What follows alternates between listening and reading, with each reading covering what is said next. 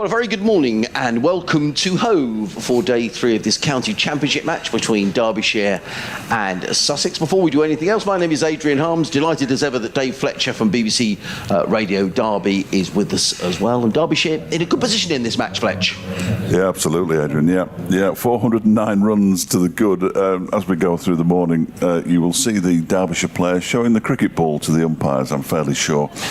It was described to me last night by, not Anuj Dal, who I did speak to, but one of the other players who I was just chatting with. He said, it looks tough out there. These balls, they're rubbish after about 30 overs, aren't they? He said, this one was like a tangerine after 15. Really? Yeah, he said, and I did notice that one of them, I think it was Lewis Rees, was sort of suggesting that the ball was out of shape towards the end, but this other player said to me, well, we just wanted to get off, but we'll be trying to change it tomorrow morning. So we'll wait and see how quickly Derbyshire managed to get this ball changed, because it isn't doing anything. And it's only 40 overs old. It's interesting you say that, because we spoke to Jack Brooks last night. First time I've spoken to Jack, and what a nice fella he is. I know you know him, Fletch. But lovely chap, and he was chatting away, and I was thinking about the wicket, and he said, he thinks it's a good wicket. He says, and I asked him the question, do you think that wickets are too much in favour of the batsman this season? And he said, no, I don't. He said, and I think this is a good pitch. He said, the problem is that with the ball, when the ball gets to 40 overs old, really, you have to make a mistake to get out. Yeah. So maybe something needs to be done about that, because certainly 40 overs exactly have gone. And the suggestion was, and Jack was saying that unless you play a poor shot or make a mistake, you should be okay. Now, very quickly, no Julian today. He's sunning himself in Sorrento. It looks like Tim. Is that Tim up there who's frantically waving? And excellent. Well done, Tim. Welcome, Tim. So he hasn't got Julian. So Julian is sort of at an airport, hopefully on an aeroplane. Well, let's hope he can stay awake in departures, otherwise he might miss his flight. He dropped off yesterday. He did drop off yesterday. So he's away for a couple of weeks, and we hope he has a great time on his holes. But Tim has given us the all clear that we're going out on commentary. On a cloudy morning here at Hove. I think the weather forecast, though, is good. I think we're going to be dry all day. And from the far end, it looks as if it's going to be opening the bowling. Is that Lewis? Connors. It's Sam Connors. Yeah, Sam Connors. Who's picked up a couple of wickets already in the innings. Fairly expensive, though. 8 overs, 1 maiden, 2 for 49. He's going to be bowling to the right-handed Ollie Carter, who is on 14, Mohammed Rizwan on 54. I noticed the club posted last night some clips of Mohammed Rizwan's innings, and these things go viral. I mean, extraordinary. In comes Connors, over the wicket, bowls to Carter, who gets the first runs of the morning as he plays that down to a fine leg and picks up a single fielded just down in front of us by Alex Thompson. Yeah, so it was some clips of Rizwan's innings, and I'm sure this morning there will be people who will be watching the live stream from the subcontinent or Pakistan, supporters wherever you're based around the world. Very good to have your company this morning, and if you want to get in touch or drop us an email, sussexcricket@bbc.co.uk. You can tweet at BBC Sussex Sport or at Fletch Sport, as Connors waits to bowl his first ball of the morning to Mohammed Rizwan. Sussex 143 for 2, as Fletcher was saying, trailing by 409 as in comes, 408 now, as in comes Connors over the wicket, bowls, and Rizwan, it gets 4 runs straight away. A little wide of the off stump, and Rizwan just sort of helped the ball down to third man. If there'd been a third slip, it might have been interesting. I venture to suggest he might not have played the shot. I think you're probably right. In the end, it was a very almost a nonchalant shot, wasn't it? Just down to third man. He picks up a boundary, and Rizwan is on his way with a boundary this morning. He goes to 58. Just before I switch off to go and do my update, I'll just tease you with we've got news of a Derbyshire signing to replace Shan Masood. I'll tell you about it when I come back. Okay. Thank you, Fletch. We wait with bated breath as in comes Connors over the wicket, bowls, and Rizwan works it off the hip to backward square, fielded by the aforementioned Shan Masood, but not before Rizwan goes through to his 59th run of his innings. I'm just going to break off commentary for a moment because we've had a message come through, and I just want to see, actually that's nothing to do with the live stream.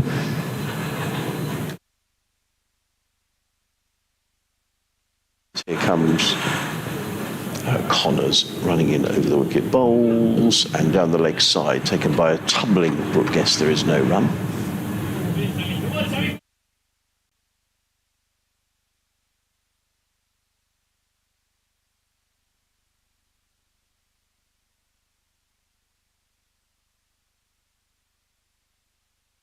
Nothing to do with the live stream. So the good news is everything seems to be going out okay, which is good news. As Connors turns at the far end of the ground, and the sun is with us, and Hove looking very pleasant indeed. Connors in bowls to Carter, who's up on his toes and plays very easily through square leg, picks up another single. And so far, a very productive opening over of the day. 7 runs coming off of it without any due alarms for Sussex. You heard what Fletch was saying about the ball, that it doesn't seem to be in the best condition after the 40 overs yesterday. And that maybe Derbyshire will be in the umpire's ear this morning, showing him the state of the ball. But at the moment, it's Sam Connors who's got one more ball of his 9th over. He's running in and bowls, and Rizwan just covers up defensively, plays into the offside, and there is no run. So the end of the opening over of the morning costs 7 runs. Sussex 149 for 3. Mohammed Rizwan on 59. Ollie Carter is on 16, and Sam Connors goes up. Is that 9 overs he's looking over to? Yeah, 9 overs, 1 maiden, 2 for 56. Yeah, I've just said next door they could do with a wicket or 2 nice and early. Mohammed Rizwan is clearly the one that they want. Yeah. They're going to open up with the man of yesterday, really, Anuj Dal, who scored that 146 not out, his highest score in first-class cricket. Shared in that century stand as well with Mark Watt, who made 55, and then bowled 2 successive maidens to kick off his bowling. He's now bowled 9 overs, 4 maidens, 0 for 19. So look at that. The ball has already been taken to the umpire. Yes, yeah. I thought it would be. It's like a tangerine ump, is what they're saying to him now, because that's what I was told it was like. It's out of shape.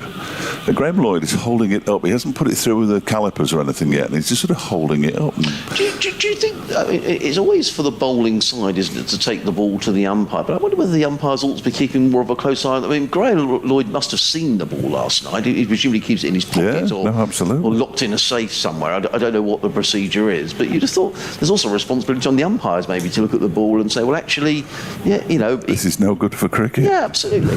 Yeah, I don't really, why it's always on the onus of the bowler, because it looks like the bowling side is complaining all the time when it happens. Yeah. But there's clearly a problem. Well, we know there's a problem with the balls this season. Well, this one's 41 overs old. Yeah, I mean, it's got to last another 39 overs. And they're already not happy with it, Derbyshire, but... the cricket I played growing up, Fletch, was you had one ball that lasted the whole game. We had one ball that lasted the whole season, I think, back in the day. Used to get the most misshapen ball out of the bag. That's what we used to do. Here's Dahl in and bowls a loopy full toss to... that was terrible. To Ollie Carter.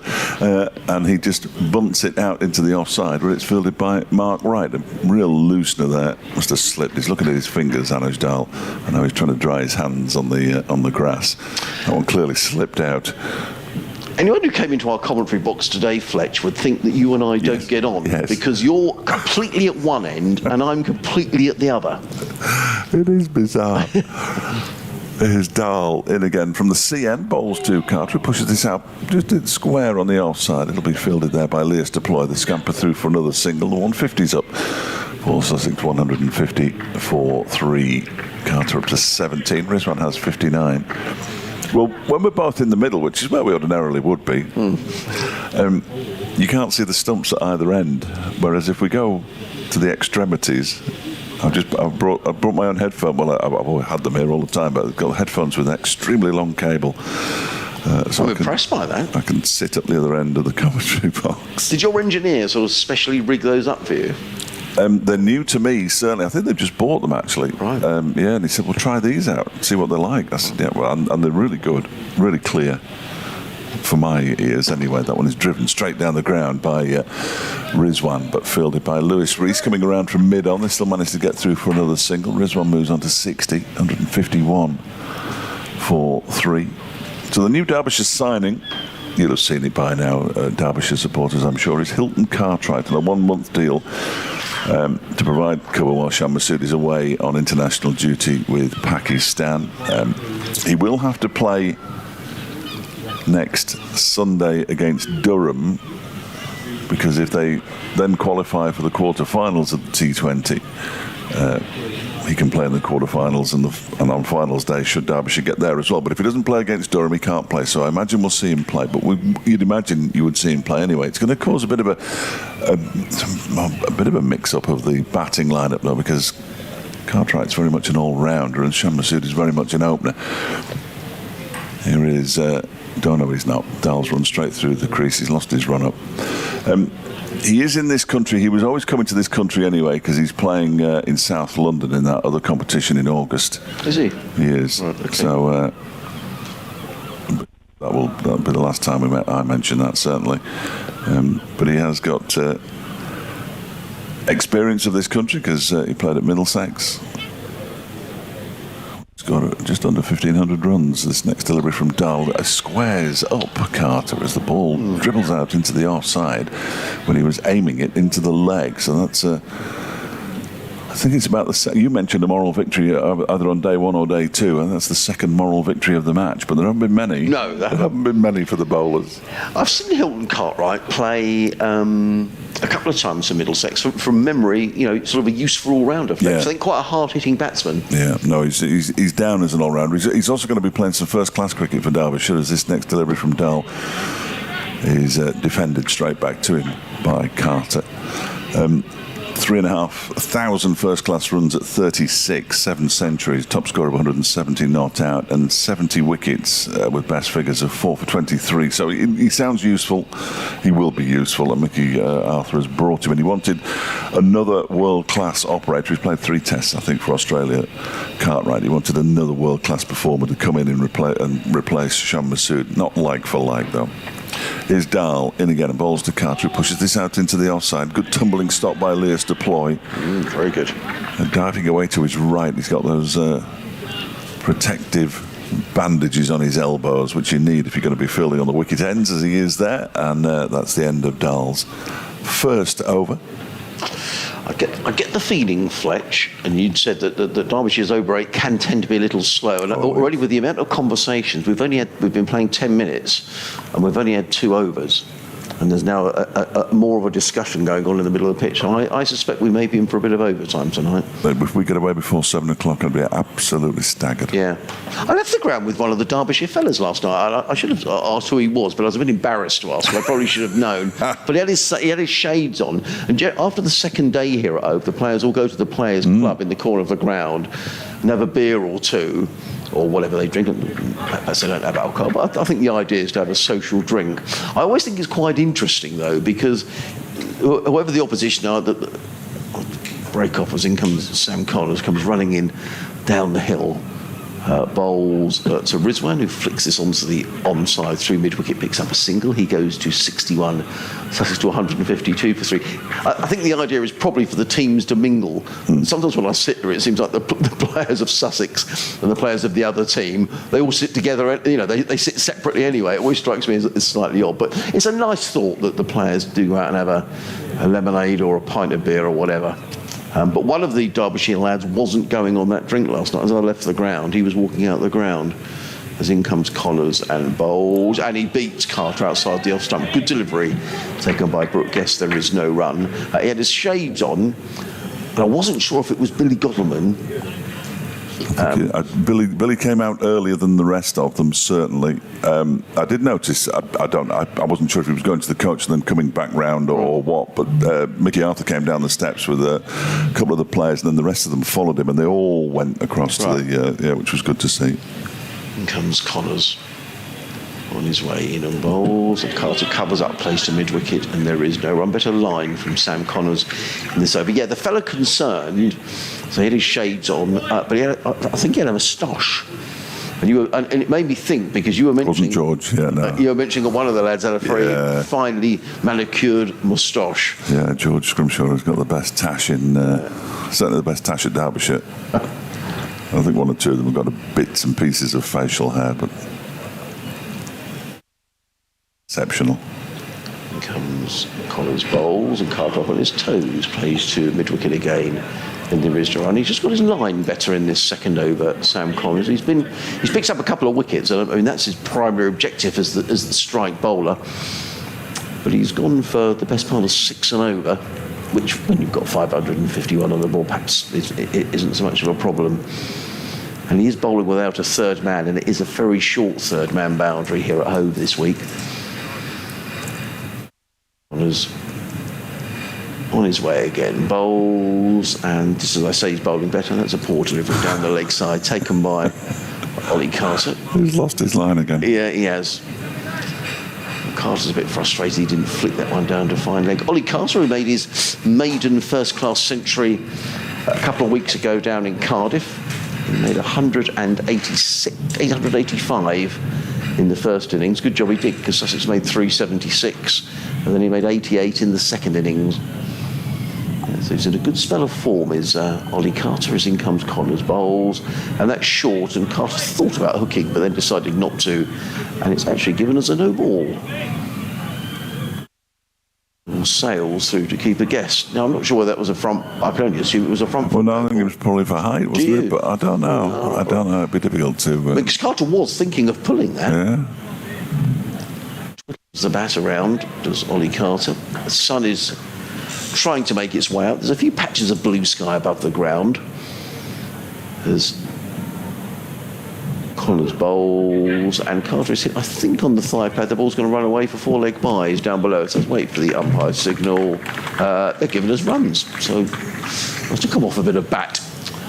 And Ollie Carter picks up a boundary. He goes to 21, and Sussex to 158 for 3. Rizwan on 61. Connors now 10 overs, 1 maidens, 2 for 63. Look like getting a wicket early, have they? It looks every bit as comfortable as it was last night. So far, for Sussex and their batsmen.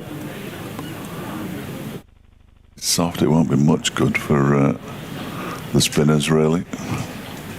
But it is a problem, Fletch. I mean, it seems to me as if universally coaches are saying, well, if we get through the first 30 overs, the ball goes soft. But that can't be great, can it? I mean, you want a ball that's giving the bowlers some sort of a chance. If the bowlers are facing a prospect of, 40 overs and virtually no chance of getting people out, that can't be good for the game. Teams go very defensive very quickly, don't they? Or very early.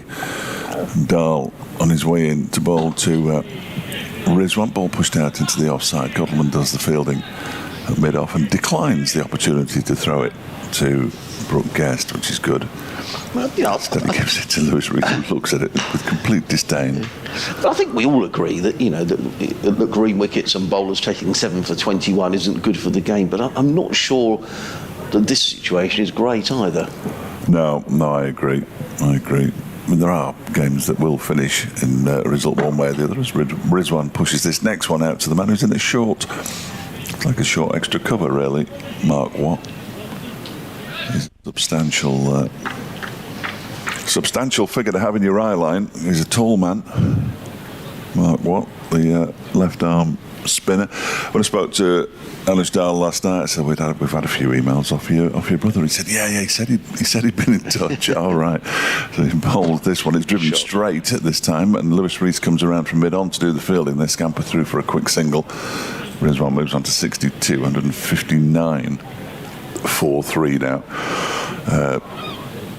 Said, well, I don't want to discourage him. Obviously, he said that your mum and dad were listening and all the rest of it. And he said, he's also sent me a recording of the moment he got his 100. I said, fantastic. I hope it was all right then. He said, he seemed quite pleased. His second 100 of the season, third in first-class cricket, high score as well. He's in now bowling, and that is pushed by Ollie Carter out into the offside, where Mark Watt does the fielding. I thought Mark Watt did well. I mean, he batted nicely. It was a terrific partnership at the end when Sussex were decidedly ragged in the field. They were a bit, weren't they? But I thought he bowled tidily as well. Yeah, no, he's a very useful cricketer. Say only his second championship game for Derbyshire. He was on the phone. I was earwigging. This next one is turned into the leg side by Carter off his stumps, but safe enough and out towards Hayden Kerr at square leg. Don't call him Carter. Yeah. And we've got Hilton Cartwright and Hayden Kerr.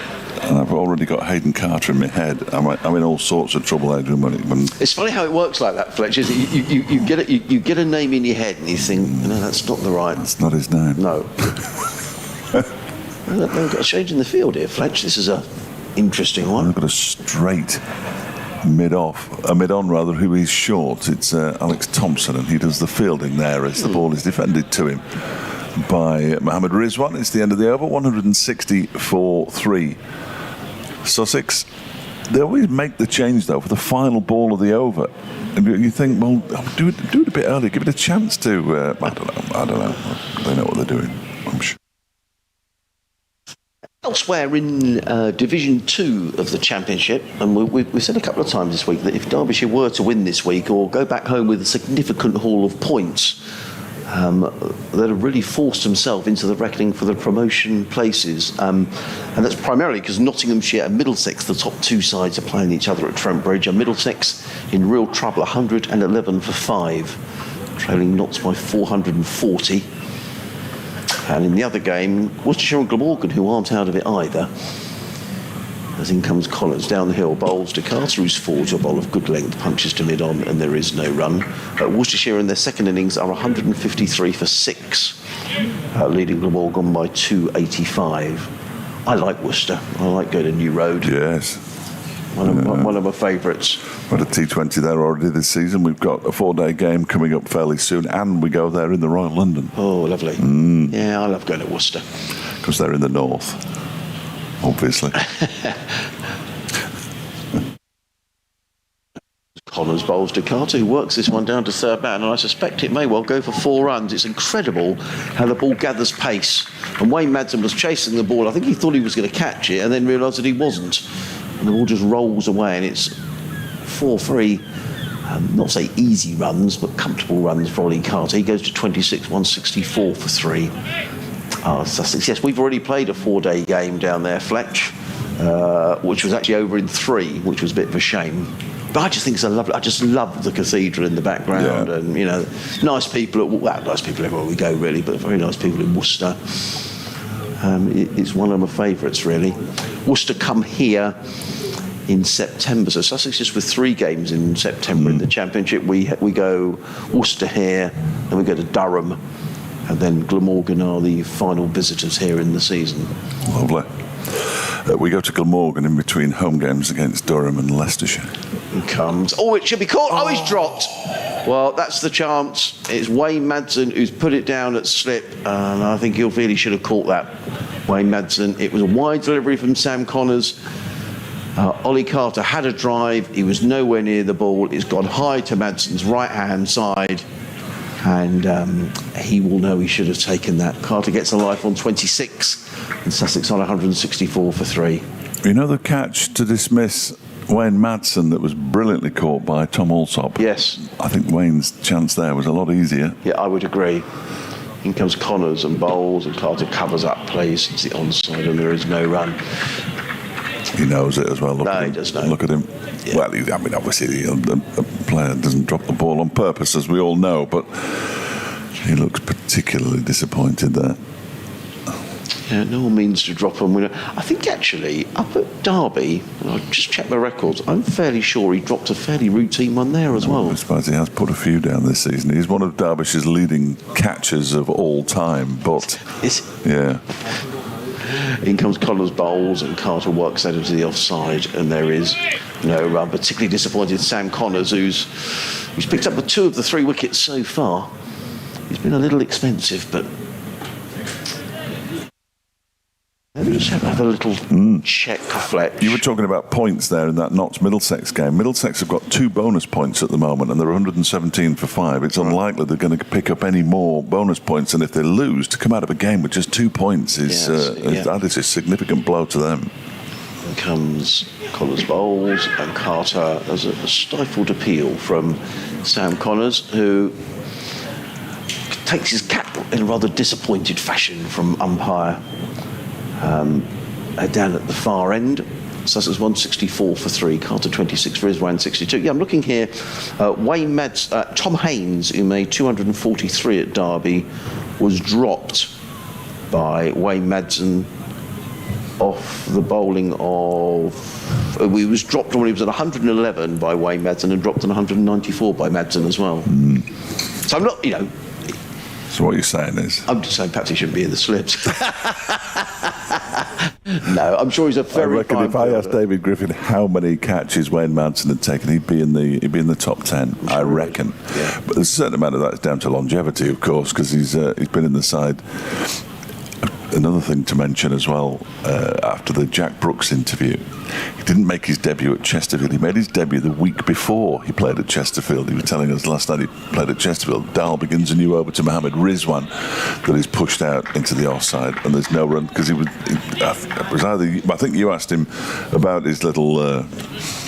Well, it wasn't really a spat, was it? There was a bit of byplay between. He wouldn't be drawn on it. He wouldn't. No, but I think what did he say? He said there was a bit going on. Yeah, I think afterwards, he'd asked Wayne how he managed to be playing and missing on 170 not out. Yes. As Dal bowls, that is defended into the ground and fielded by that man at short mid-on, who is. I said they've got two of the biggest fielders. Very close to the batsman on either side of the pitch. There's Mark Watt in the offside and Alex Thompson in the leg side. Alex Thompson's a lot straighter. I think Madsen just replied, "Yeah, I'm going to be tired now." On each other virtually since they started playing in the county championship. Here is Dal bowling. That one's clipped into the leg side by Mohammed Rizwan for a single. Kerr does the fielding. Kerr does the fielding out on the leg side, and Sussex move on to 165 for 3. Yeah, you're quite right, Fletcher. I mean, I asked Wayne Madsen first of all about what happened because he was clearly in quite an animated conversation with the umpire at one stage, and I did ask him about that, and he said there was quite a lot going on, but I don't really want to talk about it, which was fair enough. Absolutely. You can only ask the question, can't you? Dal is in, and that one is pushed out into the offside by Carter. And then he did, and you're quite right, Fletch. Then he was talking to Paul Weaver, and Paul asked him, and Jack Brooks said, "I've known Wayne for years," and he said we were having a bit of a chat together. He said, "I asked him how come when he was on 180 he was still playing and missing," which was a great line. So they're good mates. And he also said he'd had no idea where the effort came from for the effort ball, which is good. Here's Darlin again, and that's left alone outside the off stump by Ollie Carter to go through to the keeper, Brooke Guest. I enjoyed talking to him. He's a great lad. Someone I've never met before, and he made us laugh when he said, I just wanted to play some cricket, so Somerset agreed for him to come here, and he said, but it was a bit odd walking into a dressing room with two 17-year-olds. So he said, I'm 21 years older than them.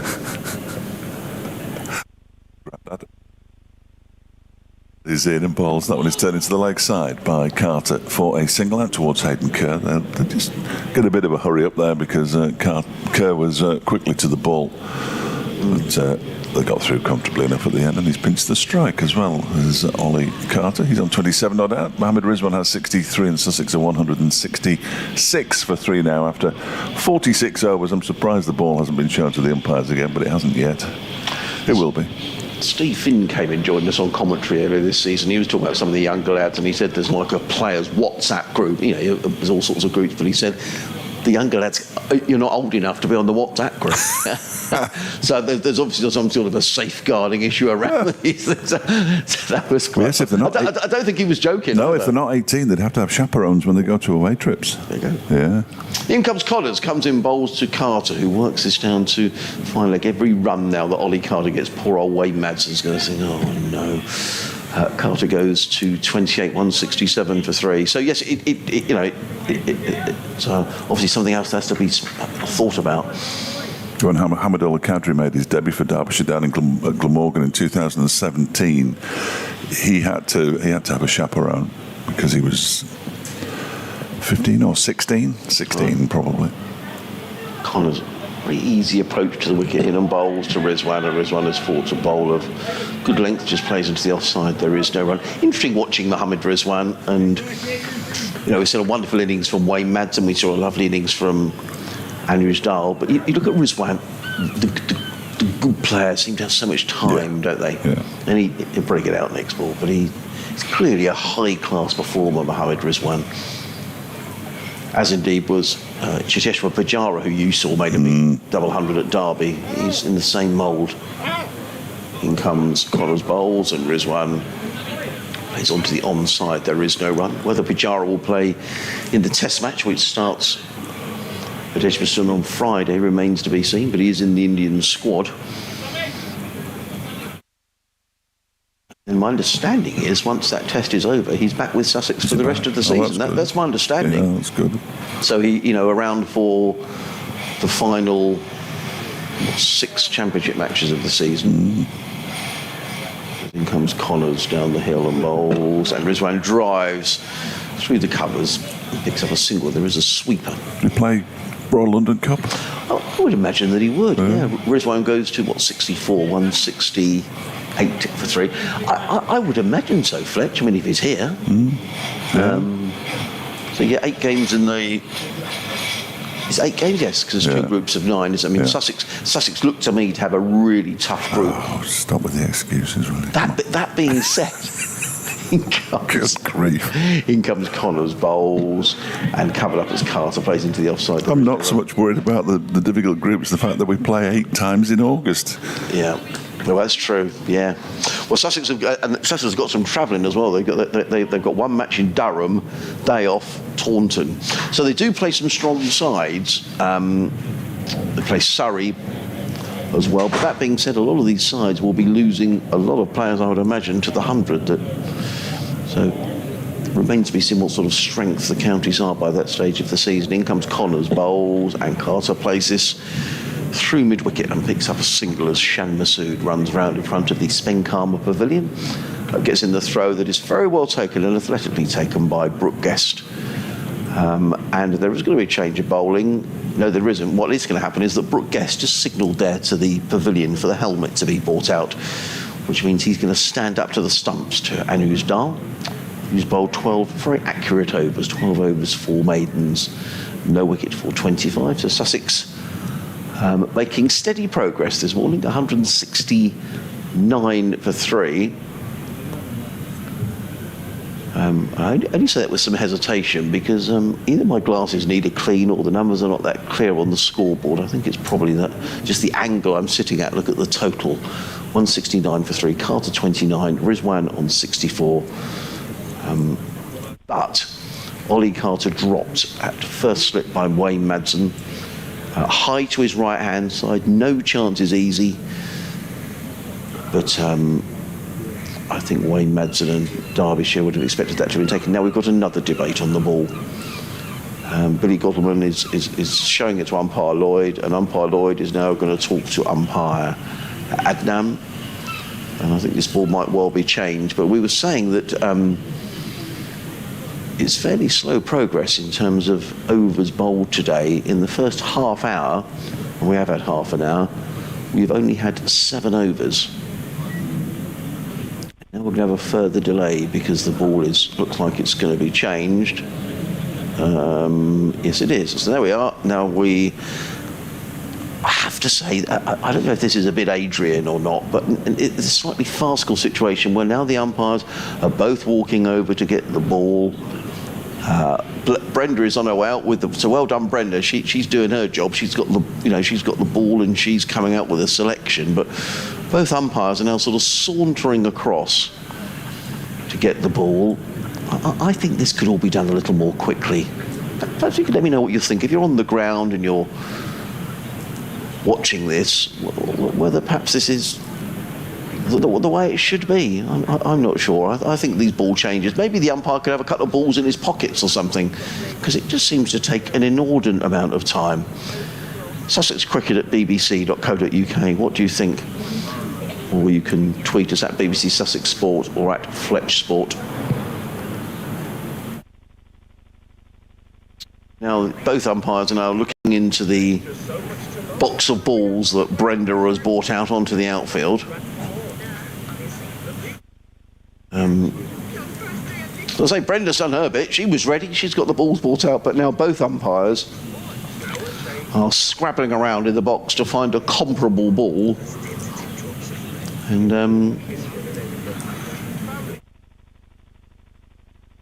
so it's a break in play, which I think is a bit unnecessary, but there you go. Now, we're obviously not doing an update to the listeners on BBC Radio Sussex. They gave us the cue, but not...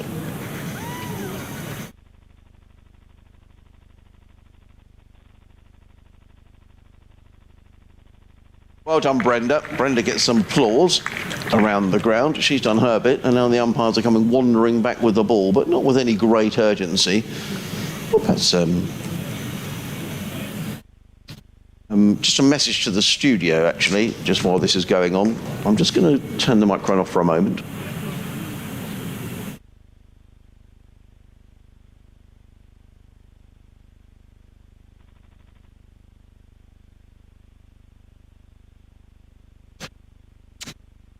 It's okay, Sarah. Can we do the update after this over, if that's okay? After this over, after this track. Okay. Put me back down during the weather, okay? Thank you.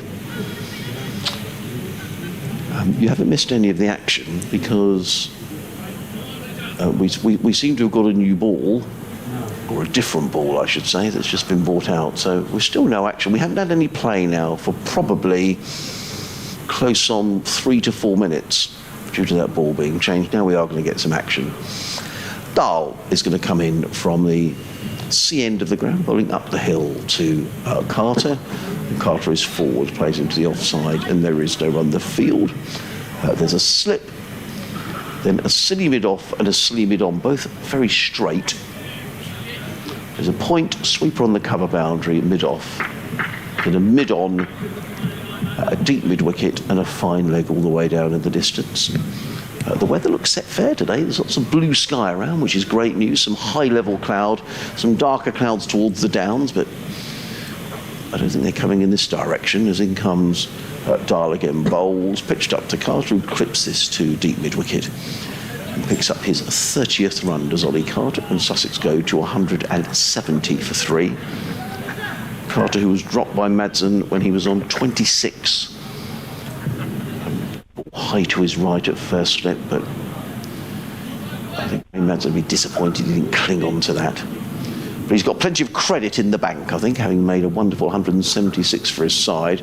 Now we've got another delay. Rizwan is just waiting, I'm not sure quite what for what, but now he's ready. As Dahl is in, bowls, and Rizwan plays this very late down to fine leg and picks up a single.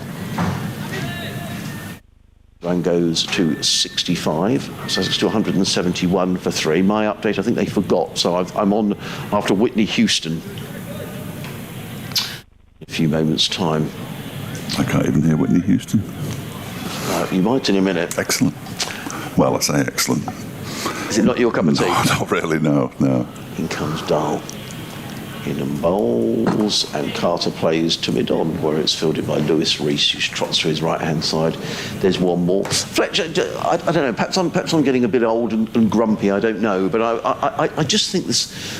Derbyshire are perfectly entitled to change the ball. I've not got a problem with that. What I have got a problem with, it probably took 5 minutes for the umpires to have a look. Yeah. Graham Lloyd had a look. Then he went to Hassan Adnam and had a chat with him. Then they both just sort of sauntered off across the field. Brenda came out with the ball, so she did her thing. She was out quickly. Then they're both scrabbling around in the box. Then they come. It all seems to take so long. I don't quite understand why. Maybe the umpires, knowing there's a problem with the ball, might have a couple of other balls in their pocket. I don't know. I'd just like to see the game moving along. Yeah, no, I completely agree. It took them forever. When they came to me for my update and I said, what's happening? I said, well, nothing's happened for the last 3 minutes. They're looking at the ball at the moment. Comes Dahl and bowls, and driven by Rizwan nicely through the onside. Rees is very quickly around. That's a very good piece of fielding, actually. A tumbling stop. Rizwan picks up a single. He goes to 67. Sussex to 173 for 3. Because I do maintain, Fletch, that cricket is in the entertainment business, and if the game is going along and there's not these constant delays, I think I find it a little frustrating. Anyway, another change in the field. Shan Masood has come up into cover now. He was sweeping on the cover boundary as in comes Dahl and bowls, and Carter plays that to deep mid-wicket. Runs coming fairly comfortably in this over from Anuj Dahl. 5 singles, all comfortably taken. Sussex 174 for 3. Carter on 32, Rizwan on 66. Yes, hello, Sarah. In fact, a lot of sunshine here at Hove. It really is turning into a nice day. Lots of blue sky above the ground. And so far, a good morning for Sussex, who have moved on from their overnight score of 142 for 3 to 174 for 3. Mohammed Rizwan on 66. Ollie Carter is on 32, but not without alarm because Carter was dropped at first slip by Wayne Madsen. Not an easy chance, but a chance I think he'll feel he should have taken. So Ollie Carter escaped. Sussex 174 for 3 in reply to Derbyshire's 551 for 8 they posted yesterday. Meanwhile, at the Oval, Kent making good progress against Surrey. Surrey yesterday 673 for 7. Kent in reply are 166 for 2. That's our update done. Hayden Kerr is coming into the bowling attack. That's our 11:30 update. Yes, there'll be another one along in around about 50 minutes. Yeah, these things happen, don't they? These things happen. So Hayden Kerr from the Cromwell Road end bowls to Ollie Carter, and he pushes it out towards the cover boundary. There is a man out there. That's Sam Connors, who's replaced Hayden Kerr out there.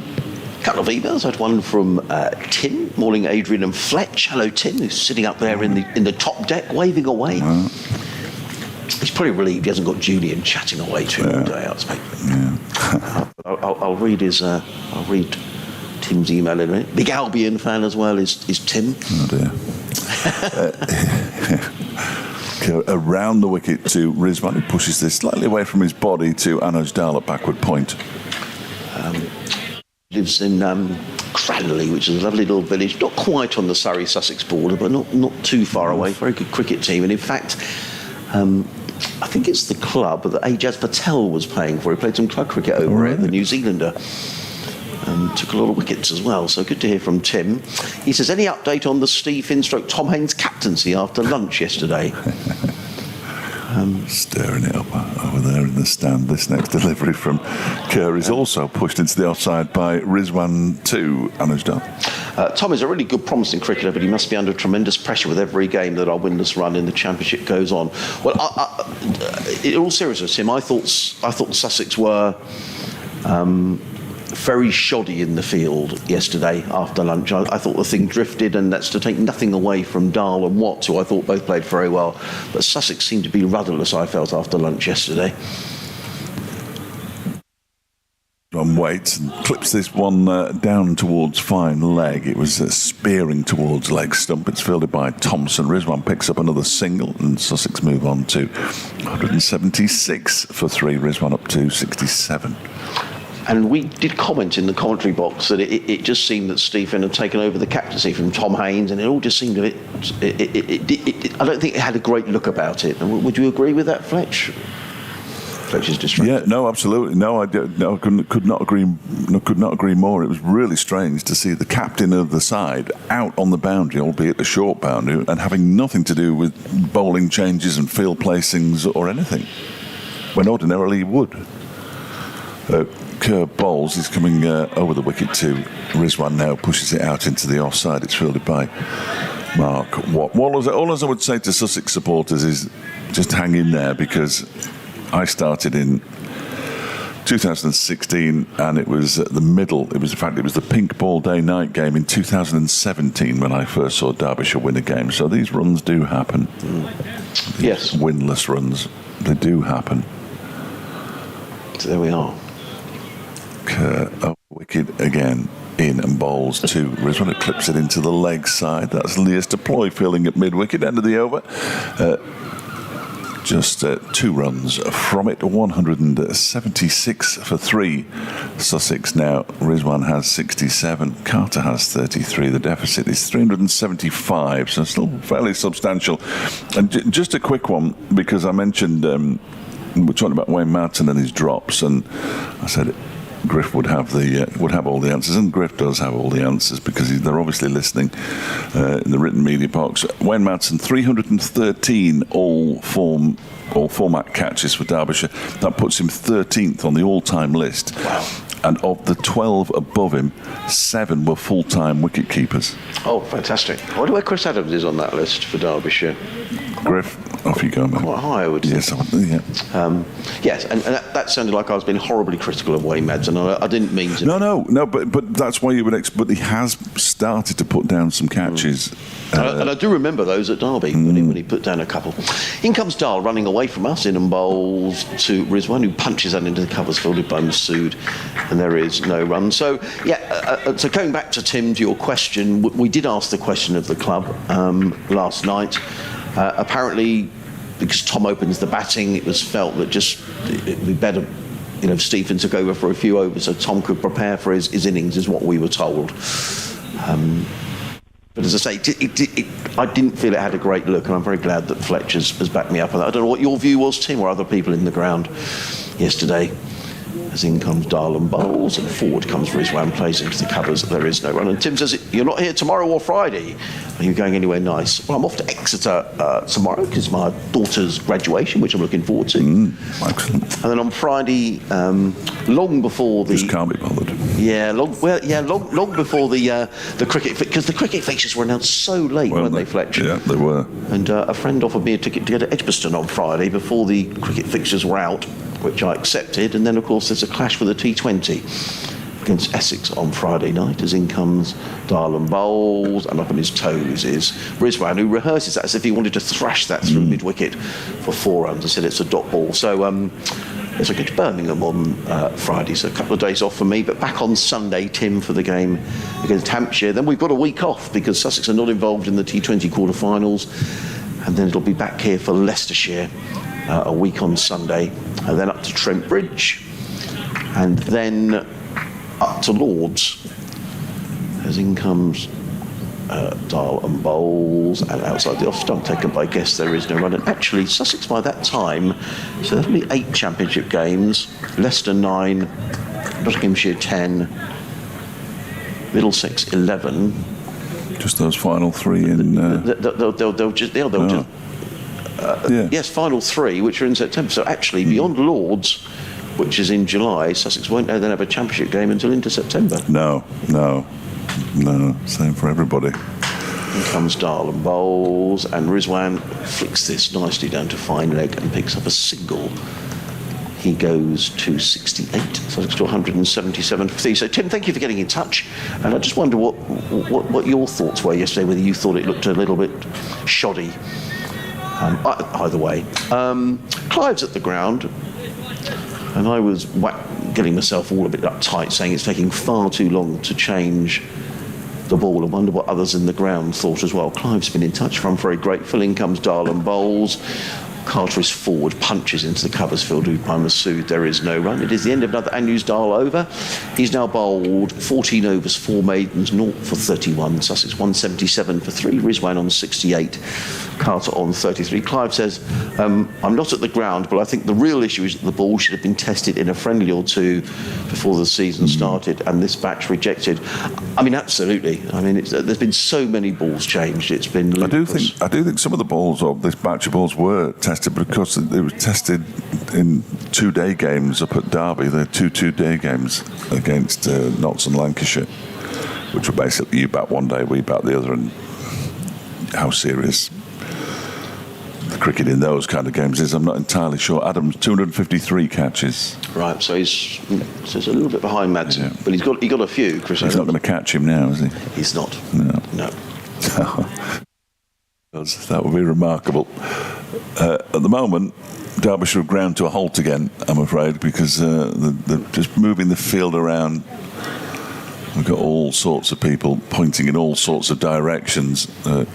Shan Masood is out on the square leg boundary. He's just been moved a little further backward of square by wicketkeeper Brooke Guest, Billy Godwin at the other end, and Hayden Kerr pointing and gesticulating as well. We've got two men catching on the leg side now, so two mid-wickets as Kerr is in, and that was pushed out into the offside by Mohammed Rizwan. And it'll be who does the fielding, bends down, picks up, throws it. He looked as though he might have just hurt his shoulder a bit yesterday, but he looks absolutely perfectly fine today, and he did bowl after that. Yeah.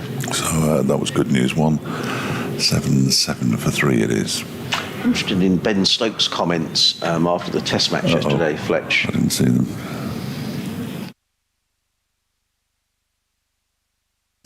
Kerr around the wicket post to Rizwan, who defends it out into the offside, and once again, what does the fielding? It was only a headline that was on the BBC website, but I read it in a newspaper this morning as well. And I think it's good news for county cricket, really. And Ben Stokes seemed to be saying, county cricketers, we are looking at the game. We're looking at the way that people are, the way that you play, not necessarily your stats or whatever, but he's clearly looking at, and maybe that's come out of Matthew Potts as well, which is terrific. He bowls to Rizwan, it pushes this one to one of the two men on the on-side. It's at least a ploy. And actually, because I think for too long, one of the thoughts has been that you have to play in the first division to get selected for England, and I think that's been something that's been wrong for a long, long time. Whether it's been true or not, I don't know. But when you've got the likes of Robinson, Archer, Potts, who have been playing primarily Lees and Stokes, I would throw in there as well. Yeah, they both play for Durham, don't they? Yep. Nominally. Well, Lees certainly plays for Durham. This one is wide outside the off stump, and Rizwan just guides it down a third man for 4 runs. No third man in place, and it's if he can get it through that gap between second slip and gully, and it's quite a big gap. He's always going to get a boundary. He does. He moves to 72. It's 181 for 3. Lovely shot, wasn't it, really? That's when we were talking about having time in looking at quality player. It was just so unfussy. He knew where the gap was. And just, I think it would be a surprise here. I'll put my neck on the block here slightly. I would think it would be a surprise if Rizwan doesn't get 100 here today. Oof, that's a big one. What time was that? 11:49. Make a note of that. As he loses his off stump. Yes, Kerr bowls to him, and he pushes this out into the offside. Might be a run out. He shouts no, no, no to Ollie Carter, who decides to turn around and go back because the ball went straight to Anuj Dal, and he's a decent fielder. 181 for 3. Because I think if counties do see, so I think Matthew Potts is a great example, isn't it? If he felt that he needed to move from Durham to maybe Yorkshire or Lancashire to get himself noticed, that's not great for the game. But the fact that someone has come out of absolutely nowhere, which he has. Around the wicket comes Kerr, balls to Rizwan, pushes out to the offside. Again, Carter looks keen for a single, but again it's straight to Dahl. And it's the end of the over. 4 runs from it. 72 to Rizwan, 33 to Carter, 181 for 3. Yeah, he's a decent player, which is why I had a slight issue in the first test when Jack Leach was injured in fielding, wasn't he? And he had to be replaced. Yes. And they replaced him with Matt Parkinson. It was a decent enough player, but he's a leg spinner. We're going to see some left arm spin here, incidentally. Mark Watts coming on. But the like-for-like replacement for me would have been Callum Parkinson, who is a left arm spinner, and last season took 50 wickets in the county championship, but was ignored. I think Callum's a better cricketer than Matt, if I'm entirely honest with you. He's a more rounded cricketer. He can bat. I can bat better than Matt Parkinson, but Callum can certainly bat better than Matt. I think he's probably a better fielder as well. I think you and quite a few others, Fletch, actually. I think he's just a very poor batsman. I think a lot of people felt that would have been the more logical choice. That is the like-for-like. Yes. But, of course, he'd been traipsing around with the England side for years, hadn't he, Matt Parkinson, without getting an appearance. So I think they probably took pity on him in the end. Now, we've got another delay. I really haven't got a thing about delays, but we have had... Helmet time, isn't it, this now? We've had 11 overs this morning in 50 minutes, which is almost test match standard. I'm not blaming Derbyshire necessarily. Well, here. I may have mentioned it, that they are very slow. You did, but we lost probably 5 minutes for the ball change. Now, the helmet has been bought out for Brooke Guest, and now something else is being bought out. It's somebody else's helmet, because Guest's already got his on. I think it's going to be Leas Deploy. He's bringing... So we've now got pads. The fielding pads are going to be put on now. He usually sticks a towel down the front of his trousers, so we won't have too much time to waste there. It looks like a towel. It may not be a towel. It may be some kind of actual protector, but it looks more like a towel. I hope it's stronger than that one that my lad was wearing at the weekend. Is he okay? Yeah, he seems to be. Well, I did ask him. I said, how did that go? It completely shattered his protector, this delivery. He said, oh, yeah, it diverted off his bat. He said, and he made sure, because they went through for a single, he made sure the umpire knew it had hit his bat, so he got the run. So fair play. Had the wherewithal, despite being struck amidships, to make sure that the umpire didn't signal leg by. But he's okay, I think. Good. Or me, Fletch? I think, I can't remember now, it's that long since either of us commentated, but I think it's you. comes Mark Watt, the man without number or name. It'll be Chloe by the time they start. Crumbs. Yeah. Comes around the wicket as well. Bowls to Carter, who's forward, plays down the onside of the track, and there is no run. So Mark Watt, left arm around the wicket to the right-handed Carter. He's bowled with a slip and a short leg, a backward point cover mid-off, sweeper on the cover boundary, short leg mid-on mid-wicket, and a short fine leg or backward square leg as Watt is in off 2 or 3 paces and bowls. And this would speed the over 8 up as Carter is forward, plays into the offside. Fielded there by the tall figure of the 12th man, who is Ben Aitchison. Ben Aitchison. And comes Watt again, bowls, and forward again comes Carter. Watchful. You talk about putting the ball on a sixpence, and actually Watt is doing this. He could operate it. Yeah, really good. In again, bowls, and again flicked away by Carter, only as far as mid-wicket, fielded in there by Alex Thompson, and again there is no run.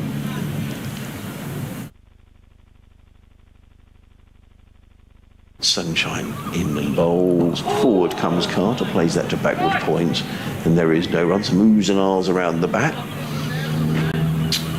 This from Billy Godman. He's got an attacking field. He's just something a little bit different here from Derbyshire. What again? Carter waits, in and bowls, and Carter plays defensively on the bounce into the hands of short leg, fielded there by, is it Deploy at short leg?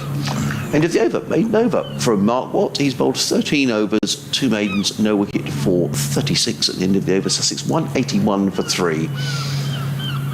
Mohammed Rizwan on 72. He's getting close to his best score for Sussex, which I looked up yesterday. I think is 78. I shall double check in a moment. Ollie Carter on 33. The arrears are still lots. Generally, they show that on the scoreboard, but it means we've got to deduct 181 from 551, which can't be done. 370, something like that. Yeah, something along those lines. Yeah, I wouldn't like to hazard a guess. Long way behind. Yeah, 370. I prefer relying on the computer. Hayden Kerr is going to continue from the Cromwell Road end, bowls, and Rizwan pushes it up to a quite sort of regulation mid-on, I suppose. It just looks a little deeper because there are 2 men in at mid-wicket. Alex Thompson is the squarer of the 2, so Leas Deploy is the straighter of the 2. He's still got the fielding pads on, so it's very easy to spot Leas Deploy. A right-hander and a left-hander, and the batsman can get the ball in the middle of the pair of them. It'll go over that mat and be to their wrong hands. This next delivery from Kerr is on the leg stump and turned away down towards long leg. Around comes Shan Masood to do the fielding. And they go through for a single. Rizwan moves on to 73. I wrote down the number 79, so is that what he needs to get to his high score? 79 is his highest score, yes. Okay. It was against Durham here.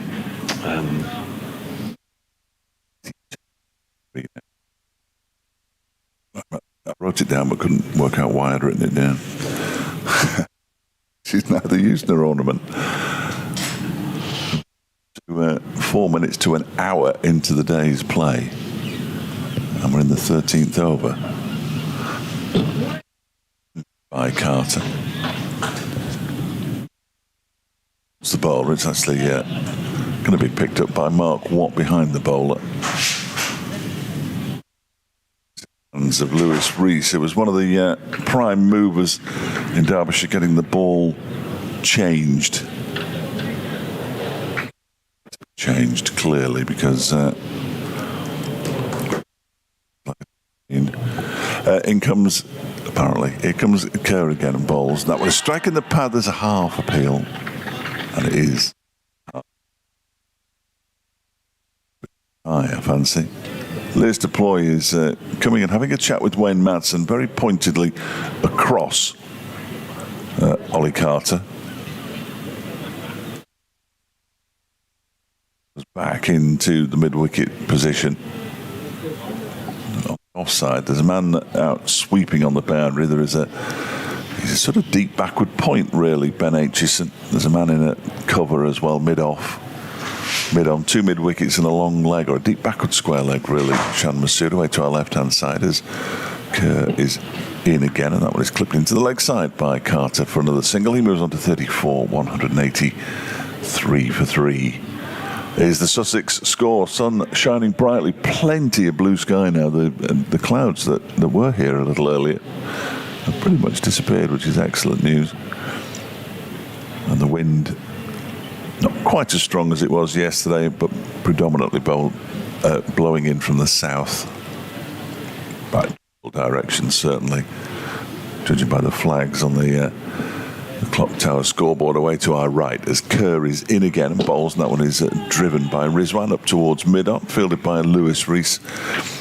2 runs off the Hayden Kerr over. That's 14 overs, 2 maidens, 0 for 38. His figures now 3 overs for 8 runs in this spell so far this morning. So still looking for his first championship wicket for Derbyshire. Sussex 183 for 3. Mohammed Rizwan has 73, and Ollie Carter has 34. Quick trawl around the country to see what else is going on at Trent Bridge, Middlesex 145 for 5. So a bit of consolidation, but still trailing Notts by 406. Max Holden on 35. John Simpson, I think very underrated wicketkeeper batsman. Yeah. 20 not out. In comes Watts around the wicket bowls. Carter is forward, plays onto the onside. Northerner, of course. Is he? Yeah. Where does he hail from? Oh, that's a great question. I'm going to have to look it up now, but I know he's a Northerner. Around the wicket bowls to Carter, who flicks us onto the onside, and it means that Thompson has to trot back from mid-wicket to field, and there is no run. The other game in Division 2, Worcestershire 188 for 8, leading Glamorgan by 320. Berry. Very cool match. At Lancashire to start his career. Right. One that got away. Yeah, they've let a few go over the years, haven't they? Comes Watt and bowls. Rizwan is forward and plays into the onside. There is no run. Rizwan on 73. Carter on 35. I think he was a junior there because he was Cumberland before he went to Middlesex in 2009. In comes Watt. Cut away by Rizwan. That's beautifully played. There was just a little bit too much width there from Mark Watt, and it was so well played by Mohammed Rizwan. He just made himself a bit of room and eased the ball down through backward point down towards third man, and the ball just raced away. That was a quality shot. He goes to 77, and Sussex to 188 for 3. Yes, that's better. Adjust my glasses. Turn the brightness up. Yeah. Perhaps I need a visit to the opticians, I think, Fletch. What again is in around the wicket bowls, and forward comes Rizwan, plays it down the onside of the track. Mark Moss is very quickly across and feels there is no run, just the one slip in place and a short leg. There's what? Let's just see how many steps he comes off here. 1, 2, 3, 4, 5, 6, and he bowls, and Rizwan is forward, plays into the offside. There is no run. That was a nice touch from I think Brooke Guest sort of howled as Rizwan played the ball, and Rizwan just patted him on the back, and that was a rather nice touch from Mohammed Rizwan, keeper to keeper. End of the over. Sussex are 188 for 3, Rizwan 77, Carter on 35. In the First Division, Hampshire, who were dismissed for 163 yesterday by Essex, and set over, or just shy of 300 to win, are 113 for 1 in their second innings, needing 186 to win. Lancashire 274 for 5 at Bristol against Gloucestershire. Phil Salt Sussex members may be interested, made 38. He's now out. Northamptonshire 451, Warwickshire 109 for 2. Dom Sibley is on 44 for Warwickshire. Seems to be very much out of the England reckoning at the moment, doesn't he? But the Oval looks like a very flat track. Kent 196 for 2 after Surrey made 673 for 7. Daniel Bell Drummond on 89, Jack Leaning on 51. And another break in play.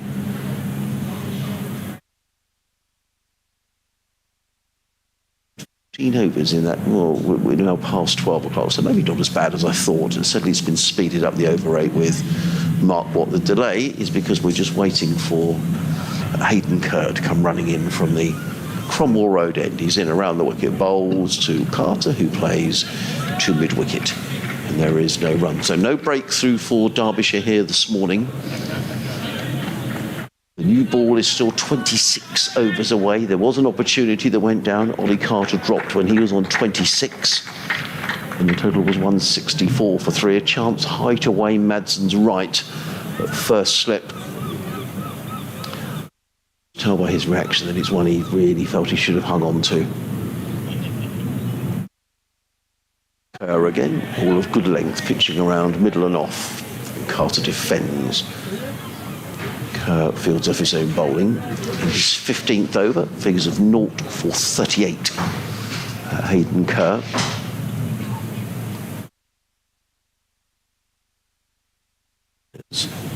Rest of the field, there's a backward point, extra cover and a mid-off, sweeper on the cover boundary. Then on the leg side, a mid-on, a straightish mid-wicket and a short leg as Kerr is in. Bowls to Carter. Oh, that's going to be 4 runs, and that was just out of the reach of Wayne Madsen at first slip. Well, I don't know whether Carter intended to play that. If he did, Brooke Guest says thank you to the spectator who retrieves the ball. But it was, if there was a second slip, then that was almost certainly out. Maybe Carter wouldn't have played the shot, but it was wide of Madsen. That doesn't go down as a drop. No, but it's an opportunity. I was just thinking then, when I sat back down after being next door, I've moved here so I can see the stumps, and it hasn't been necessary in the entire first hour, really, because they haven't been in play. Bowls to Carter, who plays into the offside, and there is no run. That boundary took Ollie Carter to 39, so he's within 11 of his third consecutive half-century, having made 185 and 88 down at Cardiff. Now, the short leg has gone to a very straight, silly mid-on. It's an interesting fielding position. Is he going to go back to where he was? No, he's going back to short leg. I thought for a minute he was going to get right in the batsman's eye line, but he's not. He's gone back to short leg. It's the one slipping place. So Madsen's gone a little wider now. In comes Kerr, bowls to Carter, solidly forward, fielded by Watts in the covers, and there is no run. And I only mentioned the new ball being 26 overs away, which is going to be well after lunch now. In that, talking to Jack Brooks and Fletch as well, talking to Andrews Dahl last night. You know, everybody talks about this being a new ball pitch. So Derbyshire, even at this early stage, I'm sure Billy Gorman is thinking, I just need to keep the quicker bowlers reasonably fresh for when that happens. As I say, it's way off yet. In comes Kerr, bowls, and Carter is rather squared up by a delivery. He was looking to play through mid-wicket. Got a thick outside edge. The ball ends up with the sweeper on the cover boundary, but not before Carter has gone through for a single. So we were talking about moral victories for bowlers. Perhaps that was one there for Hayden Kerr. However, 193 for 3, Carter on 40, Rizwan on 77. You're listening to live cricket on BBC Radio Derby, BBC Radio Sussex, Adrian Harms and Dave Fletcher describing the action for you today on a lovely sunny day down at Hove. Lots and lots of blue sky around. Probably very pleasant for watching today, Fletcher, because it's not too hot. Yeah, no, it's a glorious day, isn't it? Absolutely glorious. I've just had a look at the replay of that 4 from Ollie Carter. He played it a long way from his body. That's one thing I would say. Mark Watt begins a new over, and it's first delivery is pushed out by Carter, who pinched the strike at the end of the previous over into the offside. There's no run. He's on 40. 193 for 3.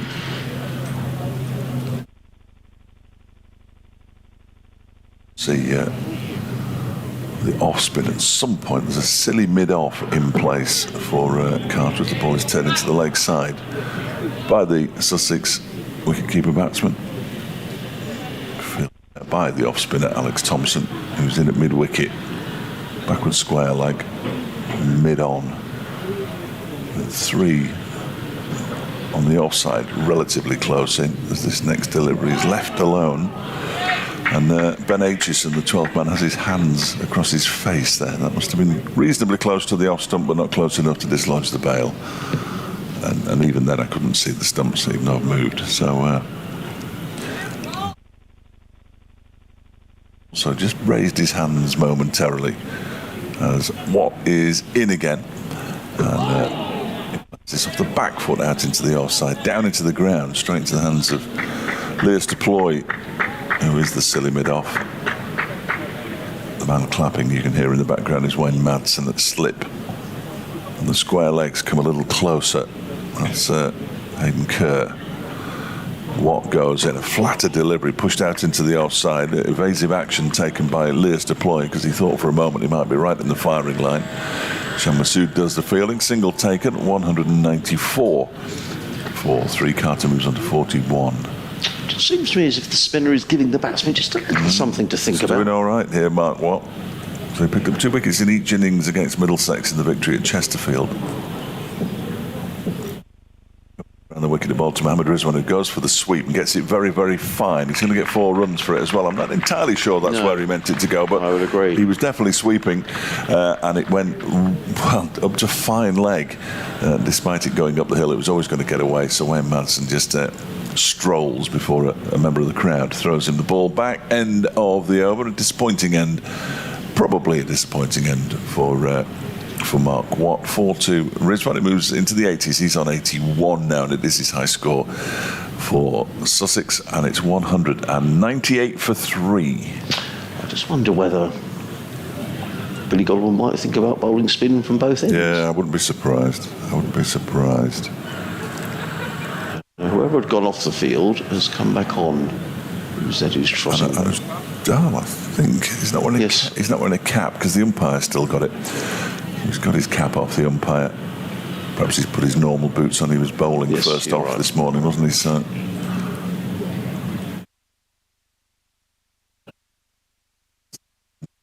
It's good to see Ben Aitchison out on a cricket field, in all honesty, even if he's only the sub-fielder. It's been a long time. Kerr's going to carry on from the Cromwell Road end of the ground. He's got those banks of blue seats behind him, which will be full on Friday night for the T20 game as Kerr is in bowls, played into the offside by Carter. There is no run. I'm told that the game is sold out here on Friday night. Wow. For the game against Essex. That'll be the last Friday night game of the campaign. So James Kirtley just made his way up to the top tier of those seats in his white sun hat. The action as someone's set a rather noisy drill somewhere around the ground. Kerr in and bowls, and Carter flicks this one for 4 runs down to fine leg. It was a howl from Hayden Kerr, but I'm not sure he meant it to go quite that fine, Ollie Carter, but nonetheless he picked up a boundary down to fine leg and he goes to 45. Probably as well that he did, though, because it wasn't massively too far away from Lewis Deploy at short. No. Well, he's in it short leg, isn't he? 200 up for Sussex, 202 for 3. It was a packed house at Canterbury on Friday night for the T20, and as they packed here as well. So I think perhaps the message is there: you get the blast on the right nights, and people come and watch. Who'd have thought? It was packed at Chelmsford as well. In comes Kerr bowl short delivery. Carter thought about hooking, but pulled out of the shot. The ball goes through to Brooke Guest, and there is no run. Yeah, it was. So those 3 Friday games: Chelmsford, Canterbury, here. 3 Fridays in a row. Packed houses, good weather, but I just think it's a night that people like to watch cricket, Fletch. They can bring the youngsters because it's not school the day after. There's no work the day after generally. No. I'm not suggesting everybody. No, of course. Saturday off, but yeah, because then you could always play it in August, I suppose, couldn't you? around the wicket bowls to Carter, who plays this to backward point footed there by Anuj Dal. And there is no run. You're just mischief making now, Fletch.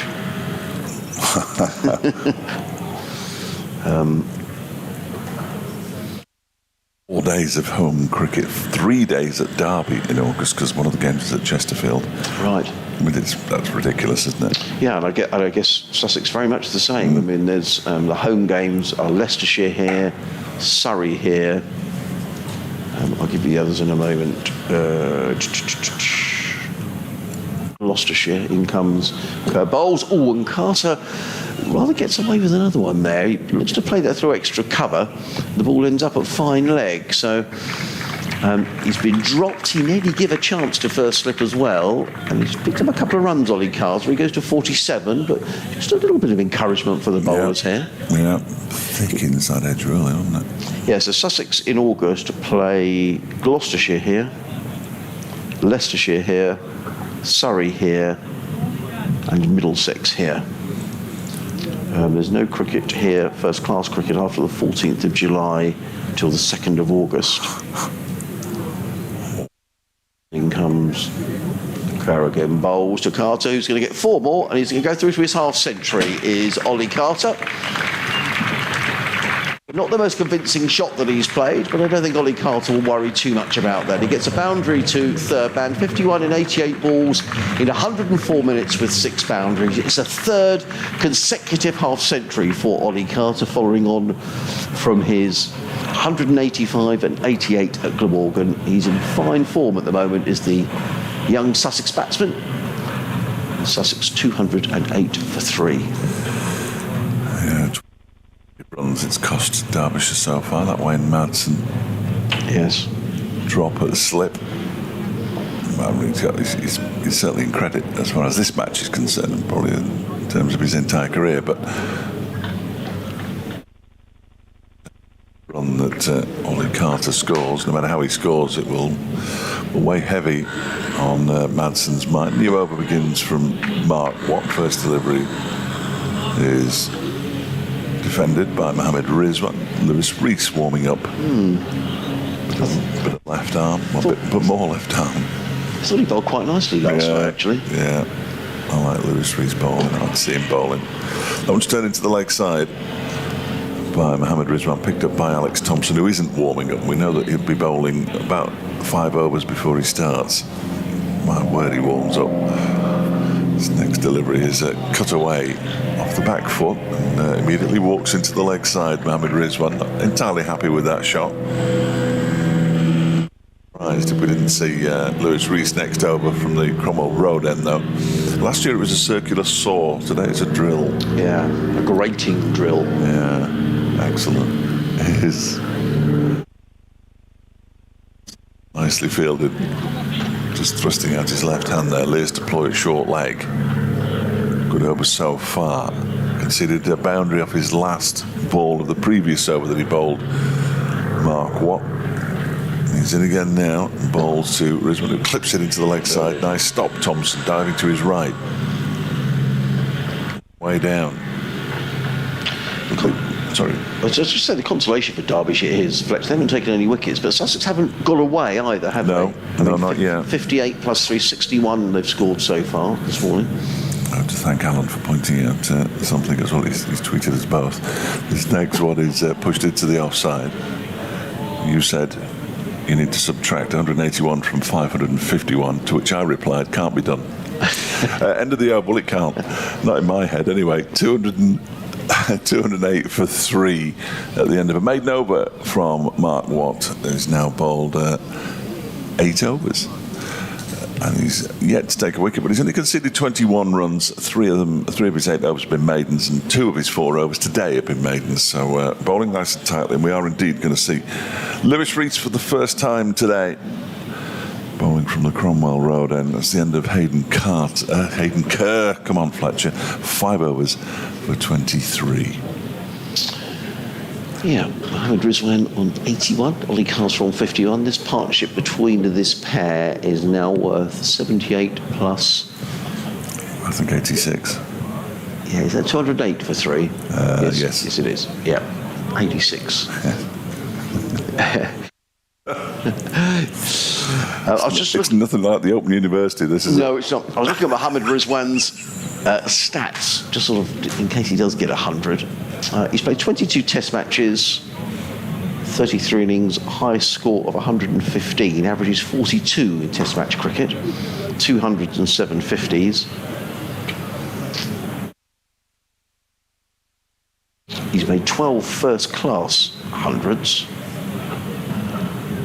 He's just waiting at the non-strikers end at the moment because it is going to be Lewis Rees who's going to come around the wicket to the right-handed Ollie Carter. Interesting field here, which I'll describe in a minute. In comes Rees and bowls, and Carter is forward, plays into the covers. There is no runs. There's a slip and a backward point, sweeper on the cover boundary, a shortish extra cover, and a mid-off. But the onside field is interesting in that there's a silly mid-on.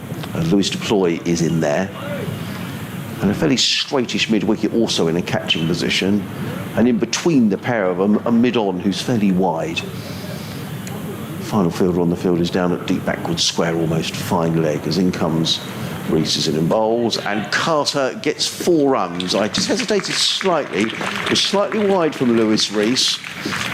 Carter picks up a boundary through backward point, but the ball was in the air for quite a long time. He picks up a boundary, he goes to 55, so it's 212 for 3. Yeah, he chucked the bat at it, didn't he, really? He did. And was rewarded on this occasion, but it is fraught with danger. Even the man sweeping on the boundary would be in play for a catch to a shot like that, because it's so short, the boundary out there. Rees and bowls, and Carter drives without timing on this occasion, fielded in the covers by Mark Watt. In turn throws the ball to Brooke Guest. We're in the 58th over of the innings. It's 212 for 3.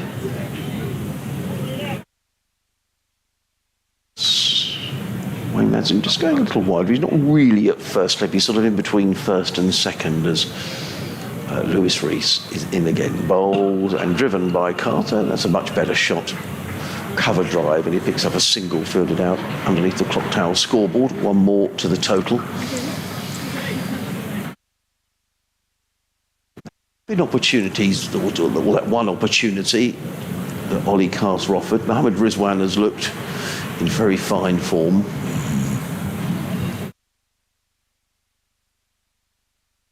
Kept it relatively tight this morning, and they will certainly have their eyes on 20 overs time to see whether the new ball can bring them success. They'll want one before then if they can, as Rees comes in, bowls to Rizwan. Rizwan is forward, plays to backward point, fielded by Anuj Dal, and there is no run.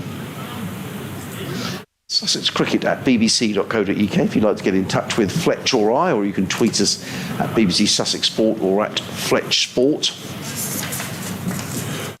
Last wicket to fall, though, Tom Alsop last night. It was batsman error, because it was full toss from Lewis Rees, and he just chipped it straight to mid-wicket. Rees in bowls, and Rizwan looking to get on the front foot and drive. He does drive, but it's mistimed to mid-off, and there is no run. End of the over. Tidy enough. They've still got Watt and Kerr up on the scoreboard, which is wrong, isn't it, Fletch? Which is wrong. Yes. Yeah, that was definitely Lewis Rees. They're both left-armers. Yes, maybe that's confused the scoreboard operators. Either way, 213 for 3, Carter 56, Rizwan on 81. I'm loath to read out the bowling figures because it says Kerr on the scoreboard, and it wasn't. That was Lewis Rees. Now, there's another debate going on, Fletch.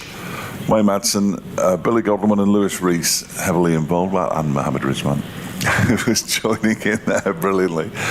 Yeah, come on, boys. He just tapped her on the back. There's a big smile on Lewis Deploy's face because he enjoyed that little moment. Mark, what looks like he's going to continue. And now Rizwan and Deploy enjoying a conversation as well. It looks like he likes to chat. He's a wicket keeper by trade. Rizwan, I think he really does. I think he talks to all and sundry when he's out there. Well, it's interesting that, because quite often when you're watching Shan Masood bat, he talks to the umpires at the non-strikers end constantly when he's at the non-strikers end, which is where Rizwan is at the moment, because it's Ollie Carter on strike. He's on 56. 213 for 3. The game will get going again in a minute. Here it goes. Mark Watt bowls and Carter defends. Mark Watt in his 5th over of the day. He's 9th in total. And now they've realised that 2 of the fielders are in the wrong position. The really good fielder isn't where the really good fielder should be. So Dahl and Masood change places as that one's turned into the leg side, fielded by Sam Connors. Manish Dahl moves into cover and Masood is at backward point.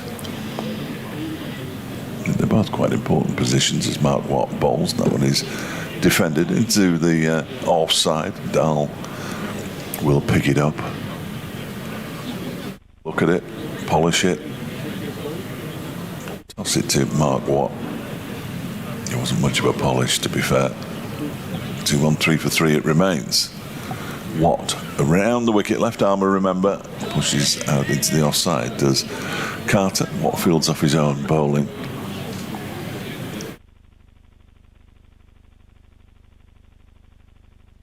Little hum of noise from the crowd today. Didn't half thin out last night.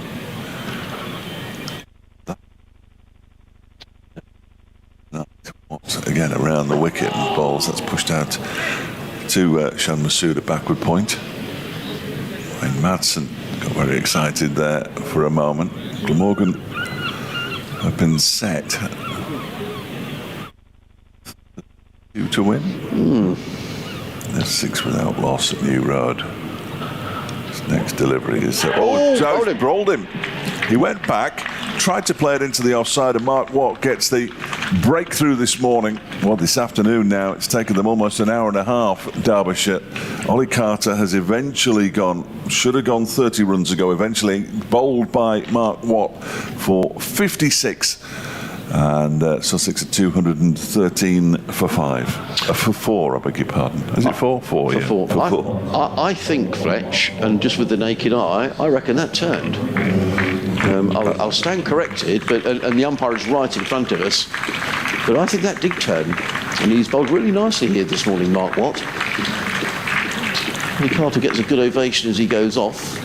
98 deliveries, 7 fours. I shall be looking at the replay with some interest. In fact, it's already there, which is excellent news. Let's have a look. Surrounded by... I'm not sure it did, Adrian. No. I'm not sure it did. Do you think he just played down the wrong line? I think it's just gone on, and he stepped into the leg side to try and cut it away. Okay. I could bring it down and show you. No, that's all right. Perhaps it's just my excuse is the angle that I'm at. Well, yes. So you think it's an error? Yeah. And that's what Jack Brooks said last night, wasn't it? That he felt that it was, you need to make an error. Might just, but it's actually gone in between the bat and pad as well as he's played it away. Okay. If it had turned, he would have hit it. I think he was perhaps even playing for some turn. Well, nice bit of bowling by Watt, isn't it? Much needed for Derbyshire. So the new man coming in is Daniel Ibrahim, who hasn't played a whole pile of cricket for Sussex. He picked up a shoulder injury, the 17-year-old, in the first game of the season against Notts. Let me just give you his stats this season, because he hasn't played a great deal. I always boringly say that he's the youngest ever player in the county championship to score a half century, which he is. Excellent. Which he did at Headingley last year, and should have been the youngest ever to get a century, which he didn't. Which he didn't. He was out for 94 at Worcester when Sussex were wanting quick runs for a declaration, which was a real shame. So far this season, he is in his 3rd match. Top score of... high score of 15. As in comes Lewis Rees to bowl to Mohammad Rizwan, who clips this one through mid-on for 4 runs. As you like. It almost looks a slightly different game when Rizwan is batting. I'm not sure actually. Lewis Rees looks a bit disappointed because I think he's thinking, how on earth did he get the ball through there? Now they've realised it is Lewis Rees. So I'm not sure whether they've got his stats right on the score, but anyway, it's showing it's in his 8th over. He's taken 1 for 30, but that was pitched outside the off stump, and Rizwan just timed the ball beautifully through mid-on for 4 runs. And I think what Lewis Rees was, I think if Rees had been hit through extra cover, he might have thought, well, that's fair dues. But it was played very nonchalantly by Rizwan. There's now a silly mid-on in place, just in case he tries to do that again. As in comes Rees around the wicket, bowls, and Rizwan is back across, plays into the offside. There is no run. What I would say, Fletch, from a Derbyshire perspective, obviously Daniel Ibrahim in now, then Delray Rawlins. You know, Rawlins would be the last recognised batsman. You know, Lenham can bat. Then you're into, well, Brooks can hit a long ball. I think he's got a first-class century to his name, but Derbyshire will just feel that the door is slightly open. The one, if they could get Rizwan, they'll feel they're right in with the chance. He's the key, isn't he? Around the wicket, bowls to Rizwan, who's forward, playing into the offside. There is no run. And just to reiterate, I mean, Sussex have added 58 plus 17. What's that? 85 this morning? No, 75. Our maths is awful. Can't be done. It can't be done. That kind of 75. Can't be done. So they've not got they've not got away, Sussex. We're only in the 21st over of the morning. In comes Rees, bowls, forward comes Rizwan, plays straight back down the track, and there is no run. But they're still 334 behind. Yeah. Derbyshire have got to remember that. The problem is that I think to win this game, they've almost certainly got to enforce the follow-on. No, I would agree. There's not going to be time. And whether they're going to do that or not. Well, if they don't do it, it means that they've given up. Not given up, but they don't think that they can bowl them out again. Yeah. They haven't given up, clearly. But they'd have to bat, and that would take time out of the game, which is to the detriment of Derbyshire. Sitting in bowls, and Rizwan works this backward of point. They've taken one, they'll think about 2, but there isn't a second there. That's a good bit of fielding by Sam Collins, who's quickly round at sweeping on the cover boundary. Gets the throw in. Rizwan goes to 86, Sussex to 218 for 4. Fletcher's nipped off next door to do his update to the listeners on BBC Radio Derby. There's a nice bit of chatter going on away to our right-hand side. It must be the Boundary Club, I think they call it here at Hove, which is sort of local business groups, business people coming together who are enjoying a nice glass of something or other away to the right-hand side. In comes Rees and bowls, and Ibrahim drives nicely. That's a nice-looking shot for his first run. Plays the ball through cover. Picks up a single, does Ibrahim, so he's on his way. The scoreboard has momentarily gone walkabout. We've got the Sussex crest with the 6 martlets on display at the end of the over. The end of that over from Lewis Rees, and Sussex are going to look towards the other scoreboard at 215, I think that says.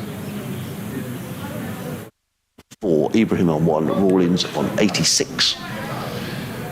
We're going to get another over from Mark Watt. Oh, and we've also got an update to give to our listeners on BBC Radio Sussex as well.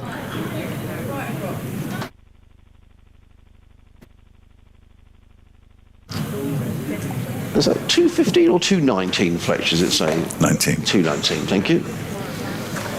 Mark Watt in bowls to Ibrahim, who just plays that ball gently to mid-on, where it's fielded by Lewis Rees, and there is no run. There we are, 2:19. I can see it clearly now. The scoreboard is back with us. In comes Watt and bowls, played on the onside.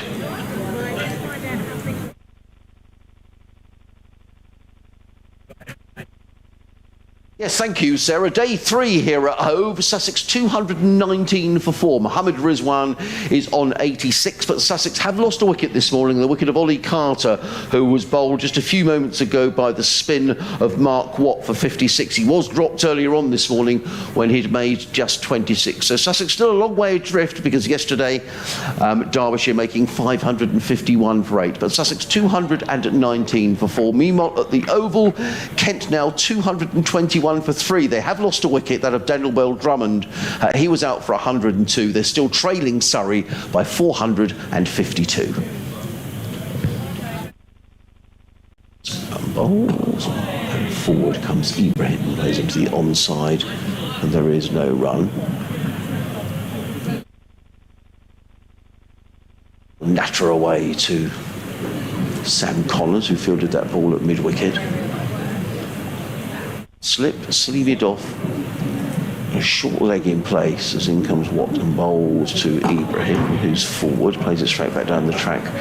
There is no run. Tidy made no, but from Mark Watt. And what Derbyshire are doing here, I know they'd have liked to have picked up more wickets than they have, but they've picked up a wicket. Progress has been steady from Sussex, but no more than that.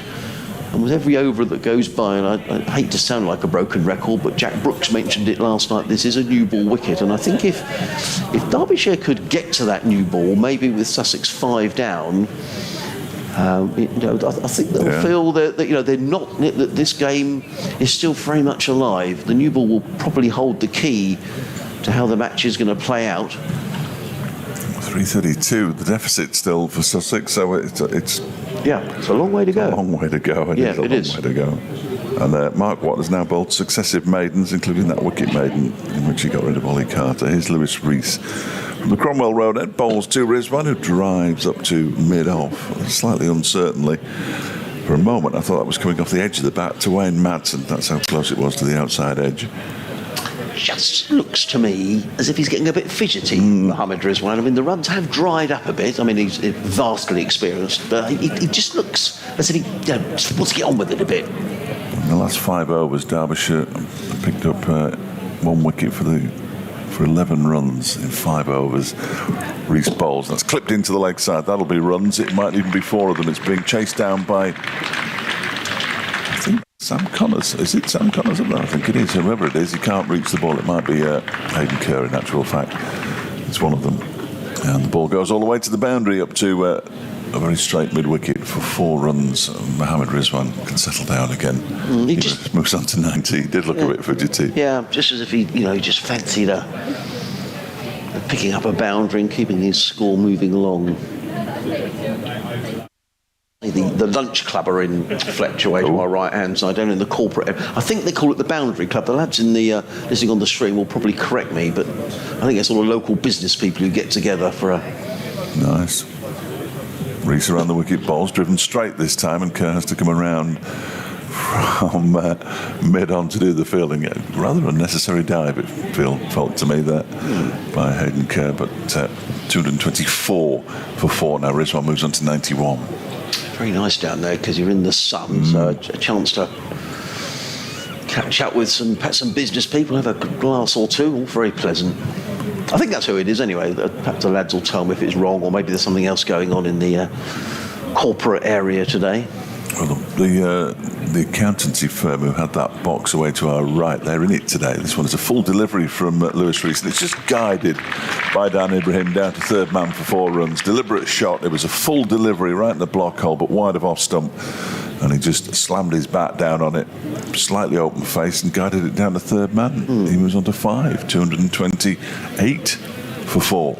I only mentioned the accountancy firm. I won't say what the firm is. They know who they are. That was the box that was taken over by the Derbyshire. It was. Derbyshire coaching staff yesterday evening. They were all sitting there enjoying the cricket from the opposite side of the ground to the pavilion, the players' pavilion. That is. His next delivery is pushed out into the offside by Ibrahim, fielded by Mark Watt, and there's no run. It's rather nice there, doesn't it, that accounting firm? They've got some rather nice sort of garden-y type furniture there, and they're sitting there at backward point, right on the boundary edge. Close to the action, of course, all the people in the corporates, aren't they? What if they're discussing sort of cricket, Fletcher, or they're discussing balance sheets or something over there? You'd hope it was cricket, wouldn't you? You would. Reese around the wicket, bowls, and Ibrahim pushes it out into the offside again. Once more, it's Mark Watt who does the fielding, and a relatively expensive over in terms of recent overs. 9 from it comes to an end. 228 for 4. Mohammed Rizwan has 91. Dan Ibrahim has 5. And surely, yes, Mark Watt is going to continue. He's just having a drink that's been brought on to him by the mustachioed George Scrimshaw. I'm not suggesting for 1 minute that a discussion on balance sheets or profit and loss wouldn't be interesting, but it wouldn't be quite my cup of tea. I think I'd find it quite difficult to get excited about that, but you never know. different strokes for different folks and all the rest of it. Mark Watt is going to come into Baltimore, Mohammed Rizwan, who's 9 short of his first century in Sussex colours. And I'm sure there'll be plenty watching the live stream here at Sussex as he nears that landmark. As in comes Watt and bowls, and Rizwan plays to mid-wicket, fielded there by Connors, and there is no run. Interesting if the lads could let us know how many people are watching, or some idea, because I'm sure there'll be a lot watching from Pakistan. As in comes Watt and bowls, and Rizwan covers up to a ball that may be kept a little low. We did see a couple keep low here from Rawlins. He really darted those in, though, didn't he? He did. One of them brought him a wicket, I remember. He did. Comes Watt again. Bowls. It's plenty of air. Clipped away by Rizwan and well fielded by Connors at mid-wicket, because that would have probably been a boundary. Needed to be quickly round to his right-hand side. Just the slip on the short leg. There's a silly mid-off in place when Daniel Ibrahim is on strike. Comes Watt and bowls, and Rizwan covers up, plays to mid-wicket. There is no run. I'm just thinking about one of the advantages of having someone like Rizwan or Pujara here, that if you're a 17-year-old Fletch out there playing first-class cricket, and when the learning curve could be huge, wasn't it? Just spend some time in the middle with one of probably one of the best batsmen in the world at the moment, Mohammed Rizwan. Just spend time with them. Watch what they do. Watt in again, bowls, and Rizwan with a flick of the wrist, and he's going to probably get 4 runs here. Collins in hot pursuit, and it just gets away from him. It is just a flick of the wrist from Mohammed Rizwan, and the outfield is lightning fast, and Sam Collins is no slouch across the outfield, and he had no chance of catching that. Rizwan to 95, Sussex 232 for 4. Good to see his cap fall off again as well. His cap comes off every time he runs. It's a smaller cap. Yeah, the final ball of the over is in. Bowls to Mohammed Rizwan, and Rizwan picks up a single, just dabs that to the right of Collins at mid-wicket, who's being kept busy. Rizwan to 96. Sussex 233 for 4. We did say that Mohammed Rizwan looked in good form, and I remember saying I thought it'd be a surprise if he didn't get 100, because he's looked in, hasn't really looked in any great difficulty, I think it's fair to say, on a good batting trick. Yeah, well, the ball was clipped away for 4. Mark Watt just changed his run-up slightly, sort of went in the shape of a letter S. He sort of went behind the umpire and then came out again. So he's obviously trying things. He's a bowler who does have a number of variations. He tells me he's got a leg spinner. He also bowls off 24 yards and 25 yards in T20 cricket. It's going to be Lewis Rees, who's coming into bowl for Mohammed Rizwan, 4 short of his century, and there is his century. The ball flies away over slips, and Mohammed Rizwan goes through to his first century in Sussex colours. He shakes hands and gives a little hug there to Daniel Ibrahim, takes off his hat, his helmet, raises that to all 4 corners of the ground, and gets a good round of applause. Mohammed Rizwan, 100 not out of 172 balls. His first 100 for Sussex. And Sussex go to 237 for 4. I'm looking to see if I made a note of Wayne Madson's 100. No, perhaps it was Anuj Dal. Let's see. No, I'm sure somebody reached the landmark with a streaky shot. Yeah, but that was streaky, wasn't it? I mean, he's gone to his boundary. Over to you, Fletch. Rees in from the Cromwell Road end. It's defended into the onside by Mohammed Rizwan. I wasn't being detrimental there, but there was a Derbyshire player went to one of his landmarks with a relatively streaky shot, and it's happened again. There is only one slip, so it's pretty safe to throw the bat at the ball. Wayne Madsen put the dive into his right, but couldn't get anywhere near it. It was off the bat quite quickly. 237 for 4 as this one is striking the pad of Mohammed Rizwan and going out into the offside as he was trying to turn it into leg. Do you know what? I wouldn't be surprised to see a wicket go down here before lunch. You suddenly just get a feeling that maybe something is about to happen. Tim's been back in touch. I do hope you're right. We were talking about the Steve Finn taking over the captaincy yesterday afternoon. And Tim goes on to say, I'm glad it doesn't sound like a serious dressing room issue. As you might imagine, the rumour mill is going strong this morning in the pavilion. Reese around the wicket, bowls to Rizwan, clips it away down towards deep backward square leg. Around comes Shan Masood to do the fielding, and they settle for a single. Rizwan moves to 101. 38 for 4. And Tim says, a little message for you, Fletch, that he'll be in the top deck tomorrow for the sound check in the morning. So you have got the responsibility of the sound check tomorrow. I'll make a note of that. Fletch is on duty. Thank you very much, Tim, for offering to be our technician for the day tomorrow. When it'll be Tim. He was going to ask me to climb some stairs. That's not happening. It'll be Fletch, Andrew, and Chloe Brewer changing the field here. 2 slips now. I think Billy Godwin thinks there might be something on offer here as well, you know. Just get that feeling. It's Ibrahim on strike, so he's relatively early in his innings. He's only faced 10 deliveries so far for his 5. 2 slips in place. Mark Watt at first. Reese around the wicket. There's a play and a miss from Ibrahim. Yeah, he wasn't too far away from nicking that. He wasn't. I'm just going to turn the effects microphone down slightly because I think some more guests have maybe arrived down to our right-hand side. Or maybe sort of a couple of glasses of something have gone down, and people and extra bottles arrived. Yeah, people are sort of loosening up a bit. I haven't seen you for a long time. No, how are you? Must see each other more often. I'm sure they could afford it. Is Reese around the wicket, bowls to Ibrahim, who leaves this one alone outside the off stump. And we had 2 balls with 2 slips. 238 for 4. Sussex, Mohammad Rizwan on 101, Dan Ibrahim on 5. The deficit is 313 runs now. And we're around about 15 minutes or so away from lunch, and Derbyshire would really love another wicket before the first interval of the day. The lads on the stream haven't got back to me to let me know what the event is next door. Not that it's hugely important, but it'd be quite nice to know. We were talking about engagements as well, and engagements on the subcontinent, and obviously Shan Masood's presence in the Derbyshire side increases that kind of thing. And David Griffin took a photograph of him he took his cricket boots off to stand on the covers to sign some autographs on Friday night. He just posted it saying, what a gentleman. Bowling to Rizwan, who works this to backward square leg. There is no run. And it had hundreds of likes. It's extraordinary, isn't it? Yeah. Unbelievable. And he said, we could put all his stats and everything out. There's engagement there. Picture of Shan Masood, bang. Yeah. Just takes off.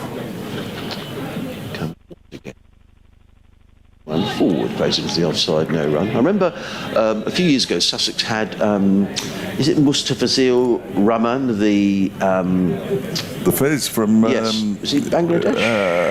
Yes, he is, yes. Bangladeshi, yes. So he played a couple of games for Sussex, not very many because he had some injury problems, as in comes Watt bowls. Rizwan drives, only hesitate, but it did bounce before it arrived with Anuj Dal at cover, and there is no run. And he was playing in a T20 at the Oval, and I went out for the toss, and in comes Watt again, bowls. Rizwan forward, played to a wideish mid on Lewis Reese Fields, picks up a single as Rizwan goes to 102, total 239 for 4. And he was marking out his run out, he had almost like a paintbrush. And I thought, that's quite interesting. And I did a little 10-second video, and like that, put the thing up on social media. It's just ridiculous. Yeah. There's a huge following. The silly mid-off is in place. 3 men around the bat. As Billy Godwin just applying a bit of pressure to Daniel Ibrahim. He's on 5. In comes Watt and bowls. Ibrahim is forward, smothers any spin, plays it into the covers. There is no run. He'll be keen to be there at lunch, Daniel Ibrahim. So it's been a bit of a stop-start season, picking up that nasty shoulder injury for the 17-year-old in the first game of the season. He waits as Watt is in again and plays more firmly on this occasion as Ibrahim into the offside, fielded again by Dal. It is the end of the over. 239 for 4. Mohammad Rizwan 102.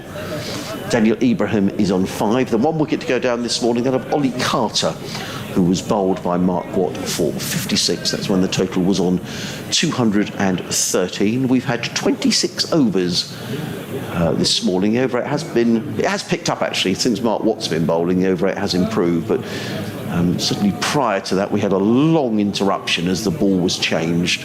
We've given up counting how many times balls are being changed in match, but it was changed this morning. The other important statistic is that it is now just 14 overs until the new ball will be available to Derbyshire. And another 44 overs until the ball is changed. Yeah. Yeah. 239 for 4. Here's Lewis Rees from the Cromwell Road end. Pushes as Mohamed Rizwan, ball back to him. First delivery of a new over. Quite like Lewis Rees, Fletch. He just looks like the sort of bowler to me who doesn't give you a lot to hit. It seems to bowl very few wide deliveries. He just looks like one of these bowlers who just looks like he can pick up a wicket. He moves it in the air, definitely. And has been very useful over the course of his time at Derbyshire. Around the wicket he comes to Rizwan, turned into the leg side, fielded by Thompson at mid-wicket. One of two mid-wickets, really. Yes. Let's deploy the other one. He's on. He's alternating between being on a light bit of cut grass and a dark bit of cut grass. This whole field is simply magnificent. And you can the care that goes into it as Rees comes in again, and that one is turned into the leg side out towards Shan Masood, who'll bend down, pick it up, return it, and Rizwan. The single to move on to 103, and it's 240 for 4. One of the younger members of the ground staff were just going round this morning, and any little holes there were just filling them in lovingly. It does look beautiful. I don't know what music he was listening to. Had his headphones on. Yeah. 2 slips for Daniel Ibrahim. He's on 5. Rees bowls to him, and that's pushed a little aerially out into the offside to the covers, where it's fielded by Sam Connors. He moves on to 6 now, Ibrahim. Sussex up to 241 for 4. I know that cricket clubs around the country have these sort of have bands on at various stages. A couple of concerts. There are 2 here, Tears for Fears and Michael Bublé, I believe. But they are stages set up at this end of the ground, Fletch, and people, sit on the outfield. And I know it's important revenue for the club, but the groundsman must think, I hope it doesn't rain. Well, as Lewis Rees bowls, and it's driven by Mohamed Rizwan out into the offside. It's fielded by Marquardt. The same 2 concerts are taking place at the county ground in Derby as well. They've got Bublé and Tears for Fears. I think Alison Moyet supporting Tears for Fears. I wouldn't have minded that one. I'm not really a Bublé man. I think Durham might have Brian Adams, I think. Oh, right. I think so. Okay. But I mean, it's great revenue for the clubs, but the groundsman must just be thinking, please don't mess me out. Yeah, as long as it doesn't rain, they'll be okay. Rees around the wicket, and that one's clipped straight to the man at mid-wicket, but it was on the bounce, and a little bit excited there, Mohamed Rizwan. It was into the ground and nicely fielded by Alex Thompson. Ended the over, 2 runs from it, 241 for 4. Rizwan has 103, Ibrahim has 6, and Sussex trail by 310. So they've added. Have they added 99 today? They have 101. 99. They've added 99, yeah. In fact, a few years ago here, there was a particularly wet spell because Sussex would then go and play their away games, or they always played a game at Arundel, which seemed to coincide with the concerts being held. As in comes Watson bowls. That was wide of the off stump, and Ibrahim just leans into that, plays into the covers. There is no run. Still, there's 3 men clustered around the back, slip, short leg, and a sleeve it off. What does get through his overs quickly, which is good to see, is in his 13th over. Very fine figures. He's in and bowls, Ibrahim forward, plays onto the onside on this occasion. No run. He's in his 13th over. So for 5 maidens, 1 for 27. He's done a really good job for his skipper here. What he's also doing, Fletch, and it's a big if, he comes once again round the wicket, bowls Ibrahim forward, plays down the onside, there is no run. If it got to the stage in the game where Derbyshire were able to enforce the follow-on, at least resting the... He's resting other players, and I think he's doing a good job on several levels here for Derbyshire. Is Mark Watt, he's in and bowls, gives that plenty of air. Ibrahim is forward, plays down the onside, no run. Yeah, one particularly wet spell of weather, there was some concerts here, and I remember when it all finished, it was cleared away. And the outfield was really quite a mess at this end of the ground. Poor old Andy Mackay was the groundsman at the time. Repairing. As here comes Watt again, and he's bowled him. And we did think that a wicket might be on its way, and Daniel Ibrahim has gone, and Mark Watt is doing more than a good job here for Derbyshire. Ibrahim goes for 6, Sussex 241 for 5. Well, I don't know whether it was a misjudgment by Ibrahim or whether there was a bit of turn. We'll have to wait and see the replay. But 2 very important wickets as Daniel Ibrahim dragged himself off. And, well, it just felt like there was a wicket around the corner, and that is the case. Mystic Adrian. You predicted it. That's remarkable. What's going to happen before lunch, Adrian? Mark, what a couple of months he's having with Derbyshire. He was signed for the T20. Then they said, well, do you fancy playing at Chesterfield in a four-day game? He said, yeah, go on then. Took 4 wickets at Chesterfield, 2 in each innings, and now he's got 2 in the first innings of his second match for Derbyshire. And I have no idea about his status, and we're going to have to start asking the question, aren't we? Really, will he be offered a contract? Because he's basically under contract to play white ball cricket for Derbyshire, and he's playing red ball cricket as a sort of added bonus for Derbyshire, and he's now becoming the number 1 spinner because we haven't seen Alex Thompson today at all. I did see him warming up, and it'll be interesting to see if Billy Godwin now gives him a little go, perhaps a couple of overs from the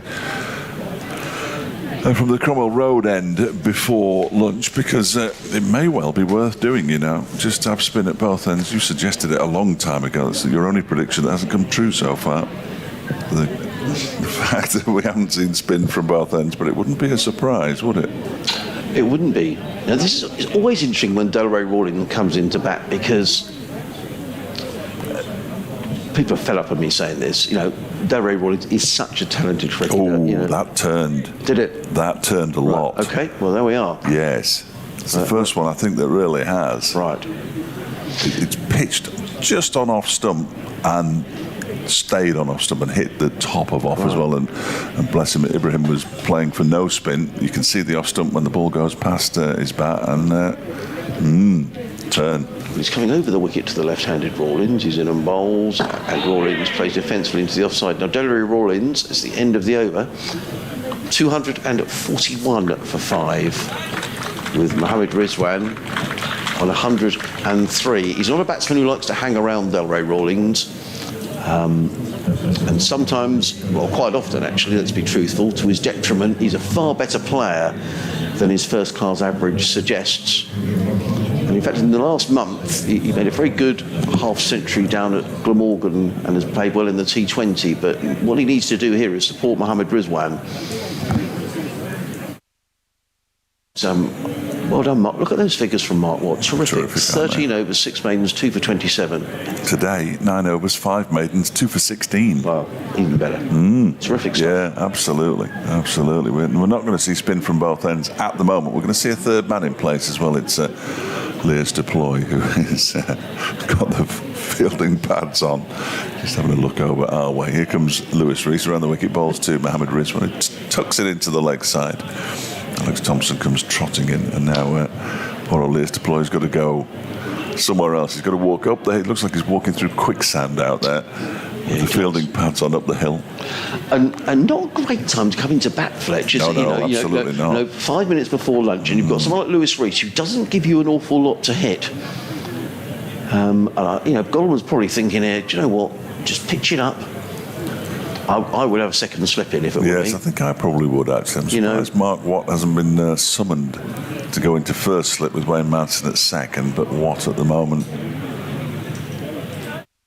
He's at short mid-wicket. They've got the 2 short mid-wickets in again. There's a man at extra cover. Nope, there's the second slip. Yeah, I think that's a smart move, because the Rawlings does like the big, expansive drive. Yeah.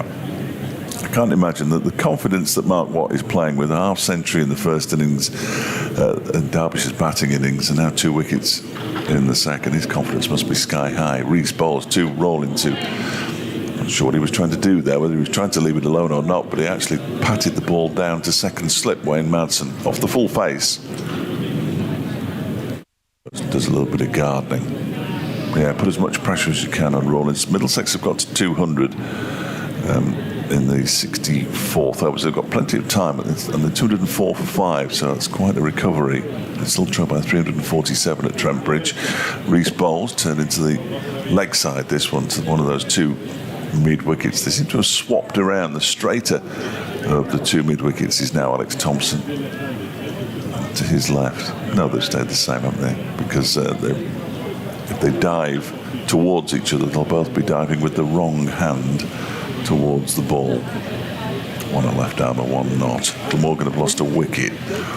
In comes Lewis Rees and bowls to Delray Rawlins, who's off the mark with a single down to backward square leg, fielded by Sam Connors. And it's 243 for 5. I think as a bowler, Fletcher, as I say, he's a talented cricketer, Delray Rawlins, and I think he's better than his statistics suggest. But as a bowler, I think you always feel you've got a chance. Yeah. Always feel you've got a chance. But an hour of Delray Rawlins coming off is spectacular, isn't it? Yeah, wonderful. Around the wicket comes Rees, clipped into the leg side by Mohammed Rizwan, down to Shan Masood. Another single. Well, it's taken. Rizwan was always going to be pivotal for Sussex, but really important now, because I would imagine Archie Lenham is the next man in, who, young Archie's, I love watching him back because he's not frightened, he's into line, and his grandfather and his dad all played cricket down here for Sussex. So there's a dynasty of Lenhams. But you're into the bowlers then? Derbyshire will know that. Rees is in and bowls, and Delray Rawlins drives. I'm not sure he was entirely in control of that drive. It goes up to mid-on. I don't think... Sorry, just right off the toe end of the bat, wasn't it? Up to Hayden Kerr at mid-on, but he gets a single. 245 for 5 at the end of the over. Rawlins has 2, Rizwan has 105. Sorry, Fletch, for interrupting. No. I have these long pauses. People feel the need to fill the void. It's understandable. Well, I don't think Derbyshire would be that upset to have conceded that single, because I think that they might just fancy bowling. They would fancy more bowling to Rawlins. And this will be the last over, won't it? Will. Before lunch. Because you never know. I mean, Delray does like to attack. I don't think he'll come running down the wicket, but you never know. In comes Watts, bowls to Rawlins, who's forward, plays into the offside. There is no run. So he made a nice half-century at Glamorgan a couple of weeks ago in the Championship. As he thumbs back through his notes, he made 57. First half-century of the season. Mark, what's a change in the field? Right, he's bringing his leg slip to a silly point. So there's a silly point, a short leg and a slip. As in comes Watts, bowls, and Rawlins is stretching forward. Can I keep a little low? You've probably got a slightly better view than me, Fletch. Don't be hanging me out to dry. I thought it did keep a bit low. Yes, I was trying to work out what it hit. I wasn't entirely sure what it hit. Watts it again, bowls. Rawlins forces that to mid-on. Oh, Rizwan slips, and momentarily... He's laughing, isn't he? He is laughing, and Mark Watts joking as well, but he just slipped, did Mohammed Rizwan, backing up. He's okay. 3 more balls to go before lunch. Watt in again, bowls. Rawlins just plays very sensibly back down the track. There is no run. I don't think it'd be too popular if they saw him dancing down the wicket, playing a big booming drive here. No, not now. Delray Rawlins with 2 balls to go until lunch. But Mark Watts' figures are excellent, and he's done a really good job here for Billy Godwin. He comes in and bowls. What does that go? Taken by Guest outside the off-stump. 1 ball to go until lunch. It means we would have had 30 overs this morning. So actually, although we were quite critical of the Derbyshire over rates, since Mark Watt came on to bowl, it has improved considerably. As in comes Watt and bowls, and Rawlins. Oh, it was a chance. It's gone down to 3rd man for 4 runs. It wasn't that far wide of Madsen. We'll have a little look at that on the camera, but it was an edge from Rawlins. Hands on heads, and Sussex go to lunch will be pleased to go to lunch without having lost another wicket. And we'll see if we can catch that one on the replay when Fletch comes back in. So we go to lunch with Derbyshire 249 for 5. With Mohammed Rizwan at 105, Delray Rawlins on 6. I don't think Derbyshire will be too disappointed with their morning's work. They picked up a couple of wickets. The new ball will be available not that far after lunch as the players make their way off. So thank you for listening this morning. Hope you've enjoyed it. It's certainly been great fun here in the commentary box. And we'll leave the effects mic rumbling away as Mohammed Rizwan gets a very good round of applause as he makes his way off. So off go the Derbyshire players as well. So thank you for listening, and we'll be back with you after the lunch break.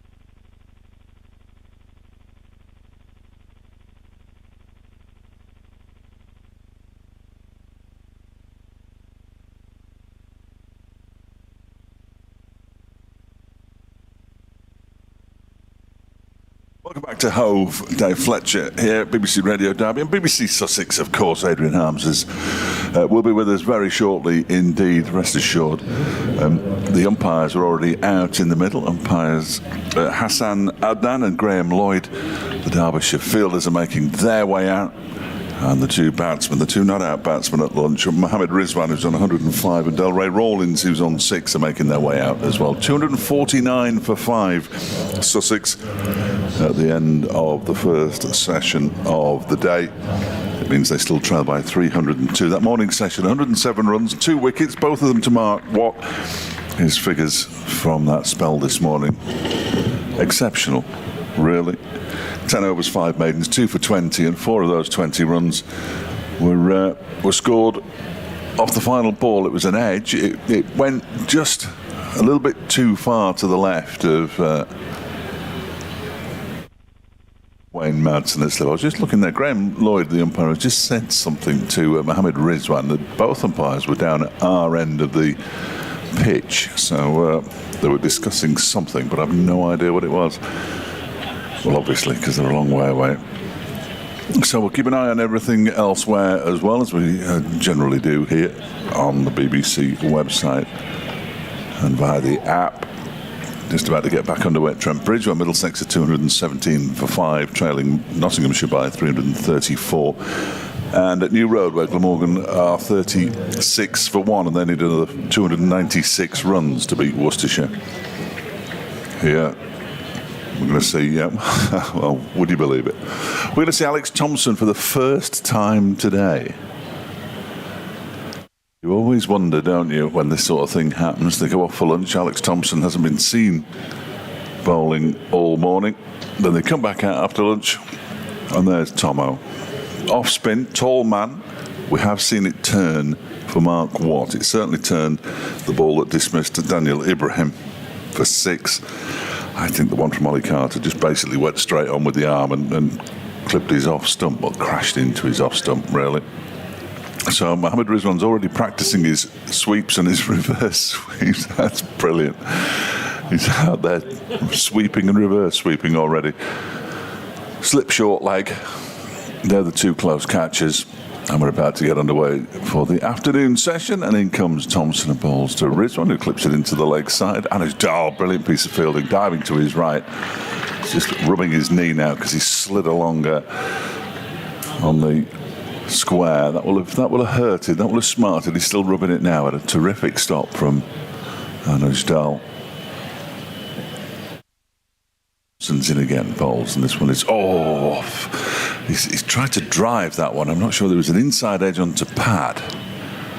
He's got his back to us. We're low down, and we can't see through Brooke Guest, the wicket-keeper, but that was an expansive-looking attempt to drive the ball that went absolutely nowhere, and straight away Alex Thompson put his hand to his forehead. He's in again. He gives that one a rip, and the ball is driven out into the offside, where it's fielded by Sam Connors, and they go through for a single. 106 now to Rizwan. 250 up for Sussex, 250 for 5, so another bonus point for the home side. 4-5 now, the bonus points, Sussex and Derbyshire.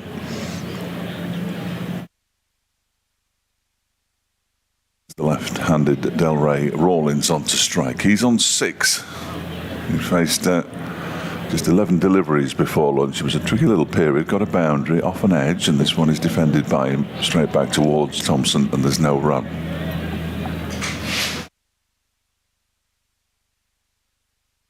Possibly 2. Thank you, Adrian. 50 for 5. Thompson round the wicket, in and balls to Rawlins, who turns that into the leg side. The door's being held open now. It's quite warm in here. It's like being in one of those little potting sheds with a glass down one side where you can put your seedlings on the shelf. Warm. It's blimey, it's warm.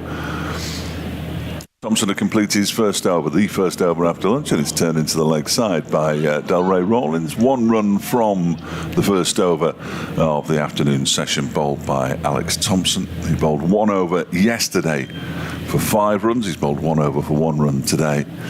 And it is indeed going to be Mark Watt to continue unsurprisingly, from the C end after those figures this morning of 10 overs, 5 maidens, 2 for 20. He's got 2 for 31 in total, 14 overs, 6 maidens.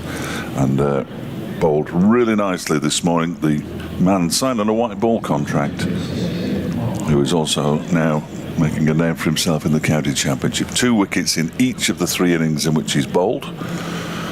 2 up at Chesterfield and 1 down here at Hove. He just jumps up and down on the spot. That's a warm-up for Marquardt. Well done, Watty. He's in around the wicket and bowls to Mohammed Rizwan, who clips it into the leg side.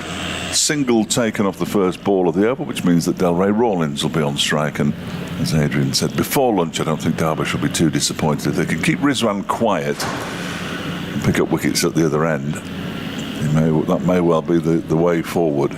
Rizwan wants something from the changing rooms, but nobody's looking. He's still waving. Come on, boys.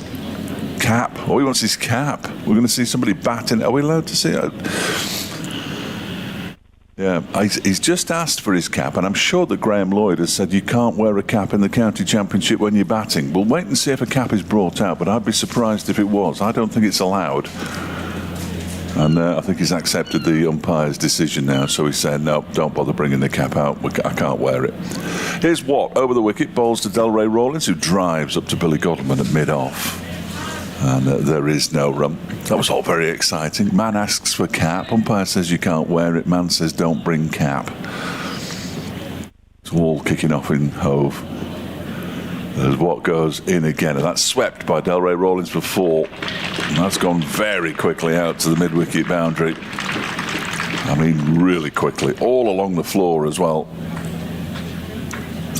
Rees will trot out there to bring the ball back. Nice shot from Rawlins. His second boundary. This one's slightly more legitimate than the first one. They're both legitimate, but Mark Watt's now saying, "Can I have somebody out there?" But I don't think really you should chase.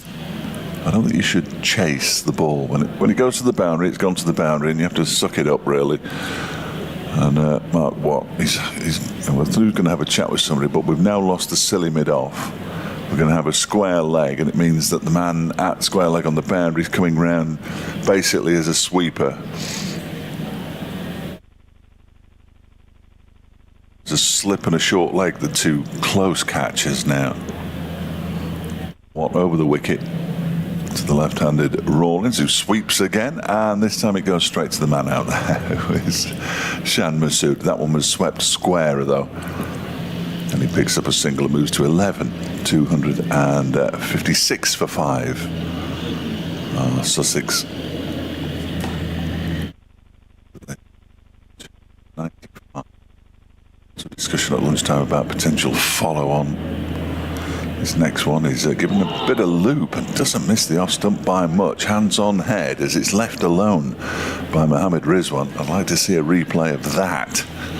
That looked very close indeed. I think it was Fletch. Coat of varnish, I think that was. Seemed to be. Next delivery from what? Where he's cut away off the back foot, banged into the ground, fielded by Alex Thompson, who will hold on to it because he's going to bowl again from, as you'd expect, he's going to just bowl one over from the Cromwell Road end. So they are bringing about a cap, you know. They're bringing out something. Well, I'm sure that the umpire said he can't wear a cap. Now then, there's a conversation between both umpires, and he's been sent off. So is that a rule? Is that a rule? You're not allowed to wear a cap batting in the championship? Certainly, no England players allowed to bat in a cap. Yeah, right. And I think that would somebody will correct me, I'm sure, but yeah, you have to wear a cap if you're in England. It's an insurance thing, right? As much as it's clearly a safety thing, but it's also an insurance thing. Well, it's going to be Alex Thompson. Now this could go to one of 2 ways here. Either he'll end up in the flats, or the ball will end up in the flats, or Rawlins will get out. Well, I hope Rawlins goes in the flats. That'd be great. One of the 2.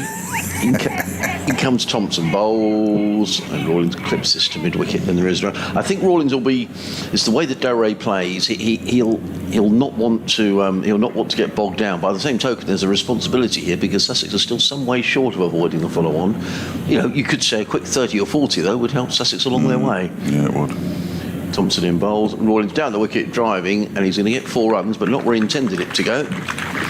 He was looking to hit that one straight down the ground, and he's got it away through mid-wicket. Rawlins to 15, but encouragement nonetheless for Thompson, 260 for 5. I guess we have to think about the follow-on would be 402, we think, don't we? So another 140 runs Sussex need to avoid that follow-on.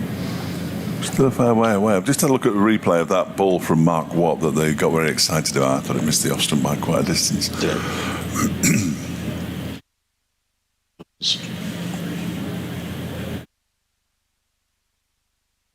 In the game bowls, and Rawlins down the wicket driving, and that's gone many a mile. That may have gone for 6. Let's just wait for the signal. And it has gone for 6. Drilled straight down the ground by Delray Rawlins. So Rawlins on the counter-attack. 21 of 20 deliveries. And he's clearly made up his mind he is not going to let himself get tied down by the spinner. I don't think the spinner will mind too much, though. If he can turn one and he dances down the track and miscue something, it might go straight into a keeper's, to a fielder's hands. It'd be quite interesting to see what Billy Godleman does here, whether he puts anybody back or whether he leaves them up. I don't think there's any point in putting them back. No. That will clear the sight screen. You have to put him in the car park. I think James Kirtley's at the top there of the stand. I think that's James up there. He's just saying that they're trying to find the ball. So we've got a delay here. We had quite a few delays this morning. A number of coaches helping out, because I've just seen Mickey Arthur go around to help as well. So James Kirtley at the top of the stand. Lewis Rees is going to help as well. This is turning into village cricket. It is a bit village, isn't it? Yeah. Mickey Arthur's walked away. If it is Mickey Arthur, he seems to be on the phone. Right. Lewis Rees. James Kirtley's now sitting down. Yeah, so I reckon they found. Billy's got the ball. Time coming back. Are they asking for another ball? Well, they'll have a look at the ball. No, I think they've just sent her back. What's her name, the lady? Brenda. I'll write that down as well. Yeah, Brenda. So Brenda came out with some balls. She's been doing it years, hasn't she? Donkey's years. I think she's been doing it since I've been coming. Yeah. Which isn't that long, to be fair. I think 17 was the first year I came here. Told by David Griffin we weren't here in 16. When was the match when... He might have been in the first division, though. I don't know when Villejean was 17 or 18. Were you not here for that game? Yes. Yeah. In comes Thompson, bowls to Rawlins, who just covers up and plays down the onside.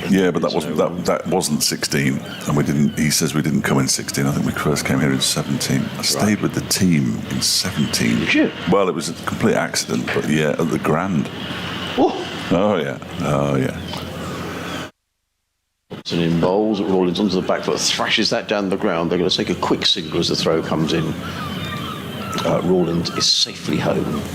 And there is no run. The following year I was in a guest house just up the road here. Then I was in the hotel where I am now. Then I was in the hotel down on the front with the same people, and now I'm back up by the railway station. I've never stayed in the same hotel 2 years in a row down here. Like to mix it up. I don't book them, so... So, Thompson is going to come to bowl to Mohammad Rizwan, who's been distinctly pedestrian compared to Rawlins. In and bowls, and Rizwan works this to mid-on. There is no run. End of the over. Probably the most expensive over of the innings. 11 runs coming off of that. Sussex 267 for 5. Rawlins 22 of 22 deliveries. Rizwan 107 of 193 deliveries. Brenda Lower is... I've never actually asked Brenda how she pronounces her surname. I'm presuming it's Lower, Lower. And there's a nice bit about Brenda in this book, Field of Dreams, that we spoke about on Sunday about various people around Hove. So Brenda is responsible for bringing out the balls. She's here every morning, pretty much first in the ground, queuing up. Brilliant.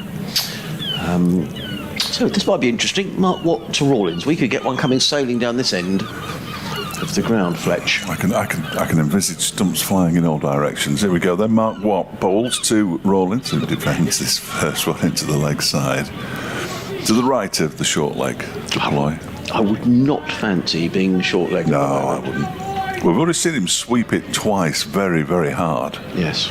And you're in the firing line there, aren't you? Or at least Lear's deploy is. Nobody else. There's Watt in again, and Rawlins goes back into his crease and pushes it out into the offside. Dangerous to go back to a spinner. That's what they say. Same people who say 3 wickets down in the first 6 overs of a T20, so nobody knows who these people are, but that's what they say, these people, whoever they are. Over the wicket to Rollins sweeps, and that's I think it's going to go all the way to the air. It's going all the way to the boundary. Shan Masood set off as though he might be able to catch that, and then was probably about 20 yards away from it. And now Billy Godleman's saying, do you want a second person back on the rope? Well, no, not really. I mean, he might, but I would say no, and he is going to get one, because Alex Thompson's going out to the square leg boundary, so we'll have a square leg and a mid-wicket out on the boundary for the Delray Rawlins sweep shot, which we've seen plenty of. Yeah, I guess to an extent what Rawlins' plan has worked here, because Sussex are probably, they're now within 130 of avoiding the follow-on.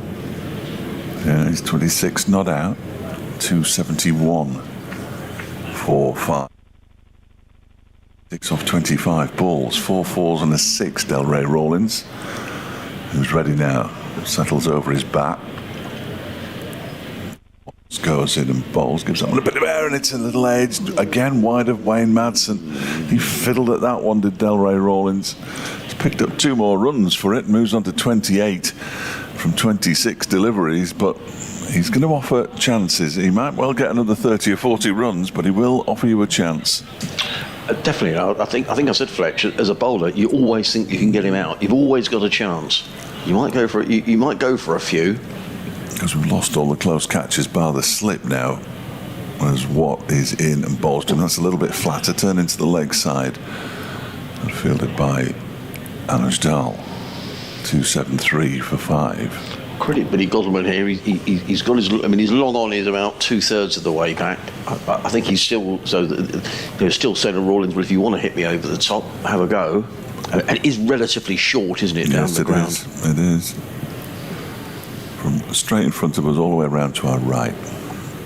Watt bowls, and that one's left alone by Rawlins. Goes through the Brookcast, end of the over.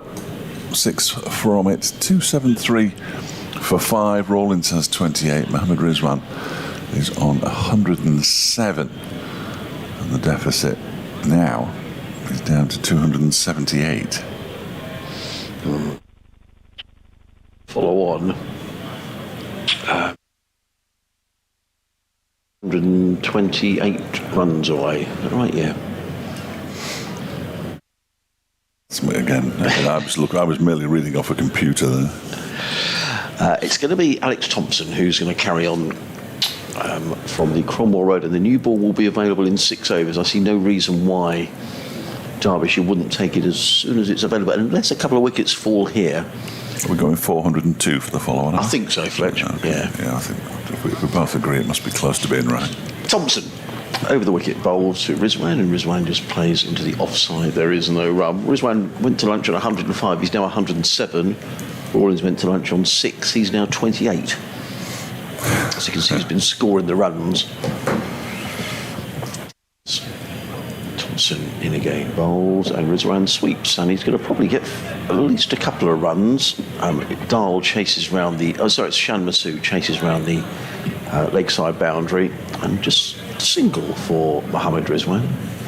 He's Rawlins on strike, which is always entertaining, and this will be interesting to see what Billy Godleman does with this field here. He's still got no one back on the leg side. It's almost pointless, isn't it? I'm not. Because it's short. Because it's so short, yeah. Thompson in and bowls. Rawlins just prods forward, and he just plays that one, fiddles that one down towards the boundary. He's going to run away for 4. That outfield is lightning fast. He barely nudged that, did Rawlins, and the ball has rolled down the hill to find leg for a boundary. He goes to 32, and Sussex 278 for 5. Sam Connors lost his cap again. The merest nudge from Rawlins.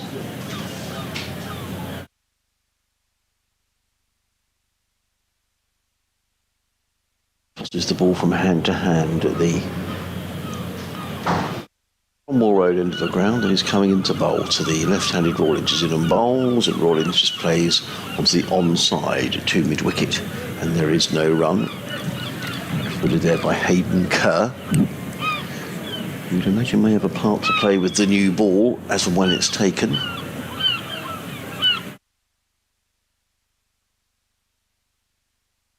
Again, bowls. That's clipped away. I think that came off the thigh pad.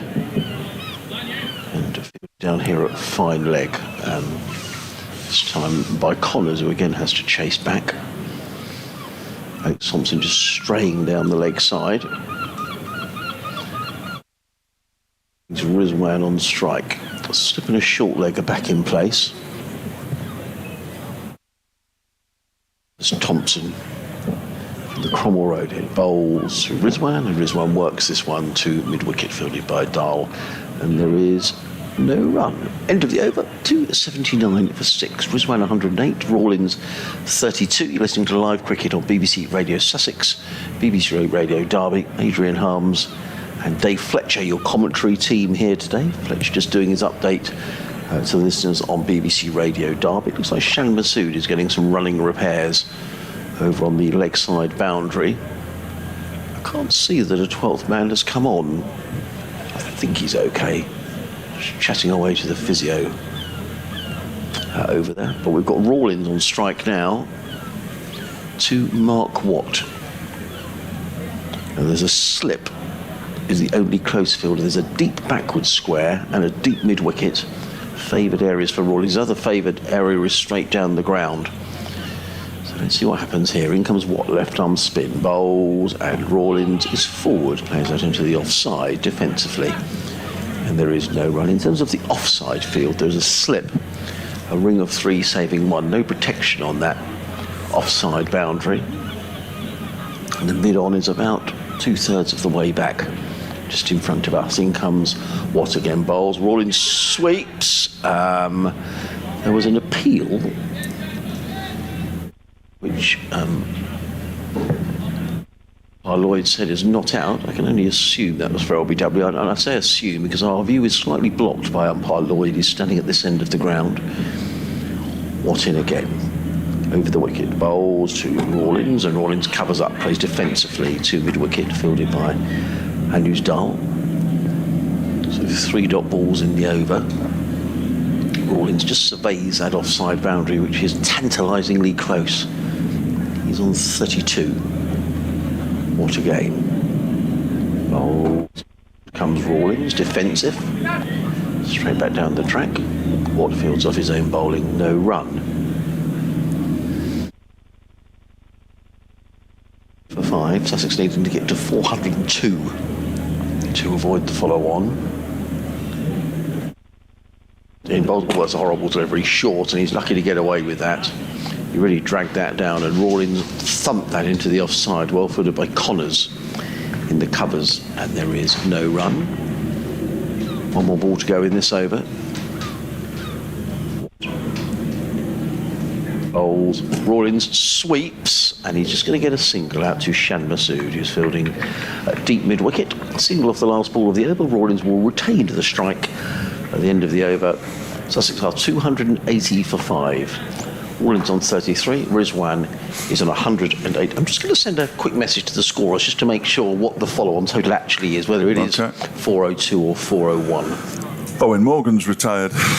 Well, we knew that yesterday, of course, but he's retired from international cricket with immediate effect, it says here on this press release from the ECB.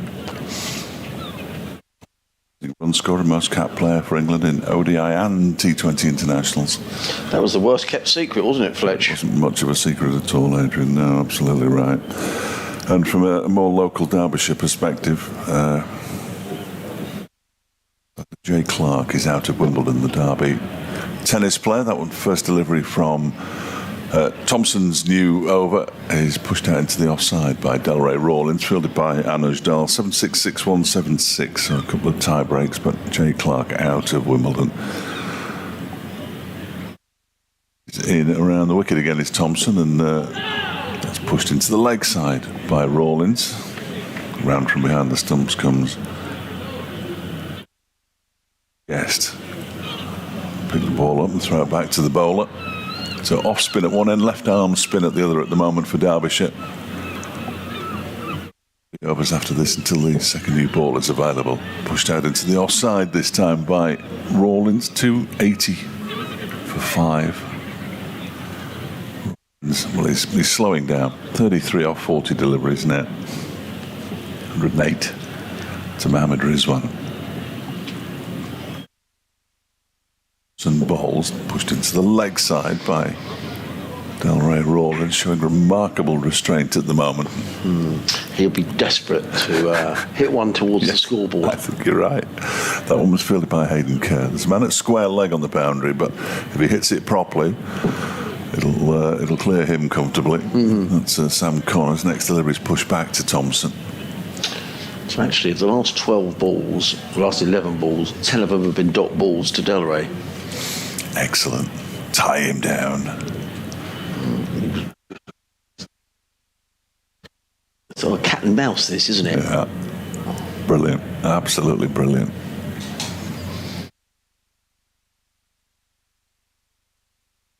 Thompson again. Very upright approach, and bowls, and Rawlins defends. Hayden Kerr comes in to do the fielding, and it's a maiden over from Alex Thompson. His first, 5 overs, 1 maiden, 0 for 22, 4 overs for 17 in this current spell after lunch. And at the end of the over, Sussex at 280 for 5, with Rizwan on 108 and Rawlins on 33. Delray Rawlins may well feel here that he's made his point after lunch. He's come out, he's scattered the field a little with this assault on the bowling. It's got Sussex a whole pile nearer to avoiding the follow-on. They're still some way short. We'll get confirmation of whether it's 121 or 122 more that they need. So it's given Billy Godleman something to think about. I see no reason now why Derbyshire wouldn't take the new ball Fletcher. They don't take over wickets in these 3 overs remaining with this ball. I'd have thought they'd quite fancy getting their hands on that new ball. We could keep Watt at one end. Watt is used to bowling with a hard ball. He bowls in the power play in T20. Right. And he's been excellent today and yesterday.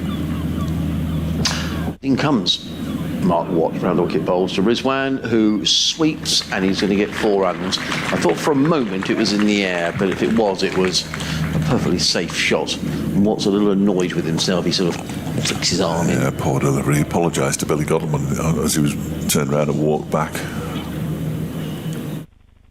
Delivery from Mark Watt, but there haven't been too many poor ones, so no. We'll excuse him that. Been a little more expensive since lunch. 3 overs for 17, or 3 overs and 1 ball for 17 now.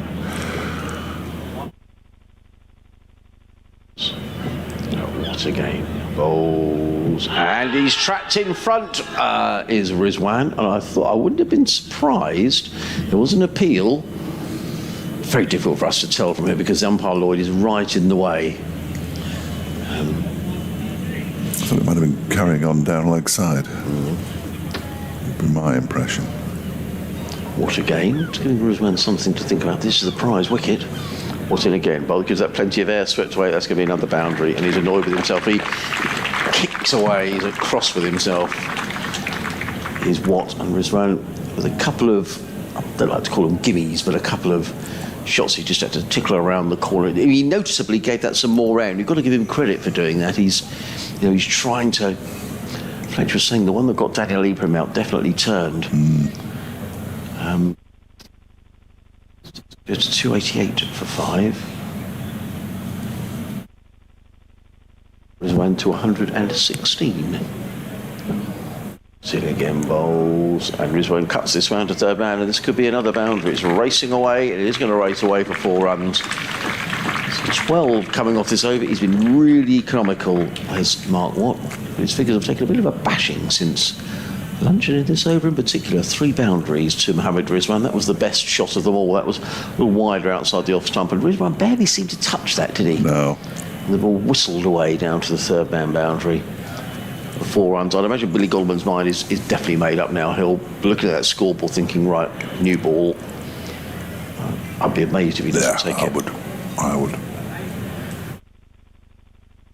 But he has surprised me in the past, Billy Godleman. Long chat going on with Mark. Well, he does like a chat, doesn't he, Billy Godleman? Oh, yeah. He's going back to his position at mid-off. Watt comes in to bowl to Rizwan. He's in and bowls, and Rizwan solidly forward to ball of good length, plays straight back down the track. Watt fields off his own bowling, and there is no run.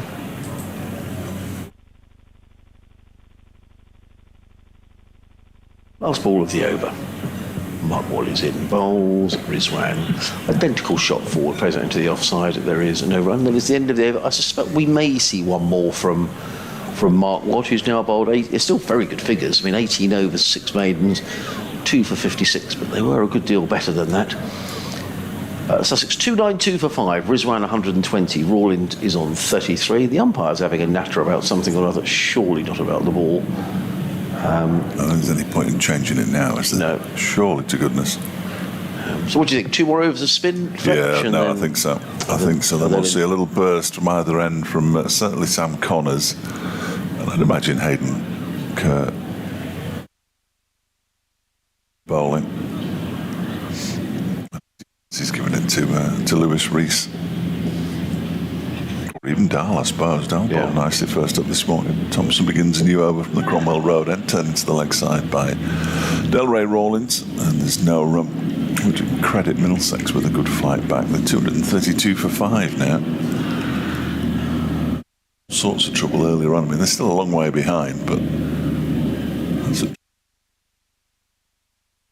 delivery turned very fine by Delray Rawlins. Around comes Lewis Deploy to do the fielding. He's still got those fielding pads on. He won't need them for much longer.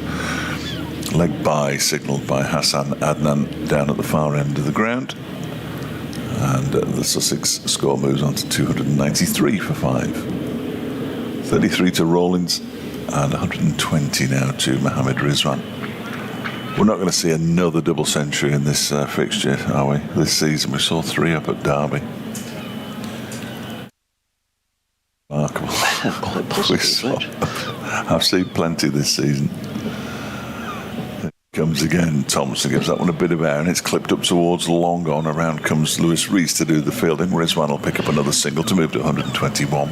I guess what's happened here, isn't it, that whereas this morning Sussex never really got away, and I'm not saying they've got away now, but they have added 45 since lunch in half an hour. They've just given Billy Godman something else to think about. Can't perhaps be quite so attacking. They're not as passive, are they? This one is crunched into the offside by Delray Rawlins, or at least that's what he'd hoped. Straight into the ground and dribbled out towards Anuj Dahl. It remains 294 for 5. Standing at the far end of the ground to the left of the T20 sight screen before it becomes the blue stand. He got a round of applause yesterday when he walked past the supporters away to our left. In comes Thompson and bowls to Rawlins, who pushes this one out into the leg side, fielded by Hayden Kerr. There's no run.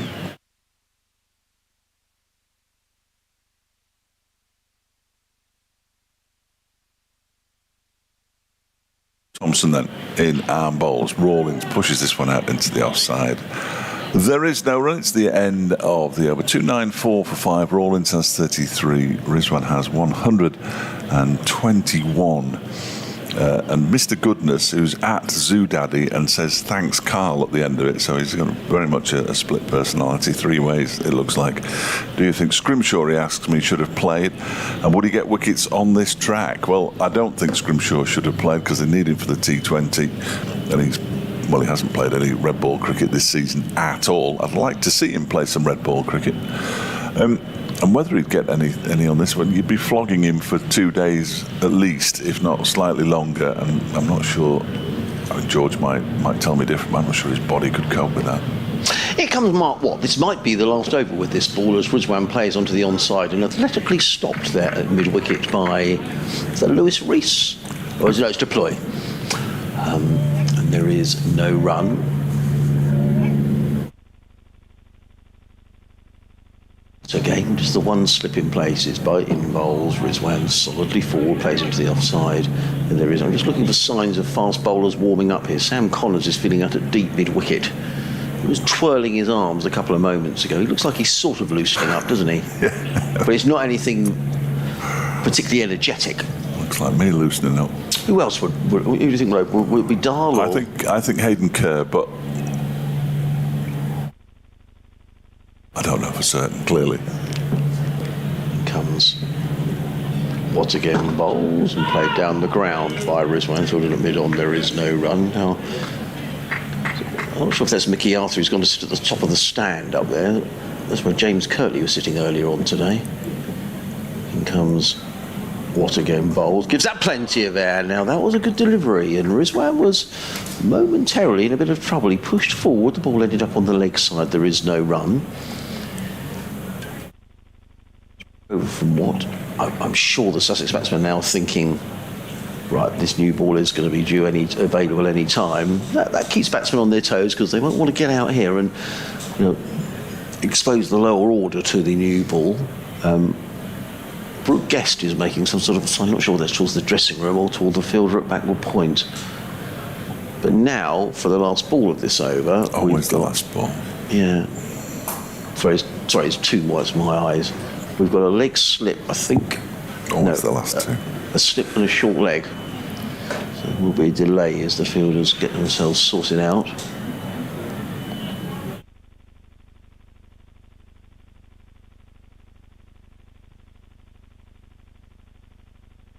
Yeah, the short leg is in place. In comes Watt.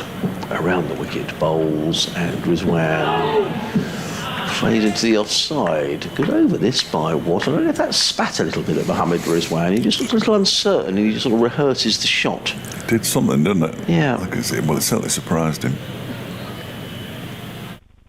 Balls in the over. I wonder whether this might encourage Godwin just to keep Watt going a little longer.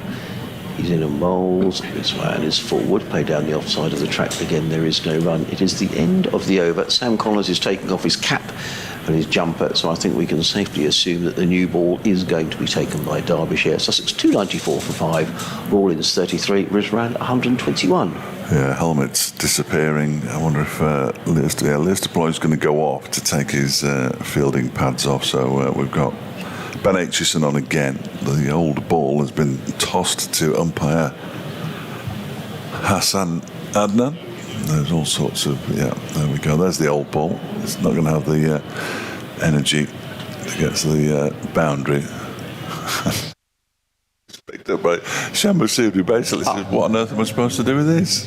So, thank you to Graham Irwin, the excellent Sussex scorer, who's told me that 401 is the target for the follow-on. 402 is what Sussex need and make Derbyshire bat again. So it is 402. 149. Yeah, 150 sort of equals it, but if they want to... Right. Will we get there, I wonder? Sam Connors with a new ball, so at least this one will be spherical and hard. Indeed. For how long, we don't know, but that's... About 10 overs, then it turns into a tangerine. Here's Connors in arm bowls. That's just rushing, hurrying Delray Rawlins a little bit as he plays it out into the leg side. Bottom hand comes off the bat. Give Connors a little bit of encouragement. Not a huge amount, but a little bit of encouragement.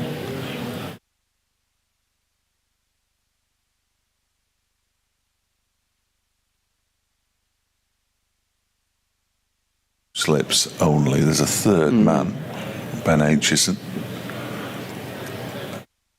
Signed up for fielding at third man. Connors bowls and one up towards mid-on. Hayden Kerr allows it to go past him. Hayden Kerr, who's wearing a sweater that clearly belongs to somebody else because it's far, far too long. See, very much like Harry Kane when he was playing in the first team last season. Looked like he was wearing a netball dress. His sweater was so long. This year, of course, much better kit this year. In what way, Fletch? Oh, it's not as white for a start. This is proper. So a good drive. That is a nice shot from Delray Rawlins, driven up towards long off for 4, and it's sped up the hill. That was a really, really good shot. It wasn't a great ball from Sam Connors, but a really good shot. And the score moves on to 298 for 5. Now Rawlins up to 37. Yeah, it was a super shot, wasn't it? Straight out there. He's averaging Derby Rawlins this season in the Championship 25.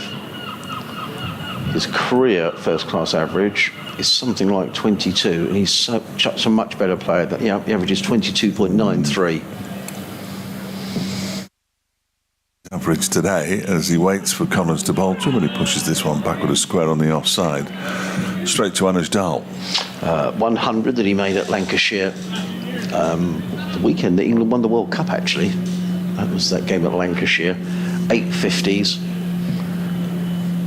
But he's just better than 22. And I think that's Sussex need to work out how to get the best out of Derby Rawlings, because there is a very, very good cricketer in there.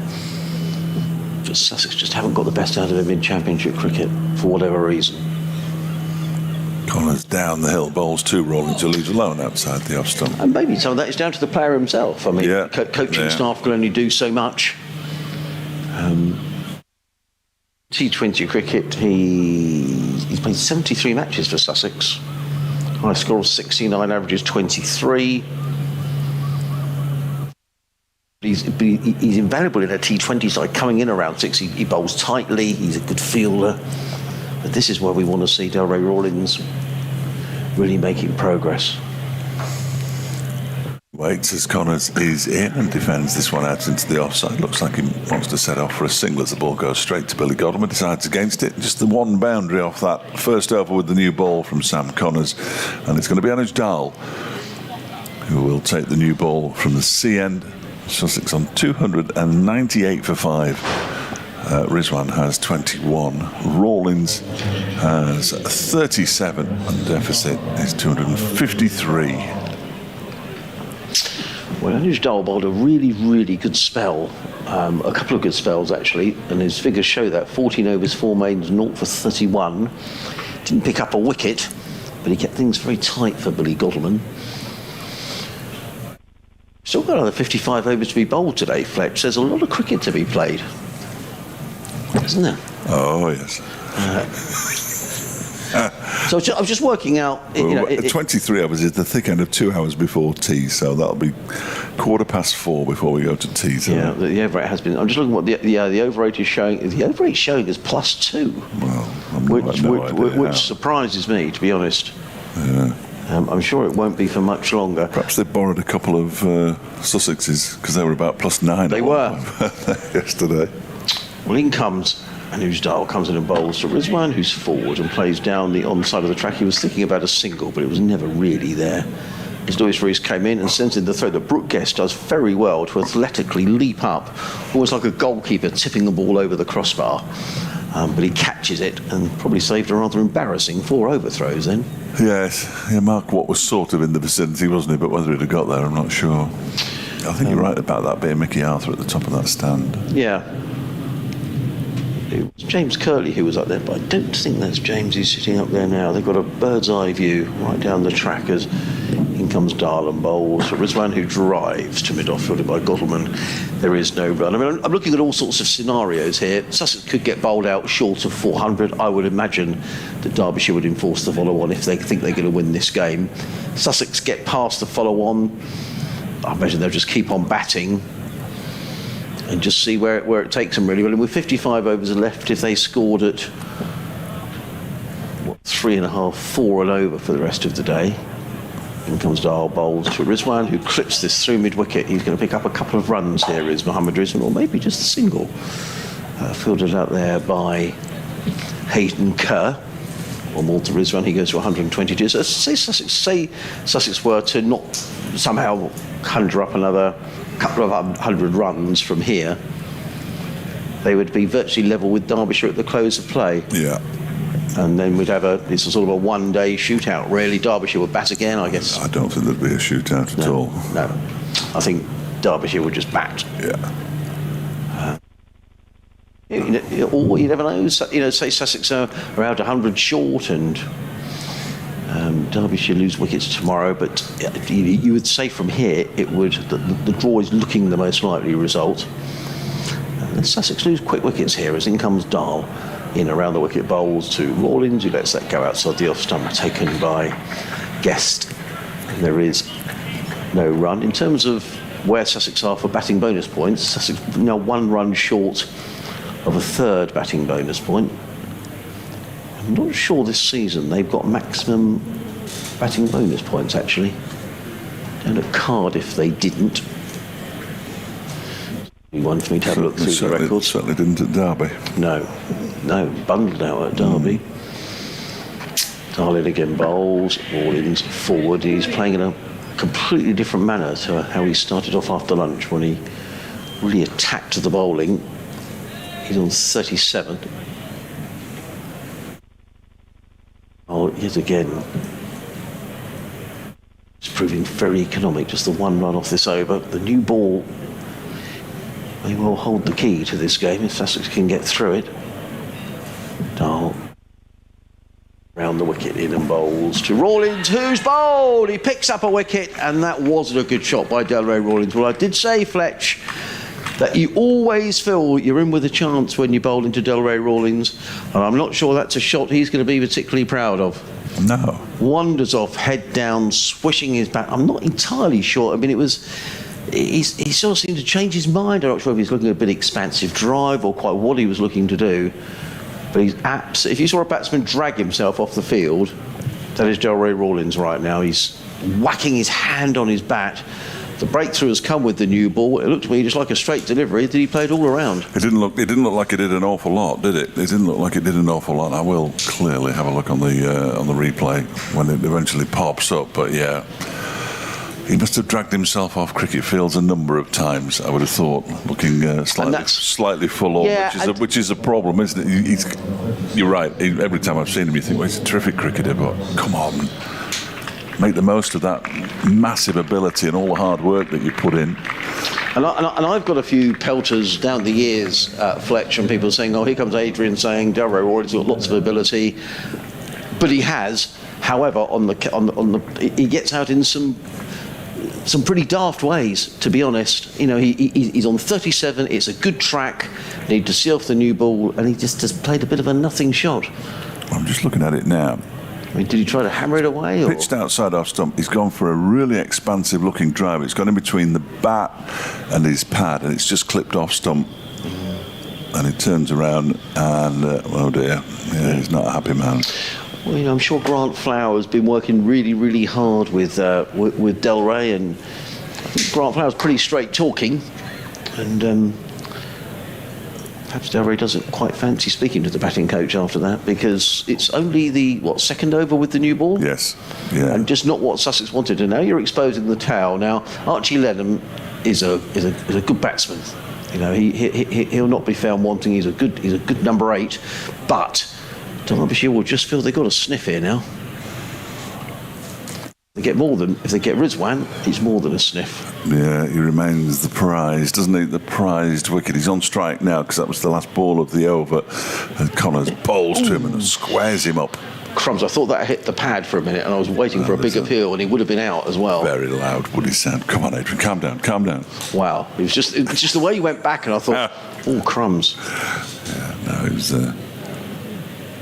The ICC has congratulated Owen Morgan for a splendid career. What kind of press release is that? Oh dear. Go away. Well, good Owen. He has been terrific, clearly. Connors again in balls. That's outside the off stump and left alone. It may have looked from one side of the ground as though he played and missed there, but I can assure everybody who isn't right behind the bowler's arm that it was probably a foot away from playing at that one. It's a conservative estimate. End of the over, Adrian. Okay, what time it is. I'm going to stand up and do the next delivery. How about that? Good one, Fletch. Stretch. Warming up to take the new ball. Connors with that little hop halfway down his run-up bowls to Rizwan. That one might have thudded into the pads, but it was going down leg anyway. Pushes, ball goes out into the leg side, fielded by Lears to Ploy. So, new ball taken.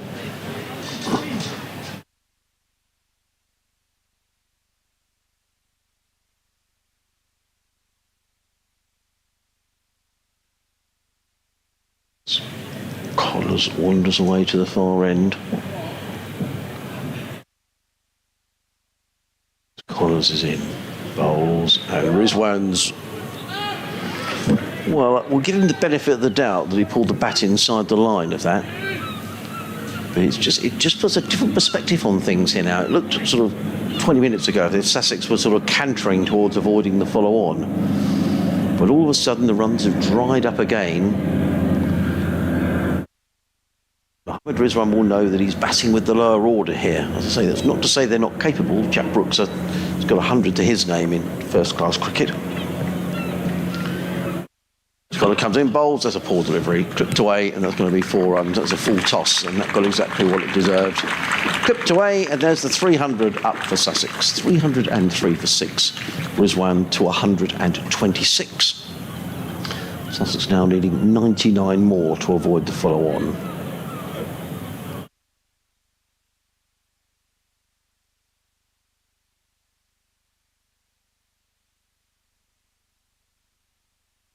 Striving a bit too hard there, maybe Sam Connors. Slip in place. There's a third man. Point cover mid-off. Mid-on, mid-wicket. Fine leg. As Connors is in.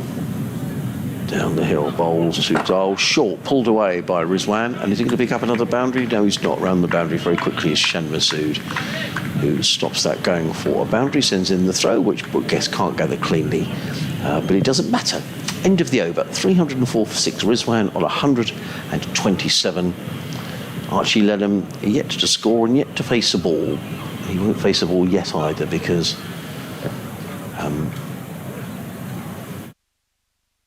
Rizwan has pinched the strike, which Sussex won't mind at all. 53 overs remaining in the day.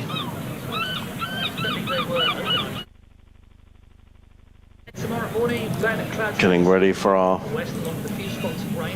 update to the listeners on BBC Radio Sussex as well. Disappear. But having said all that, looking.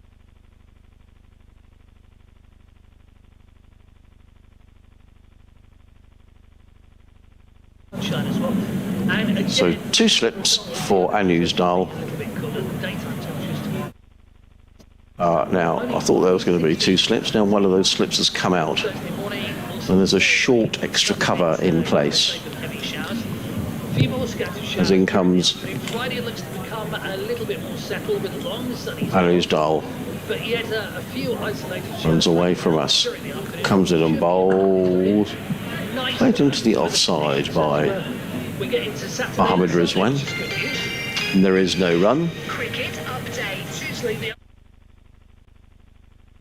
You on a Tuesday, the sun is shining at least at the moment of both Sussex and Surrey in County Championship action today. Let's get the latest now from Adrian Harms, who's at home. Yes, hello Sean. Sussex 304 for 6 in their first innings, still needing another 96 runs if they're going to avoid the follow-on here after Derbyshire made 551 yesterday. Mohamed Rizwan is 127 not out. He's batting beautifully. Just been joined by Archie Lenham, which will tell you Sussex have lost a wicket, and that was a wicket of Delray Rawlings, who batted really nicely, got himself to 37, but then played a poor shot and was bowled. So Sussex 304 for 6. Meanwhile, at the Oval, Kent now 287 for 6. They're losing wickets fairly regularly against Surrey. Surrey yesterday making 673 for 7. Nice work though, Adrian, isn't it, with the sun shining for you? Oh, it looks beautiful. I have to say, no better cricket ground when the sun's out. Lots of blue sky above Hove. Looks tremendous, Sean. Yeah, I would definitely agree with that. We'll speak to you in a bit, mate. Thanks, Sean. Loud appeal there for that delivery from Anu's Dahl, bowling to Mohamed Rizwan.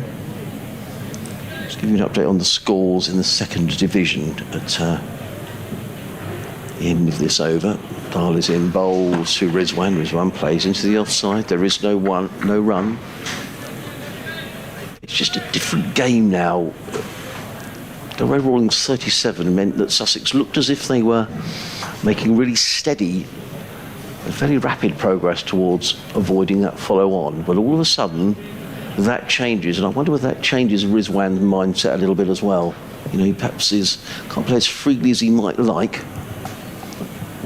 Dahl in bowls, and Rizwan plays it onto the onside. He's going to pick up another single, this time for the penultimate ball of the over. He goes to 128, and Archie Lenham's going to face his first delivery of the match as he take guard from umpire Lloyd.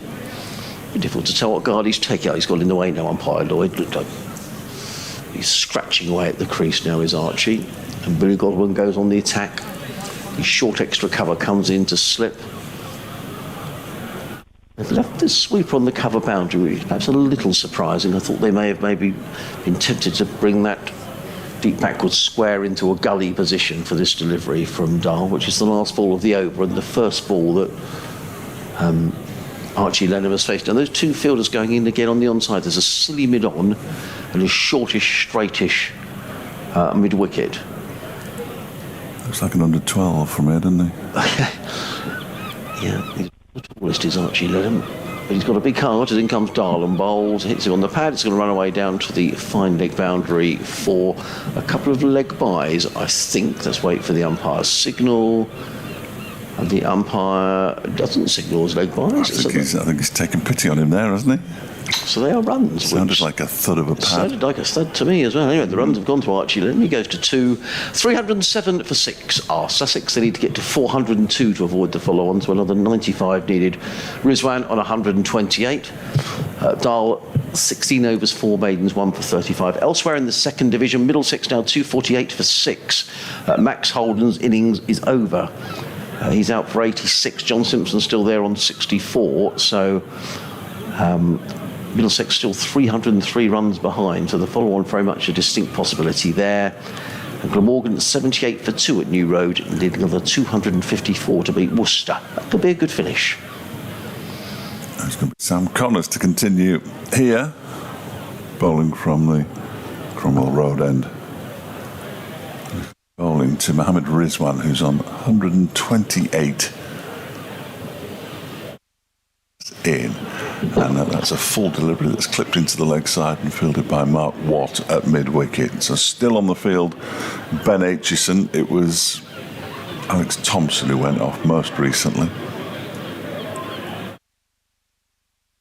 Dahl is polishing the ball. He's just telling Ben Aitchison to go a little bit finer at third man. There's a third man on a long leg.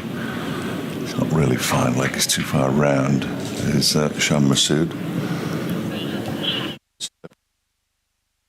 In again, and that's a little bit of extra bounce from that delivery, but he deals with it nicely, does Mohammed Rizwan, just turning it into the leg side. What again does the fielding, but this can't be the jog through for a single. Rizwan moves on to 129, 308 for 6. I was talking about possibilities in the match of maybe if Sussex did score 4-0 for the rest of the day. I think that is now highly unlikely. That'd be terrific fun, though, wouldn't it? Would, but with Rawlins gone, you think now it's going to be more of a nudge and a, they're going to take things rather more sedately. More attritional. Yeah, I think it will be. Yeah. I mean, Jack Brooks takes a long ball. I mean, if he comes in with say 30 or 40 needed to avoid the follow-on, he might fancy a bit of a.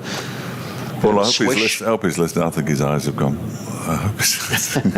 I'm sure he's not listening. He's a top man, is Jack. It's been brought out now, is it? Another helmet. A protector, I think, and the helmet for layers to ploy.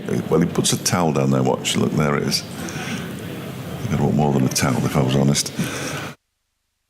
Not going to shatter. No. He's in at short leg for Archie Lenham as Connors bowls to him, and that's guided down to third man where waiting, and it goes his throw. He doesn't know his own strength. I think a couple of fielders have had that problem, and it's because they're so close to they think they're just inside the boundary, which they are, and they think, right, better give this one a little bit of something to get it to the wicket-keeper, and it goes over the wicket-keeper's head, and they have to back it up, which they do. Yep, you're right. Rizwan is on strike. Lenham moves on to 3.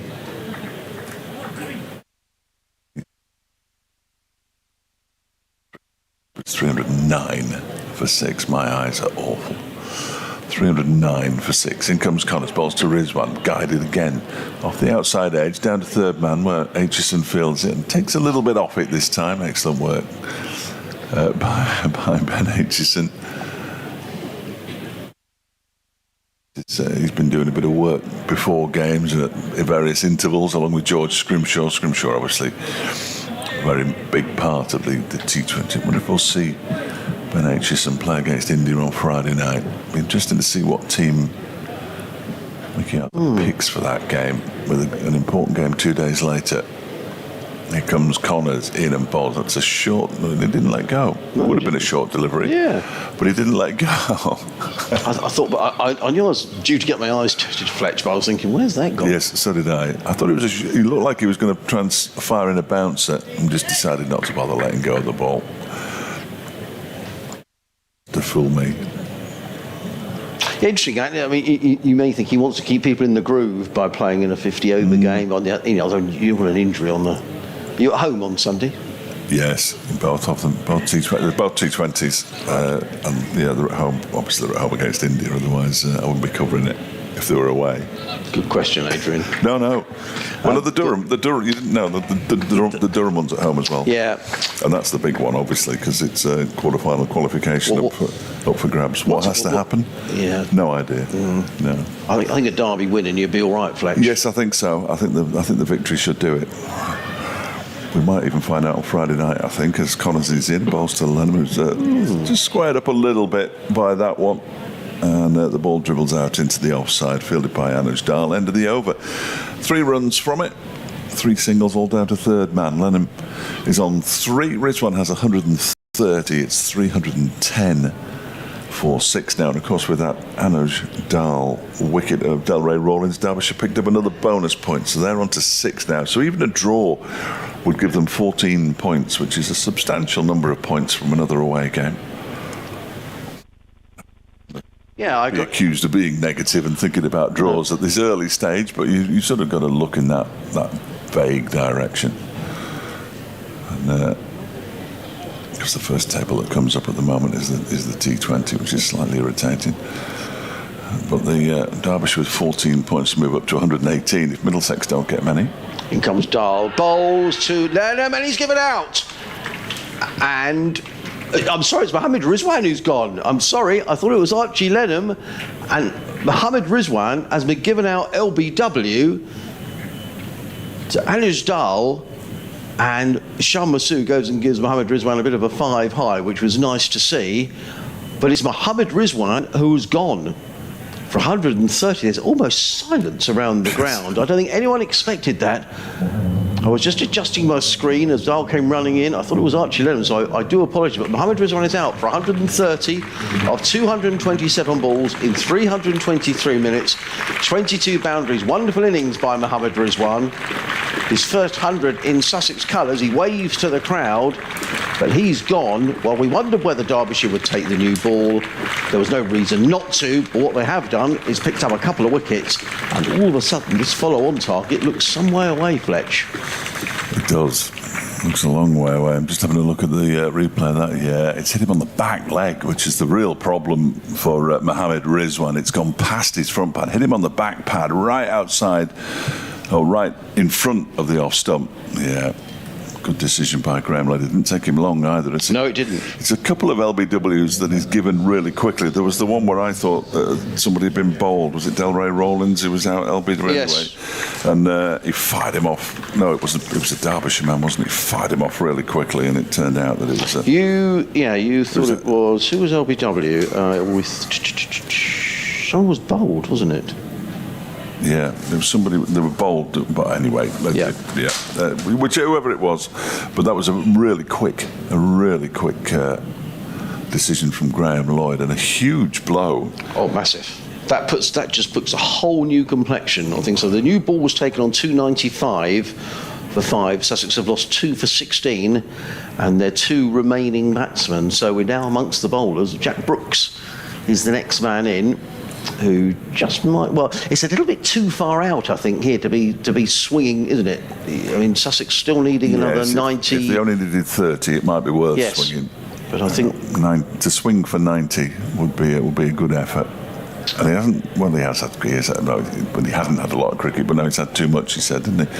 He didn't say too much at all. He had virtually no cricket, and then all of a sudden he's had a lot of cricket because he's been playing T20 back at Somerset as well, hasn't he? He has, yeah. Well, he made 36 down at Glamorgan a couple of weeks ago. 36 and 8. But he does hit a long ball. As I say, this is maybe a little far out to start plonking the ball towards the boundary. Let's see. Derbyshire at cock-a-hoop. In comes Dahl, bowls wide of the off stump, and he's going to get 4 runs with his first delivery. That was too wide from Dahl. And Brooks, with those long levers, just eased the ball away through backward point for a boundary. Well, the Dahl family should just turn the radio down momentarily. That was an awful delivery, wasn't it? From the first ball to a new batsman to bowl him at half volley, a yard outside the off stump. Lewis Rees is saying, "What was that, son? What are you doing?" Yeah. But no, fair play to Anuj Dahl. It's been a terrific spell. It's only his 3rd over. He's got 2 for 8. So he'd only conceded 4 runs up to that point in this spell.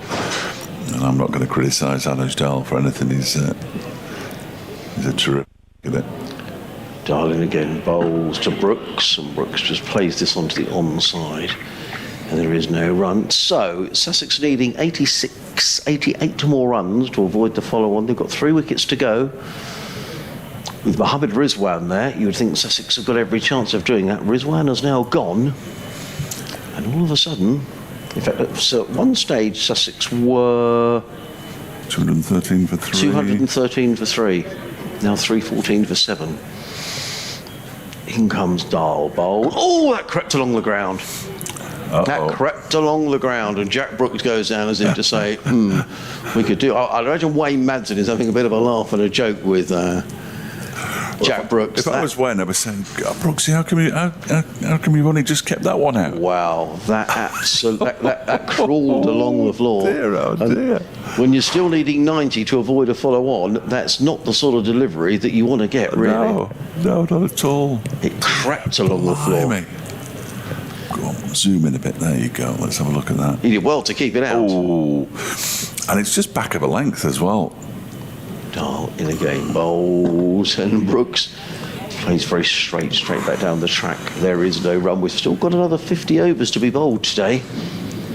It's an enormous amount of cricket, isn't it? We've got more than a day and a half, haven't we? Yes, we have. More than a day and a half. You're going to miss an absolute cracker tomorrow, but you will be enjoying yourself. Yeah, I know. But yeah. Well, I just wonder though whether. I mean, surely Derbyshire bowl again, don't they? I think so, but.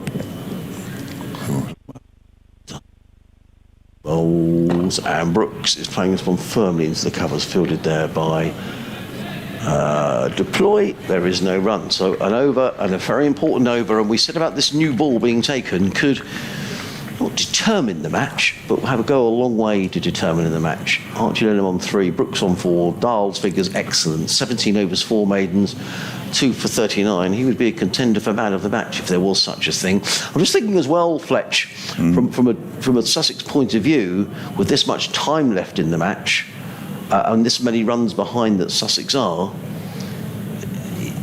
it did fall quickly now, and they did enforce the follow-on. Derbyshire will probably get 2 new balls as well, wouldn't they? Well, they definitely would. So I'm trying to think. Yes. Yeah, good shout. There's a really good shout. And it is important. I mean, this ball's now, 6 overs old? Yeah. They may well only have another 10 or 12 overs with it being as hard and shiny as they'd like it. But yeah, that's a good shout. Connors in and bowls. That's pushed out into the offside by Lenham. He's on 3, Brooks has 4. Still to come Sean Hunt and Stephen Finn, and that's that. Yeah. Hunt? I mean, I've seen Stephen Finn bat. I don't think I've ever seen Sean Hunt bat. Is he? Yeah, I would. Yeah, I mean, Sean can hang around, but I don't think he's going to bang a quick 30 or 40. So, but you know, he's a number 11 who can hold an end for a while. But I mean, let's see what he's. You know, I would say by his own admission, he's not in the side for his batting. There is Sam Connors, speaking of people not in the side for their batting, as that one is guided down to 3rd man by Archie Lenham. And he moves on to 4, 315 for 7. He did walk past me, Sam, last night as they were all making their way across. I was waiting for Anuj Dahl, and he shouted across, "Fletch, I bet you were disappointed I didn't come out to bat, weren't you?" I said, to be brutally honest, Sam, no. Although I did say it to him, I said, I've seen you've added a second shot to your repertoire. Very good. He's a top man, is Sam.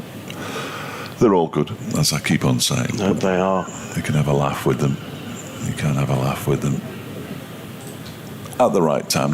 Never bothered them in the morning. Connors is in again and bowls. Oh, and that is edgily pushed out into the offside by Jack Brooks for a single. Not much foot movement there. No. He's very much relying on his eye. There's Jack Brooks, I think it's fair to say. Well, I'll tell you what, if he misses that, he's absolutely plumb. But he's not moving his feet at all, is No, he? He doesn't, he's not. at the moment, doesn't look like a batsman. I'm mindful of Sean Hunt's dad often listens and sends a little message. So Sean's dad could be listening, so I don't know what Sean's highest score ever. Sean's dad might tell me he's biffed 100 on one occasion. You never know. Yeah. Oof, that's another good delivery from Sam Connors. Again, just squares up Archie Lenham a little bit. The ball squirts down to Anuj Dal at backward point. Sean Hunt, so far this season, highest score of 2. He has scored 2 runs, 3 not outs in 4 innings. I told you he could hold an end up, you see. So he's not a big hitter. Keeps getting let down by his partner at the other end. He does. So he's not... stranded, 48 shy of a half century. Yeah, so 3 out of 4 innings he hasn't been out. Lenham waits, and that one is turned into the leg side. They're going to take a single here. Lewis Rees does the fielding. On to 5, it's 317 for 7. In fact, 14 innings, 7 not outs for Sean Hunt, 14 runs. So, yeah, he can hang around, can Sean. So, but if Sussex need 20 or 30, he can hold up an end. It's just who's going to score them at the other end. Someone's going to have to score on the other end. Yeah, absolutely. Jack Brooks is back on strike now. Sam Connors will have enjoyed the previous delivery that he bowled to him, and this one is... turned into the leg side, off the stumps. Again, no foot movement. And it's the end of the Connors over. 3 runs from it, 317 for 7 now. They remain, or they are, 234 runs behind. I think that's enough to sort of 200 runs behind. And I wouldn't think twice about asking them to follow on. You could have them 3 or 4 down by the end of the day for less than... Yep. And then try and put the pressure on tomorrow, knowing that if they do catch you and overtake you by 20, 30, 40, you've got the insurance policy of it. It's that risk of not quite getting enough, declaring and then losing. I mean, nobody wants to do that, do they? No. I don't think there's... I just thought there's no way Billy Godwin is going to do anything, because Derbyshire could get a decent haul of points here, even with a drawn game. But they'll have their eyes on winning this. As Dahl is in, bowls to Lenham. That's that one Salb outside the off stump, Lenham having nothing to do with it, and there is no run. Sussex 317 for 7. As I say, at one stage after lunch, they would seem to be sort of cantering towards avoiding this follow-on, when Rawlins, very quick-fire 37, which did put Derbyshire on the back foot, but we just always felt that Delray may get out. As well, with additional responsibility, LBW to this man, Anuj Dal, who's in and bowls, and Rawlins, not Rawlins at all, Lenham drives, 2 short extra cover, fielded by Watts, and there is no run.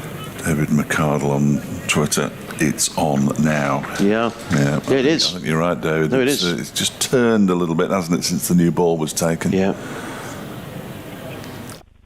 I think Billy Godwin has skippered this pretty well, actually. Fletch, he's used his spinners wisely. He's been defensive when he's needed to be. Dahl is in bowls, well pitched up, and Lenham is 4, gets right into line, Archie Lenham. Archie Lenham, I reckon, I'm not going to big him up here, but I'm going to do a little bit. If he was facing, who's the fastest bowler in the world at the minute? Say he was facing Pat Cummins on a quick track, I think Archie Lenham will get into line. Yeah, he's a very brave 17-year-old. Now, that doesn't mean to say he's not going to get out, but he would get into line. He wouldn't sort of get that to square leg or somewhere. Darling bowls. Oh, and he plays a loose shot outside the off stump. Well, I didn't pick him up from that. I just said he's a brave batsman. Yeah, but he wasn't getting into line there. That was wide of the off stump. It was probably there to hit, in fairness, wasn't it? But he didn't quite get to the line of the ball. I don't watch him. There was a game, or it was somewhere this season, and someone was pounding in, and he held his own, did Archie, but he's under pressure here because Sussex need him to hang around. Dahl is in bowls to Lenham, who works then into the offside. There is no run. On 5. Quite the age gap between the two batsmen then. Oh, yeah, so, yeah, absolutely. So 38 to 17, 21 years. That's extraordinary, isn't it? So he'll have been playing very, very good class cricket. He might have been still been at Oxfordshire if he hadn't already joined Northants. I don't think he had by the time he was 21. That's a great stat, Fletch. I'm going to... that is a good stat. Comes Dom Bowles. What happened there? Well, he played a defensive shot and it bounced up and bounced back towards his stumps. And I don't know if it went straight over the stumps or not, but it certainly bounced back towards the stumps. And just for a moment, Archie Lennon had his heart in his mouth, but it avoided them. You know what? I understand the reason for having blue stumps, but I do think they're really bad. I know they're the sponsors' colours, but can we not have stumps that we can see? Well, and actually we got caught out, didn't we, with the dismissal of Ali Orr when the bails came off and we didn't see it. So it's a good shout. I think, yeah. But I do like the fact that there's 21 years between these two. You can just see Jack giving Archie a few fatherly tips on how to make his way in the professional game. I don't think he'd be. I certainly don't think he'd be shy in coming forward and offering his advice. No, Jack Brooks. He's that kind of person. He just flexes his knees as Connors is on his way into Bolton, started a new over, and he's played and missed. Well, not far away from the off stump either. That was an interesting shot. I'm going to stop saying there was no foot movement. What I will do is when he has some foot movement, I'll mention it. Otherwise, take it as read that his feet aren't moving. He's got 5. Lenham's got 5. It's 317 for 7. The scoreboard has almost ground to a halt, hasn't it? Yeah, it's 13 for 1 in the last 5 overs, but that previous over from Ajdal was a maiden. 3 off the over before that from Connors, and that one sounded horrible, off his bat into the point region where Ajdal does the fielding. Surrounded by men in white floppy sun hats, one either side. I've no idea who they are. Yeah, so James Curley regularly wears a white floppy sun hat, so whether it's James is up there, I don't know. Definitely a day for one if you're at the top of that stand. I mean, that'll be warm up there. Yeah, it would be. There is a breeze, but it's not much of one looking at the flags on the clock tower scoreboard. In comes Connors again and bowls. That's whipped into the leg side for 4. It was aerial, but there is nobody out there, and it went comfortably over the man at short leg and away for 4 more. Brooks moves on to 9 with 2 boundaries in there, and Sussex up to 321 for 7. Remember, 402 is their next major target, so 81 runs away. Avoiding the prospect of being asked to follow on. I just think that there's a risk if it does happen. There's a risk because supposing Derbyshire thrash 150, get a lead of 350. I just think Sussex are under more pressure if you stick them in. I do. No question about it. And it's a feeling of intent as well, Fletch, isn't it? It has gone out of fashion. Hasn't it? Yeah, it has. Completely out of fashion. I think it's a shame. I'm sure Derbyshire have enforced the follow-on this season. Did they enforce the follow-on against Leicestershire? They did against Sussex. They did against Sussex, of course they did. I knew they had. And he goes after a short, wide one there, Jack Brooks. I don't think he got anywhere near it, in all honesty. He might have put his back out, but he didn't get too close to that ball. Who's down here at third man, Fletch? Because is that... It's Alex Thompson. I think he was thinking this could be coming my way, because he tried to uppercut it, didn't he? I think if he'd have got any bat on that, it would have flown. It wouldn't have been anywhere near Tomo, would it? Over his head, yeah. I think over his head. It's a sort of T20 kind of shot, really. It was. Brooks waits, Connors is in again. This one's fuller and he's clipped it into the leg side off the stumps. They've run the first one quickly, deploys round to do the fielding and keeps them down to a single. Brooks moves into double figures. He's on 10 now. Sussex move on to 322 for 7, which means they are exactly 80 away from the next big number. Yeah, we are focusing on here at Hove. Going to have a short leg in for Archie Lenham. I suppose, if the decision is taken out of Godalmann's hands, if Sussex do inch over and get this follow-on, then Well, it'll be fascinating to see how Derbyshire bat then, Yes, won't it will. To see if they think, right, well, we'll thrash it around for 2 sessions and Connors is in. That's wide of the off stump and cut away for 4 runs. Nice shot by Lennon. He moves on to 9, and at the end, I think at the end of the over, it's 326 for 7. Lennon has 9, Brooks has 10, and they need, I shouldn't have started this, 74. No. 76. What is it? Adrian, help me out. It is 74. 75. 76, you're right. I'll tell you what, I wouldn't have fancied, I can imagine all the red marks in our maths books, Good Fletch. grief. I used to think I was quite good at maths. I said in my last update, which is one of those at 1:30 where you can have a bit of a chat, so it's the part of cricket the part of the game I can't abide because there's so much maths. I just wonder whether, did your maths book say David must do better? Mine always said Adrian must do better. In comes Dahl, bowls to Brooks, plays out to the offside. There is no run. Oh dear. So Jack Brooks' birthday is, and I shall tell you in a moment.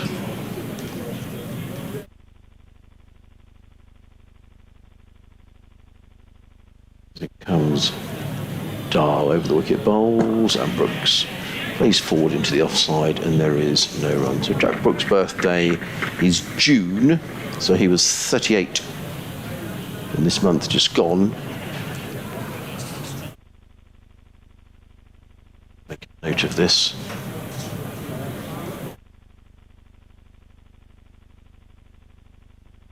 There's some announcement going on next door, which is for the raffle or something, I think, next door in the corporate area. As in comes Dahl and bowls, and Brooks steers that down to fine leg. I thought momentarily the ball was in the air. However, it's a single to Brooks, who goes to 11. I'm just going to turn the effects microphone down slightly just to so we don't hear the announcing going on down below us. Archie Lennon's birthday. I'll give you in a moment as Dahl just waits down below us. 23rd of July 2004.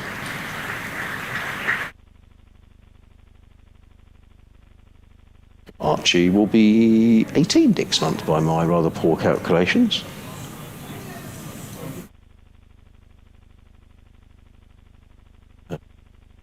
James Dahl is just reorganising his field.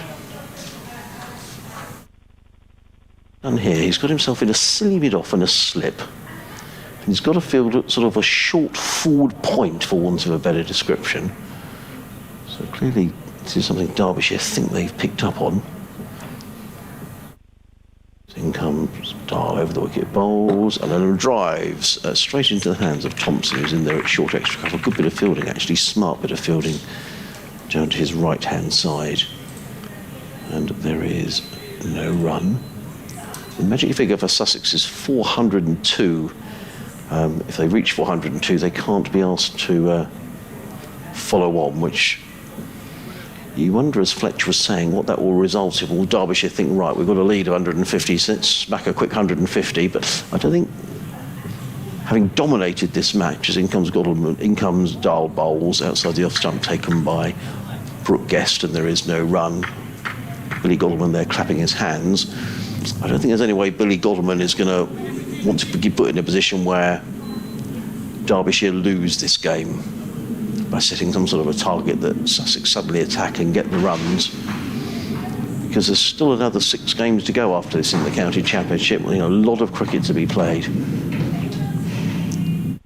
Dahl is in, bowled and driven by Lennon onto the onside. There is no run. Derbyshire have picked up 2 bowling points to the end of that over. 327 for 7. Brooks on 11. Lennon is on 9. Sussex have slowed really to a crawl, so each side have got another 20 overs in which for Sussex to get another 73 runs to get the maximum batting bonus points, and Derbyshire have got another 20 overs, pick up 2 more wickets and get maximum bowling points. They got, what, 4 batting points, Fletch? Yeah. So they got 4 and 3 is 7 and 8 for a draw is 15. That's not a bad haul of points. Another 8 on top would be nice, though, wouldn't it? Yes, it would be. We got the 23. Particularly because Middlesex are fighting for their lives at Trowbridge. 265 for 6. John Simpson on 76. So, a day to go in all the games, so... Changing bowling here. Different angle as well. It's left arm Hayden Carter. No, it isn't. It's Hayden Kerr. Left arm Hayden Kerr. Oh dear. I'm going to write the words Kerr down in very big letters. Write that Kerr. Kerr. Hayden Kerr. He's bowled 16 overs. 2 maidens, 0 for 53 so far. He's lost his second slip. He's lost his first slip, really, because Mark Watt we didn't really know where he's going, Mark Watt. He can't stand there. Can he? Well, I suppose he can, but he's at a very straight, short, mid-on. That's going to irritate Jack Brooks. And Kerr is going to be bowling over the wicket, so it's a sort of he's asking the shadow, I think. Yeah, and indeed he's been moved further away, unsurprisingly. I don't really think anybody knows what's going on out there at the moment. Never mind the scoring grinding to a halt, the game's ground to a halt. There we go. Hayden Kerr from the Cromwell Road end in and bowls to Jack Brooks, who launches him out to backward point for 4 runs. Yeah, I'm not sure he intended it to go there, Fletch. I think he was looking for extra cover, but he gets a boundary. Sussex will take everything that's coming their way at the moment. It was just a deliver kind of shot. It was. Yeah, absolutely it was. A disappointing start for Hayden Kerr to his 17th over and his first with this second new ball. 331 for 7.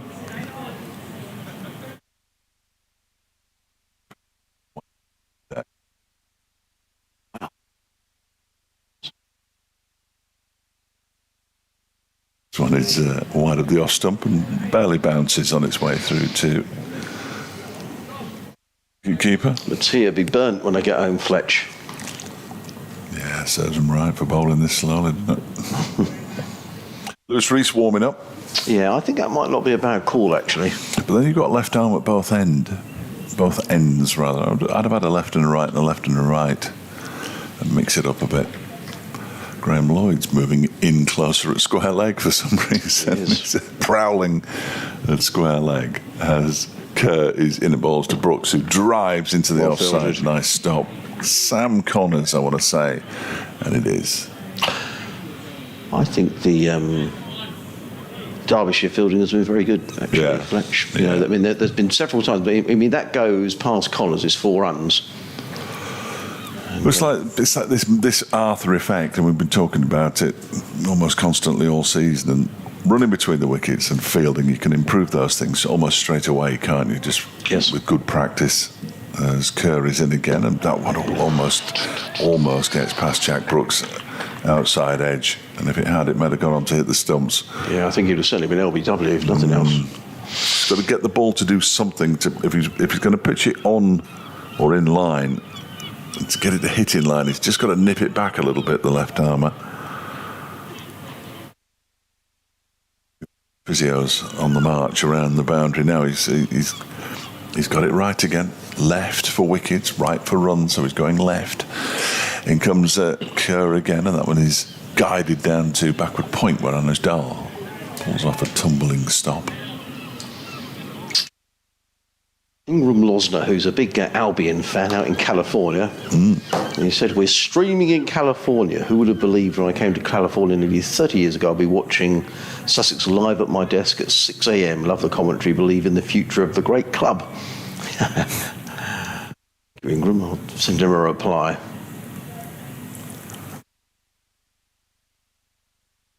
There's 15 from 20 deliveries, 3 fours.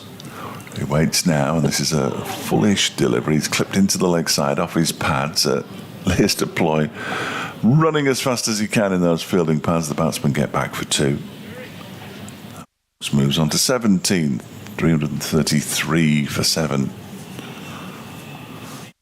Paul Nelson. At the end of the over, 17 to Brooks, 9 to Lenham. 13 overs till tea. Sussex 333. 7. Still trail by 218 runs. See spin again. Mark Watt has removed his cap and his glasses. And Mark Watt, who did the damage this morning by removing Ollie Carter for 56 and Daniel Ibrahim for 6. He's going to come back in place of the man who's done the damage this afternoon, Anuj Dal, whose little spell there finishes 5 overs, 1 maiden, 2 for 9. Yeah, just what the doctor ordered, wasn't it? They took the new ball, picks up a couple of wickets. I mean, the huge wicket of Mohammed Rizwan. Like I said, in the Championship, that Essex have beaten Hampshire by just 12 runs in a low-scoring game at Chelmsford. Hampshire just falling short, 286 in their second innings. Simon Harbour picking up a stack of wickets in that game. I think it could have been not just 15 wickets, the South African off-spinner. With Essex up the Hampshire's chances of the Championship. They were second going into this round of matches. So, Mark Watt holding to Archie Lenham. He's on 9. Jack Brooks 17 off 21. We thought he might give it a bit of a heave-ho. In comes Mark Watt around the wicket, bowls. Lenham plays to short leg. There was a little cry from the slip cordon, or the slip, who is Wayne Madsen. As Fletch says, Lewis Rees is warming up down in front of us. Comes Watt again, round the wicket, bowls. Lenham forward carefully. Plays to mid-wicket, fielded there by Sam Connors. There is no run, all very tense. 3-3 for 7. It's a game. In bowls to Lenham. Lenham covers up, plays into the offside again. There is no run. We're into the 92nd over of the innings. Sussex battling away to avoid being asked to follow on, which we think Derbyshire get the chance. They probably will. Watt in again, bowls. Lenham forward, plays down the offside of the track. Watt fields of his own bowling. There is no run. Lewis Rees going through an ever more vigorous warm-up down in front of us. The left-arm seamer, he thinks going to bowl next. Watt bowls, tosses that right up, and Lenham is not to be tempted. Plays it down the offside of the track. There is no run. He just looks at that leg side boundary then, Archie Lenham, a little glance. Get himself completely bogged down. Bowls, and Lenham just plays very straight to short extra cover. Maiden over from Mark Watt. What he does do is speed up the over rate considerably when he's on to bowl. End of the over, 3-3 for 7. Lenham on 9, Brooks on 17. So the arrears for Sussex now, well, it's just going to do the follow-on. I think they need another 69 to avoid the follow-on. In behind. Yeah. oh, hang on. Yes, a 69. Yes, you're right, Fletch. Sorry, yeah, you're spot on. 69. 218 behind, yeah. Interesting times. And they are, and I'm quite pleased it's not Lewis Rees, because if it had been Lewis Rees, it would have sort of suggested there was a problem with Hayden Kerr, because he's only bowled 1 over from the Cromwell Road end, and he's going to carry on, which is good news for everybody. I want to see anything happen to the Australian. Johnny sent an email in some time ago. I'm sorry, John, I didn't read this out. We're talking about ball checks, and it's all a little bit unnecessary. He said, I'd make it that you have 2 successive ball checks that don't result in a ball change. You get a 5-run penalty. Oh, steady. First ball of a new over is driven away by Jack Brooks for 4 runs. Pitched outside off stump, Brooks. He's a good enough player not to miss out on stuff like that. That was a poor ball. Yeah, that was a half volley, wasn't it? Yeah, a poor ball. Jack Brooks could just swing his arms. Sussex inching ever closer. Deficit down to 214, now 65 away. It's partnership worth 27. deliveries. 7 overs. I can hear voices in the background, Fletcher, at this Cake. time of day. Sometimes it means that cake that may be... I'm not sure. That could be the downstairs, the physiotherapy business that is run downstairs here. Billy Godwin is having a word to Hayden Kerr, but to be honest... Well, it's just don't bowl half volleys outside. No, I agree. I'm not sure whether there's any need to change the man at long leg. He's changing the man at fine leg, but he's just been driven through extra cover for 4. That is a bit bizarre. It is really, isn't it? Perhaps he's going to try and bounce Jack Brooks. He's having a look round and sees Shan Masood moving to backward square leg on the boundary away to our left-hand side. Here comes Kerr around the wicket, bowls. Oh, and a play and a miss from Brooks. Very, very good delivery. Well, I'm not sure it was a very, very poor shot. I'm not sure how good a delivery it was, and he just practices a leave, but he was just tempted into playing it as He was. lower order batsmen, as they prefer to be called, rather than tail enders. But lower order batsmen like to, they can't avoid playing shots at balls that they shouldn't be playing shots at. It appears. No, he's still there. 3 wickets or 65 runs. In goes this next delivery, and he just stands and pushes it back towards the bowler. Do you know what? I think he was itching to get down the wicket and crack that over long on, Fletch. I think he should do it. He just looks to me as if he's reining himself in here a bit, Jack Brooks. So it's a little way out to really go for broke, but I don't know. I think he changed his shot to that delivery. Not easy to tell because he doesn't move his feet into a position where he's going to play a shot. But this next one is defended back to.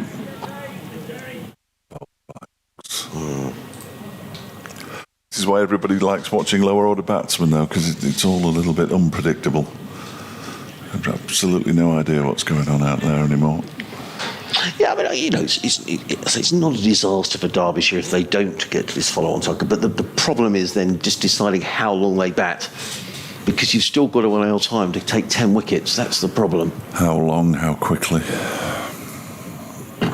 Delivery is an expansive-looking drive from Jack Brooks that dribbles up to Billy Godwin at mid-off. Because, so the lead, if Sussex avoid the follow-on, let's suppose the lead is 140. Oh, here comes the cake. Let's have a look at the cake. Oh, look at this. Bring it in so we can have a look. We were desperate on commentary to have a look at the cake. It looks like something creamy, Fletch. Ooh. What's it called? Strawberry cheesecake. Strawberry cheesecake put into a cake. Wow, wonderful. Oh dear, oh dear. This is me, isn't it? I've lost my concentration. Kerr bowls to Brooks, who guides that down to Anuj Dal at backward point, end of the over. 3-3-7 for 7. We are totally distracted, Fletch. I have no idea by the what's happening out strawberry in front of us. The strawberry cheesecake. I thought it looked very nice as the gentleman brought the cake in for us. Anyway, that's He seemed very proud of himself. he did, and so he should. What if he made it himself? 3-3-7 for 7. 11 overs to go though, so we have to rein ourselves in a bit here. Oh crumbs! Yeah, no, that was me thinking. Well, it's 3:15, not long till tea. No, 11 overs. Well, that's about 3/4 of an hour then. Yeah. Right, okay, well, we're going to have to wait a little until well, maybe not with Mark Watt bowling. Anyway, back to the cricket.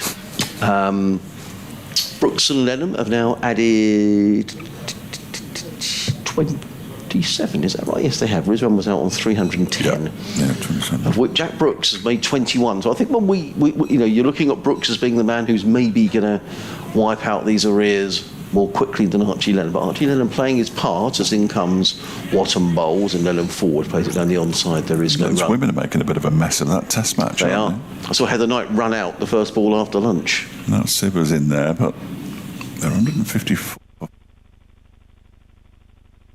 Thornton, as in comes Watson bowls, gives that plenty of air. Lenham is forward. I mean, the tactic seems fairly clear here for Sussex, doesn't it? I mean, Archie Lenham is going to try and hold an end, and Jack Brooks should do all the attacking, but Archie Lenham won't want to get too bogged down. Sussex still with a bit of work to do here. Well, a lot of work to do. Watton again bowls, Lenham forward, plays out into the offside. Watt fields off his own bowling, there is no run. So that's the problem Derbyshire will have. How many more runs do they try and bash? And then you've got to set something In comes Watt, bowls, gives that plenty of air, led them forward. And they'll want to, they're not going to want Sussex to chase these runs down because they'll feel, having largely dominated the game, they won't want to lose it. No, and we've had the thick end of a day's worth of overs, haven't we, to get to this point in the Sussex innings. Watt in, bowls, led them, lets that go. Taken by keeper Brooke Guest, and there is no run. So, you'd think, therefore, 150 lead, supposing they batted tomorrow until lunchtime with a lead of 300, they leave themselves 2 sessions to bowl Sussex out. Is that enough? Bowls, Lennon forward, plays it down the onside of the track, fielded by Watt off his own bowling. It's a maiden over. He has bowled 21 overs, 9 maidens, 2 for 56 as Mark Watt. 7 for 7, Lennon on 9, Brooks on 21. I just kind of wonder here whether this is making Jack Brooks think, I don't know, I need to launch a few here. I think what avoiding the follow-on does do is ensure that I'll be travelling up the M6 at about 10 o'clock at night. Yeah, it does. It does. The only good thing, the good thing is you'll avoid the traffic. The bad thing is you might get the road closures, Fletch. I had that twice last week. Terrible, and what annoys me sometimes, you come under the gantry and there's nothing that says the road is shut. You get to the junction and it's shut, and then you see the yellow lorry and the fella putting out the bollards. And you're thinking, oh dear, now we're going to go for a crawl through wherever it is to get home. However, it's going to be McCurr who's... sorry. Not even McCurr. Conor McCurr. Conor McCurr. Yeah, it's going to be not even Conor McCurr. It's going to be Hayden Kerr. Dear. I've got Kerr written down here. Conor McCurr plays for Surrey. He did. He's had a spell on loan at Derbyshire. Has he? Yeah. He's good for Derbyshire. Round the wicket comes Kerr, bowls him. Well, those stumps are everywhere, and Hayden Kerr has his first wicket for Derbyshire in first-class cricket, and the rest of his teammates mob him, and that, again, is another big blow. Sussex are now 337 for 8, and they're still, 214 behind and 65 away from the fuller one. Great maths, Fletch. No, I've got it written down. I just wondered, Fletch, we were saying that Archie Lennon's doing a good job at keeping out the spin, but I just wonder if it's sort of putting a bit of pressure on Brooks to play the shots, and I think he was looking to play a shot then. Now, the new man coming in, I would imagine, would be Stephen Finn. Excellent. He can hit it. He can hit it. Two of my favourite cricketers in quick succession from opposition teams. Two of the nicest people you could wish to meet, Jack Brooks and Stephen Finn. Yeah. I've not commentated with Jack Brooks, but I've spoken to him a number of times in the past, working up at Leeds, and I've commentated with Finney, who was a real character. Yes. And when he does retire, whenever that might be, I think he's got a future in the media, no question. Went on down to on the Ashes tour, didn't he? Yes, he was. With the BBC, we had a few scrapes with COVID. He was stuck in his room. He was stuck in his room for a long time. He was. But yeah, he's a top man. And now, well, we do have the little and large, the long and the short of it, don't we? Really, we do. One at 3 and the other one at 2'6". Well, I'm not sure what the tactic is here. I mean, do you think? Well, I don't think they can swing. I still think they're too far away at 65. Yeah. But I think you've got to keep the scoreboard ticking. I don't think you can just defend and defend. I think you've got to pick up the ones. You've got to look to be positive. I'm not saying you look to run down the wicket and smash the ball around the ground, but, pick up the ones, pick up the twos, give Godleman something to think about.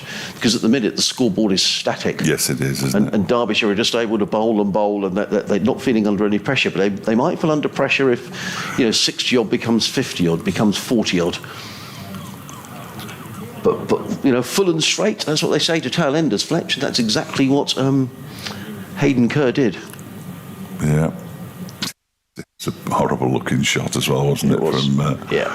From Jack Brooks. It was a proper tail enders shot. Yeah, proper across the line, wasn't it? Round of applause. Obviously doing something away to our right in the corporate area. 2 slips in place then as Kerr is in and bowls to Stephen Finn, who defends this out into the onside where it's fielded by Lears de Bloy. I thought momentarily it is off stump. We're not used to this view, are we? We are wicket. Good job we're not umpires, Fletch. I thought that breached his defences. I reckon that's a nice raffle prize or something next door. Judging by the clientele, I would imagine that the first prize is not a box of chocolates. No, it's not that 5% proof wine that everybody keeps bringing back. Yes. Kerr in again around the wicket, bowls, and that is driven out straight, just loops straight to Sam Connors, and that is the most tame dismissal I think I've ever seen.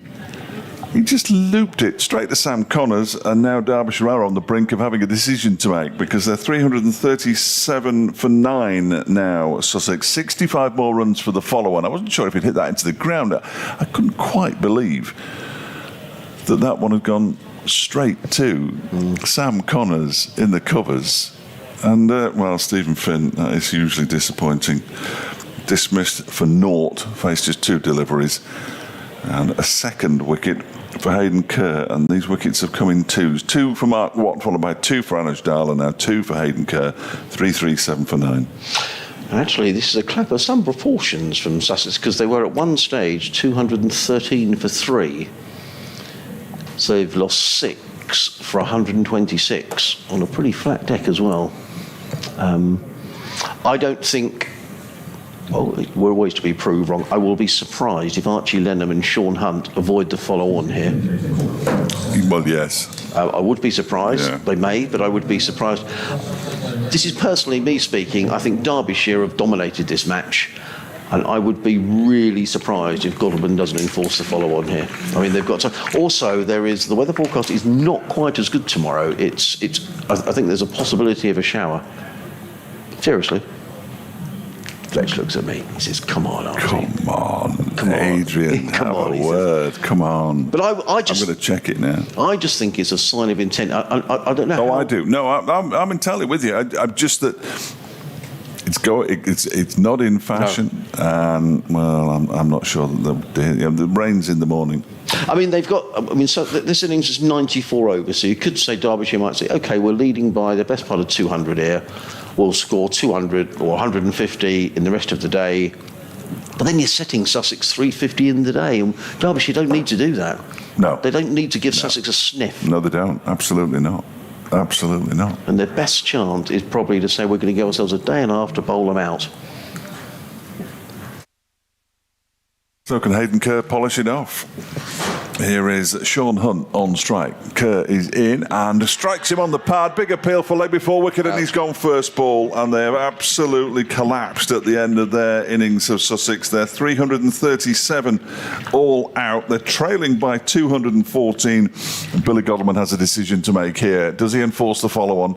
Well, I would. We'll wait and see what he does. 3 and 4 balls there for Hayden Kerr. Yeah. Remarkable. He's finished with figures of 3 for 63 from 18 overs, and he'll be very, very happy. But in this spell, 2 overs and 4 balls, 3 for 10. Well, that's a capitulation for Sussex, isn't it? It certainly is. Certainly is. And I'm going to go and tell the people of Derbyshire the good news. So they've lost. Sussex have lost, in my records, they have lost 7 for 124. If they lost 1, 2, 3, 4, 5, 6, yeah, that's today. Is it just today? From 213 for 3. For 3. Yeah. And actually, since Mohammed Rizwan were out, they were 241 for 5. Well, actually, when Rizwan was out, they were 310 for 6. So they've lost their last 4 wickets for 27. Yeah. Not great. Archie Lenham, the dark batsman, he made 9. From 30 deliveries, but nobody stayed around. Now, this is the heavy roller. I don't know what that means. No, I don't. But it does look heavy. It is heavy, though, isn't it? I will be really, really surprised if Billy Godwin doesn't enforce the follow-on here. We've got 41 overs left in the day. So 39 now, yeah. 39 left. I think the Derbyshire boys might think, come on, let's give it our all for 39 overs here. Because that's the best chance I think Derbyshire have of winning this match. I do hope so. Let's wait and find out, shall we? Yeah, we'll have a little breather for a moment. In fact, I've got an update to do, Fletch, so I'll leave the... we'll wait for the decision to be made. As soon as we get the news, I wonder whether the Derbyshire boys will just go in the dressing room and have a little natter and say, right, come on, what do we want to do? I just think from a Derbyshire point of view that if they don't enforce the follow-on, it just takes too much time out of the game. I mean, they could bat tonight. The lead is what? Right, dreadful maths. 5-5-1 less 3-3-7.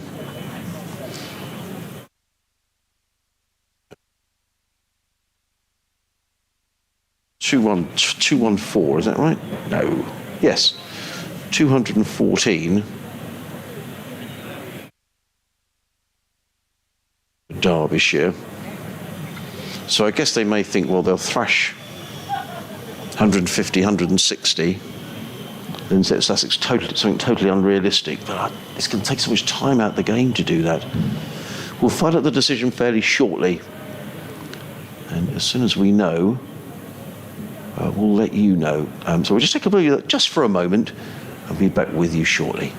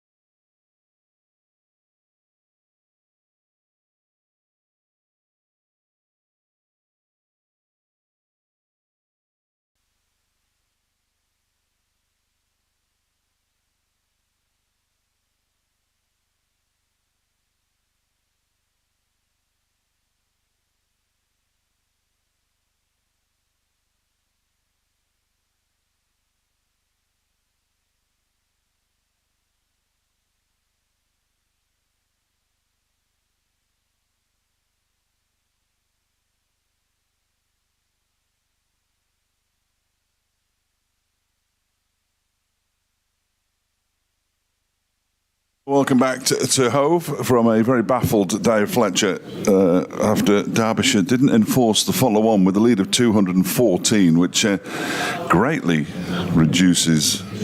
You'd think the chances of winning the game were far higher had they enforced the follow-on, because they've got the security of a second innings, and now they're going to have to decide when they pull out of this one. And, well, if they don't score the runs quickly enough, then who knows. Two opening batsmen are making their way out. Shan Masood and Billy Godleman. Masood will take the first ball, always does.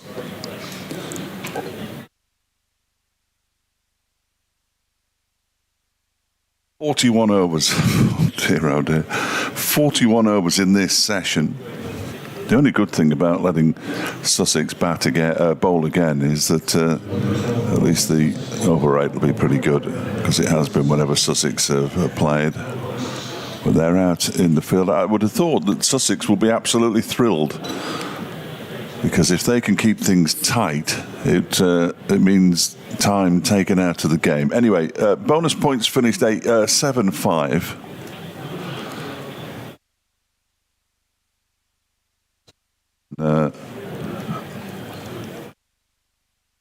It's going to be Jack Brooks to open up from the Cromwell Road, and shown some real intent, and been the aggressive thing to do by Derbyshire to what's the follow on, but there we go. Love to know whose decision it was, whether it was Billy Godleman, whether it was a coaching staff, it was a collective decision amongst the whole team. Anyway, Jack Brooks is going to be bowling to Shan Masood. His final innings for a while for Derbyshire before he pops off to Sri Lanka, and Brooks bowls to him and he pushes that one out into the offside, and he takes a single, and the lead starts to build. Well, I'm very surprised, Fletch. I just think a Sussex side who are desperately low on confidence. I mean, they've lost 4 for 27 at the end of that innings, 3 for 0. I think there'd have been, personally, I think there'd have been relief in the Sussex dressing room. I said that before you arrived, but they've let them off the hook. It's increased Sussex's opportunity, if they can keep it tight, yes, to at least get out of this game with the draw now. And I don't think they would have done if they'd been asked to follow on. Godleman drives the ball out into the offside. Poor piece of fielding at extra cover. Very poor. The ball is completely missed. That was Tom Haynes. Tom Haynes, was it? Yeah. I'm just trying to see who it was. It was Tom Haynes. He dived to his right, missed the ball completely. 2 without loss. It'll be interesting to see who's calling the shots out here, because Tom Haynes doesn't often field in the covers. Sort of mid-on, isn't he, normally? Yes. Mid-on, mid-off. Brooks bowls. It's a check drive straight to the man who is mid-off. It was Mohammed Rizwan. Yeah, so we just see who calls the shots. I wasn't looking. I was busy sort of I didn't see. Busy sorting out sort of interval stuff. But I agree with you. I'm unless the Derbyshire boys have said we're absolutely worn out. That's the only thing I can think of. Bless. Here's this next one from Brooks, driven, fielded by Haynes. Dot ball. I tell you how the mindset of the two sides. Already there's one slip and fielders all over the place, so it's difficult to score quickly anyway. Four fielders on the boundary. Yeah, I find it very odd. You'd think the Derbyshire probably got to back the rest of the day now as well. I mean, by the time we get to speak to Mickey Arthur tomorrow, they might have won the game. Who knows? But if they don't, now then, Shan Masood plays the ball into the ground, and it loops up in the air and is collected by Jack Brooks at the end of his follow-through. Because they all want to leave. I mean, just suppose so the lead is 2-1-4 rather. So let's say they score at 4 and over of these 40 overs. That's 160. The lead is 380-ish. That'll do it, won't it? Well, I mean, that means Sussex all day to score the runs. If for 96 overs, that's a lot of runs to score. Brooks bowls, and that's guided by Masood out to backward point, and they go through for another single. There's going to be a lot of singles, you fancy. 4 without loss at the end of the first over. Right, let's watch here and see who's in charge of Sussex. Well, Steve Finn is taking the jumper off of Sean Hunt, and he's giving it to the umpire. And Tom Haynes is chatting away to Sean Hunt. Just keep a little eye on this. I think nobody's in charge. Well, it's interesting that Steve Finn came running up to get the ball, and now I think Steve Finn's in charge. Oh, hang on, now Sean Hunt knows he's going to have a word to Tom Haynes. Right, okay. I thought for a minute he was going to go and speak to Steve Finn then, didn't you? But it's okay. So I think we can say that it is Tom Haynes who's in charge. Yeah, he's directing the traffic. So what's the time? 10 to 4, 40 odd overs to be bowled. Exactly 40 overs to be bowled in the rest of the day. Well,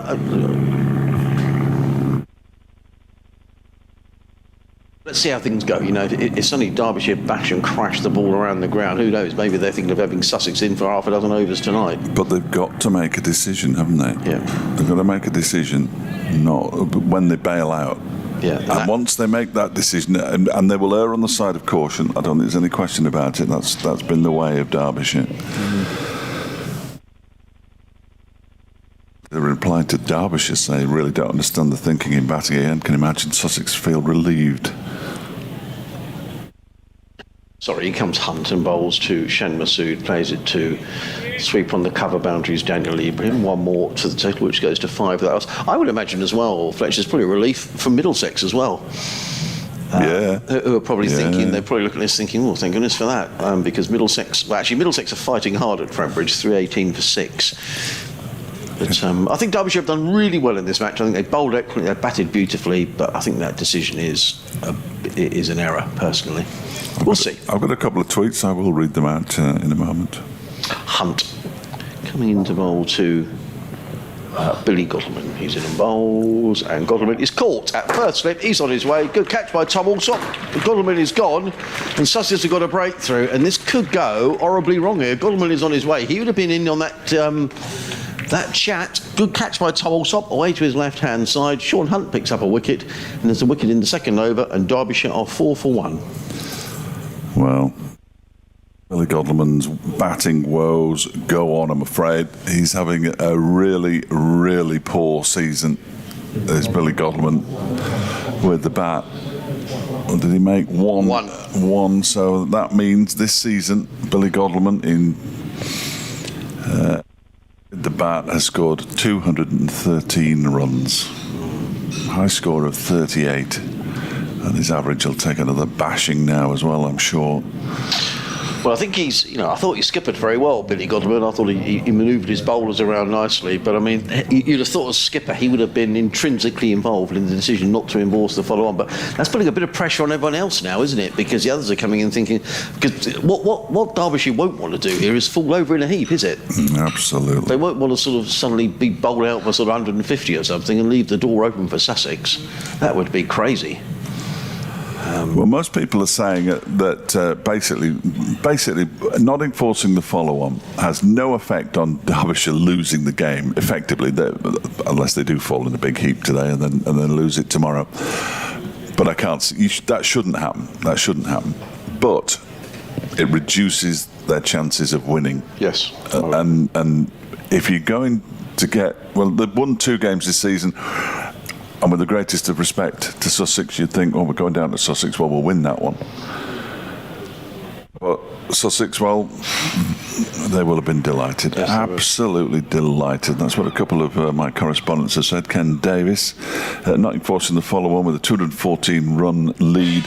An idiotic decision, absolutely no effect on the chances of losing the game, but greatly reduced the chances of winning it.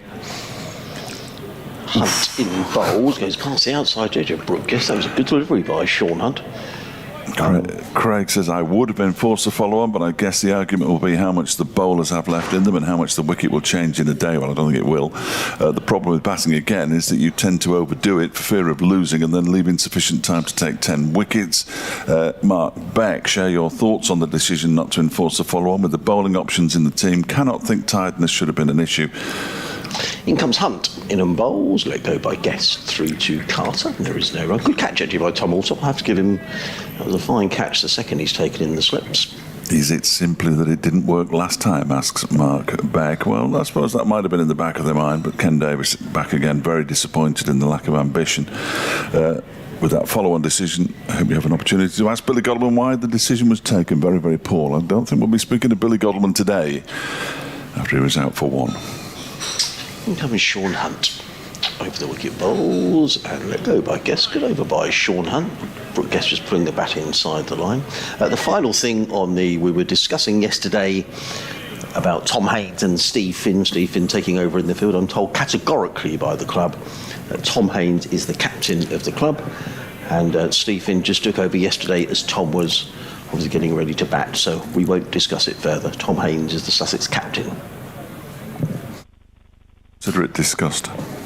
Hunt in again, bowled to Guest, who plays to Tom Haynes at mid-off, and there is no run. It is the end of the over. Good over by Sean Hunt, in fact a wicket maiden from the young Sussex seamer, and Derbyshire are 4 for 1. It means the lead is 225. Masood on 3, Guest yet to score. You've just startled me there. Leads 218. Sorry, yes, no. Sorry, John. Sorry, you got overexcited there. I did. Yes, the lead was 214. I do apologise. 280. I thought my mouse had really gone. I'm going to write it at the top of my page. I thought it was 2. Got an email of Greg Watts. Very surprised at our decision to bat again. Poor old Billy again. How long can Mickey Arthur persist with him opening the batting when he's in such bad form? Here's Jack Brooks in bowls, and that one is driven by Shan Masood out into the offside. There's a bit of a fumble and there's a shy at the stumps as well. It misses. Masood turns and thinks about coming back for the second. It was Tom Haynes who initially misfielded and then turned around and shied at the stumps, but another single is added to the total. Shan Masood moves on to 4-5 for 1. Billy Godleman's figures now this season, 13 innings, 213 runs at 16.3. It's not really. I think as well the difficult thing there is as well that you'd have thought he's heavily involved in the debate about whether to endorse the follow-on or not. And as a skipper, maybe you're thinking, right, I need to lead from the front here. Could not agree more.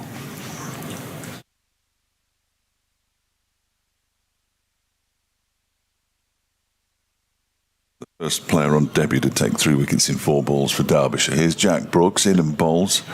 That is defended by Brooke Guest up towards mid-on. Mohammed Rizwan is fielding there, and there's no run because he still has the chance of a hat-trick because he took the final 2 balls with the final 2 wickets for the final 2 balls. And it's not a proper. It is a proper hat-trick, I know, but it's not one of those that gets the juices flowing. No. But it is a hat-trick chance. He'll take it. The chances of me remembering that are slim to none. This next delivery is through to the keeper from Jack Brooks. Brooke Guest. Yeah, to get off the mark. We've got Brooks and Guests and Haydens and Kerrs and all sorts. But just no wonder I'm confused. A lot. Delivery. It'll be the 4th delivery of the over. In comes Brooks and bowls, and that one is guided out into the offside, backward as square. Delray Rawlins with the fielding. David Griffin was making the point that sort of every over that's used up here lessens Derbyshire's chances. Yes, and increases Sussex's chances of a draw, or maybe more, because and now with this early wicket going down, Derbyshire probably think, well, we don't take too many chances here, because if they suddenly find themselves 20 for 3, Sussex will think, crumbs, the door's slightly open here. Yeah, no question about it. It's a baffling decision on so many fronts. In goes Jack Brooks, and it's clipped away into the leg side by Brooke Guest. They're going to come back for 2. He's halfway down the track, and he's sent back by Shan Masood, which was probably the right decision. So Brooke Guest is off the mark with a single. It's 6 for 1. It races up to 220. What lead do you... Well, I mean, will they allow themselves overs to bowl Sussex out? I mean, you think they bowled Sussex out in, 90... Note of the overs. No, I didn't. I can find that. I'll do it in a minute, it's all right. 94.4 overs. This one is turned into the leg side by Shan Masood. He'll pick up another single, which basically means that you've got tonight and then 96 overs tomorrow. So they did it in 94 overs and 4 balls. Okay. Yeah. So whatever the lead is tonight, Derbyshire declare. They won't. But at the moment, that lead is only 221. You're listening to live cricket on BBC Radio Sussex, BBC Radio Derby. Adrian Harms, Dave Fletcher. You may be watching via the Sussex Cricket Club live stream. And if you are, a very warm welcome, and you will see it's a glorious afternoon at Hove. Lots of blue sky, a few high-level clouds. A lovely afternoon down on the south coast. You see the Sussex coaching staff are making their way around the outfield. Sarah Taylor with James Kirtley. I think that's Grant Flower there as well. As in comes Hunt, bowls to Shan Masood, who plays down the offside and picks up a single. It was straight to Steve Finn. Masood very keen not to get himself bogged down here. He goes to 6. Derbyshire are 8 for 1. So maybe a little bit of a debate. I think Grant Flower is just pointing something out, maybe trying to get... talking to Daniel Ibrahim, who's fielding out there in front of the clock tower scoreboard. Hunt. Away from us. In bowls and clipped away by Guest down towards fine leg. That's going to be 4 runs. Just hurrying down the leg side there was Sean Hunt, and Brooke Guest very quickly tucking inside the line and flicking the ball around the corner for 4 runs. His goes to 5, and Derbyshire to 12 for 1. Just a reminder, Sussex bowled out for 337. Wonderful knock by Mohammed Rizwan, making 130. Ollie Carter, his 3rd consecutive half-century. He made 56. Sussex bowled out for 337, but losing the last 7 wickets for 124. In comes Hunt again, bowls, and Guest again turns this down to fine leg, but there's a fielder right the way down on the boundary who is Jack Brooks. Gets in the throw. 1 more to Guest. He goes to 6, joining Shan Masood. So the lead for Derbyshire was 214. And certainly the feeling here in the press box was that they would enforce the follow-on, but for whatever reason, Derbyshire have decided not to. It's going to be Sean Hunt. Comes in, bowls to Masood, who pulls this away onto the leg side. Alior is in hot pursuit, and he can't stop it, and it's run away for 4 runs. Orr is prostrate on the floor as he hauls himself to his feet, but that was always a difficult chase. You're chasing the ball down the hill, and you're running downhill at the same time. And there was a bit of a groan as Alior didn't feel that, but I think that was a decent effort. He looks disappointed with himself. Masood to 10, Derbyshire to 17 for 1. Yes, it is James Kirtley who's just wandering around, hands in pockets. He's stopping to talk to a couple of people in the corporate area away to our right-hand side. Sarah Taylor there as well. As in comes Hunt, bowls, and Masood is forward. He's going to take a quick single. Tom Haynes is in very quickly, but it's good running by Shan Masood. As soon as he played that, he was on his way for the single, and Tom Haynes very quickly in from mid-on, couldn't do anything about preventing the single. Masood to 11, and Derbyshire 18 for 1. Add to that 214, and you get the Derbyshire lead. They're already a wicket down with Billy Godleman out for a single with the score on 4. It is in bowls to Guest, who plays to Rawlins at mid-wicket. The throw comes in. I think it hit. Did it hit the stumps? Yes, it did hit the stumps and just ricocheted away onto the offside. But no additional runs resulting. The end of Sean Hunt's 2nd over. 2 overs, no maidens, 1 for 12. Derbyshire are 18 for 1. Masood on 11. Guest is on 6. We have 37 overs remaining in the day. And the first of those is going to be bowled from the Cromwell Road end by Brooke Guest. I'll give you the scores in the other games in a few moments' time. Let's start with the test match down in Taunton. England women 179 for 5, which is something of a recovery because at one stage England were 121 for 5. Natalie Shiver 57 not out. We were talking yesterday about Alice Davidson-Richards. She's 22 not out. Over the wicket. wicket bowls, and Masood, that's a gorgeous looking shot. A cover drive, he's going to get at least a couple of runs. Alior is very quickly round on the cover boundary, gets in the throw, 2 more to Masood. He goes to 13, the total to 20 for 1. Elsewhere in the county championship, Essex have beaten Hampshire by 12 runs at Chelmsford. Gloucestershire 16 without loss in their second innings, trailing Lancashire by 49. Looks like it's heading for a draw at Wantage Road. Warwickshire 258 for 6, trailing Northants by 193. Kent are following on at the Oval against Surrey. In comes Brooks and bowls. And Masood clips this through mid-wicket. More runs here. Ibrahim in hot pursuit, but he won't catch that. The outfield is lightning fast. Masood onto that in a flash and cracked the ball away through mid-wicket. He goes to 17. And Derbyshire to 24 for 1. Kent bowled out for 331 in their first innings, following on 342 behind Surrey, the leaders of the county championship. Division 2 scores I'll give you in a moment. And Masood just waits. 17 off 13 deliveries for Shan Masood as in comes Brooks. Bowls, and Masood's at it again. Clips that one away to deep mid-wicket, fielded by Ibrahim in front of the scoreboard. One more to Masood. He goes to 18. Total to 25-1. At Trent Bridge, Middlesex now 321 for 7. John Simpson out for 92. Luke Coleman on 37. Middlesex still trailing by 230. I'd imagine that Nottinghamshire will enforce the follow-on in that one. Well, yeah, because they're a team who are aggressive and want to win games of cricket. If it gets to that. Glamorgan at New Road are 123 for 3, needing 209 more to beat Worcestershire. That could be a good finish. I'm only standing up to get rid of some of this frustration. In comes Jack Brooks to bowl to Brooke Guest.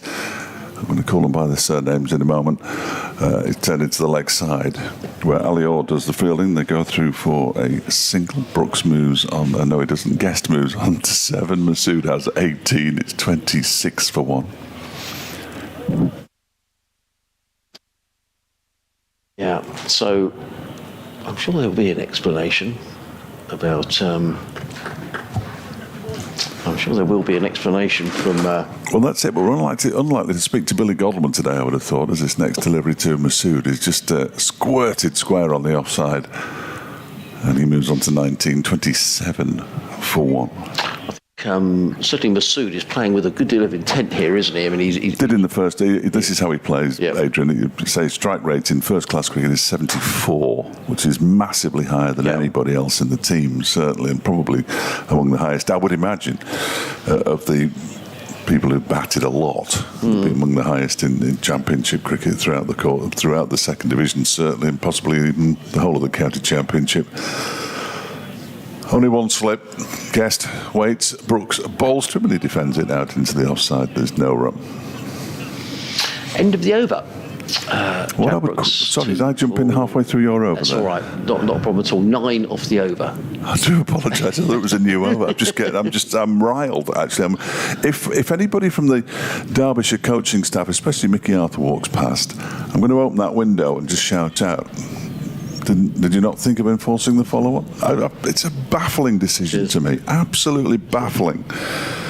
Just look down to our right-hand side, I can see the former Sussex opener, Chris Nash, who's obviously in the corporate hospitality area, nattering away there to James Curley and some presumably other Sussex supporters in deep conversation. Good to see Chris. As in comes Sean Hunt running in over the wicket bowls, and Masood places down the ground. That's a lovely shot, and well fielded by Tom Haynes, the Sussex skipper, diving across at mid-on. Prevents anything more than a single. That was a good stop by Tom. Masood goes to 20. Derbyshire 28 for 1. To that you need to add 214.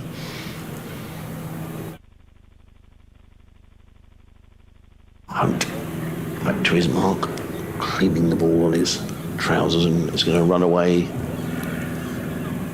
Russ, or shining the ball, I should say. Cleaning is the wrong word entirely.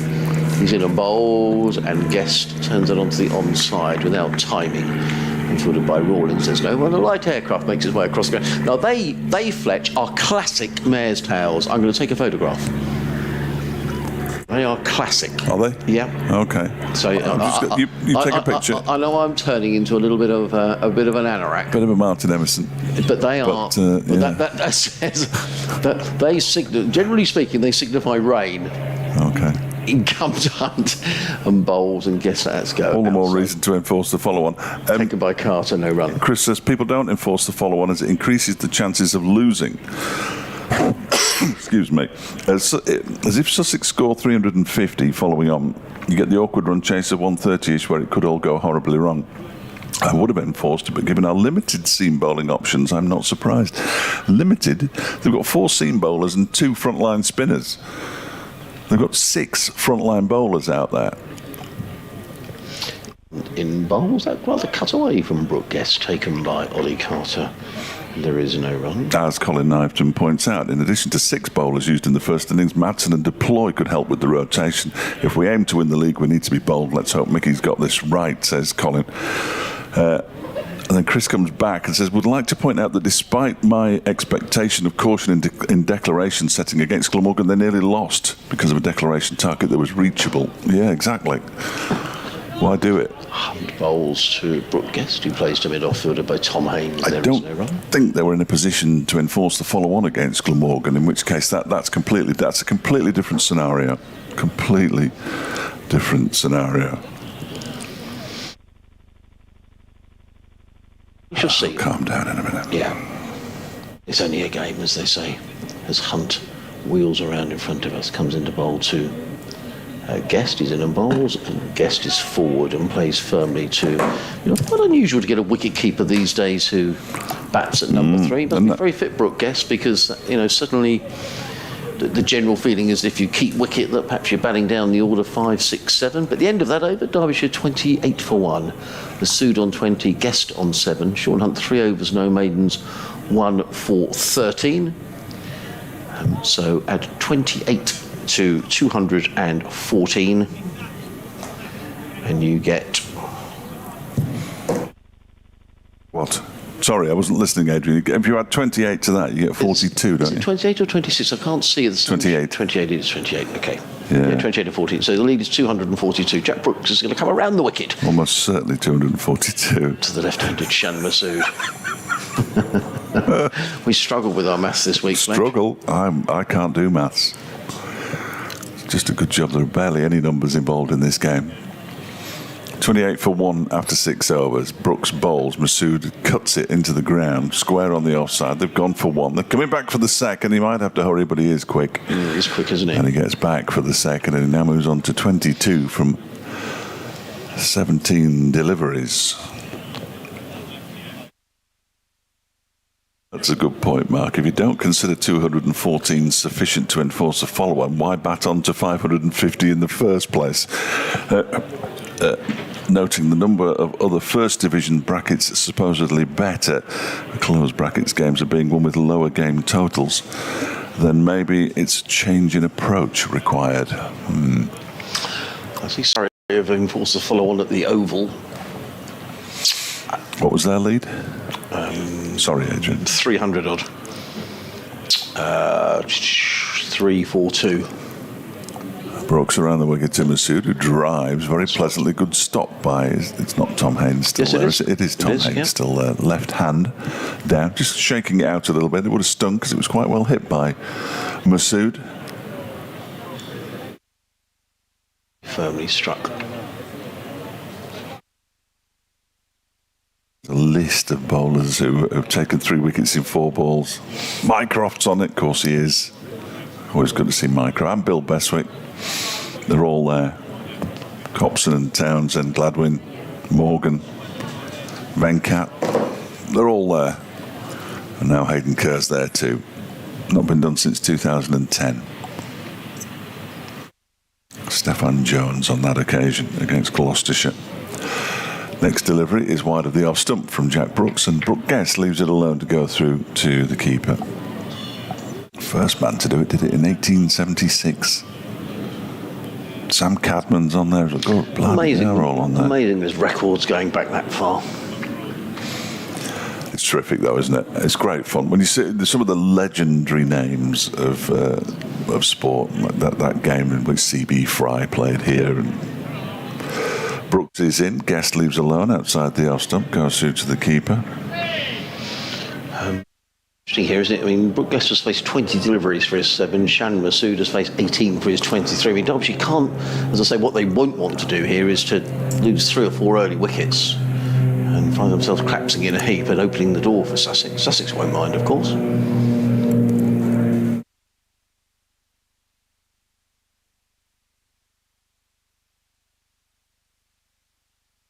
Bowles Guest pushes it up to mid-on. Brooks bowling to Brooke Guest is just ridiculous what's happening.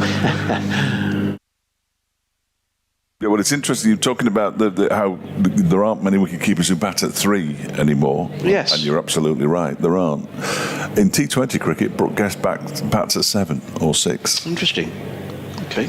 But this is going to sound awful, he's a proper batsman.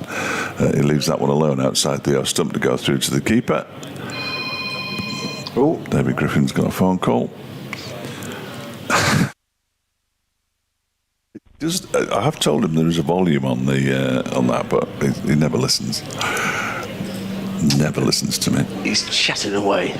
Next order. So end of the over. We've got another 34 overs to be bowled tonight. The corporate lunch seems to finish, and people are standing outside enjoying a nice glass of wine or maybe a beer or two. All very pleasant down here.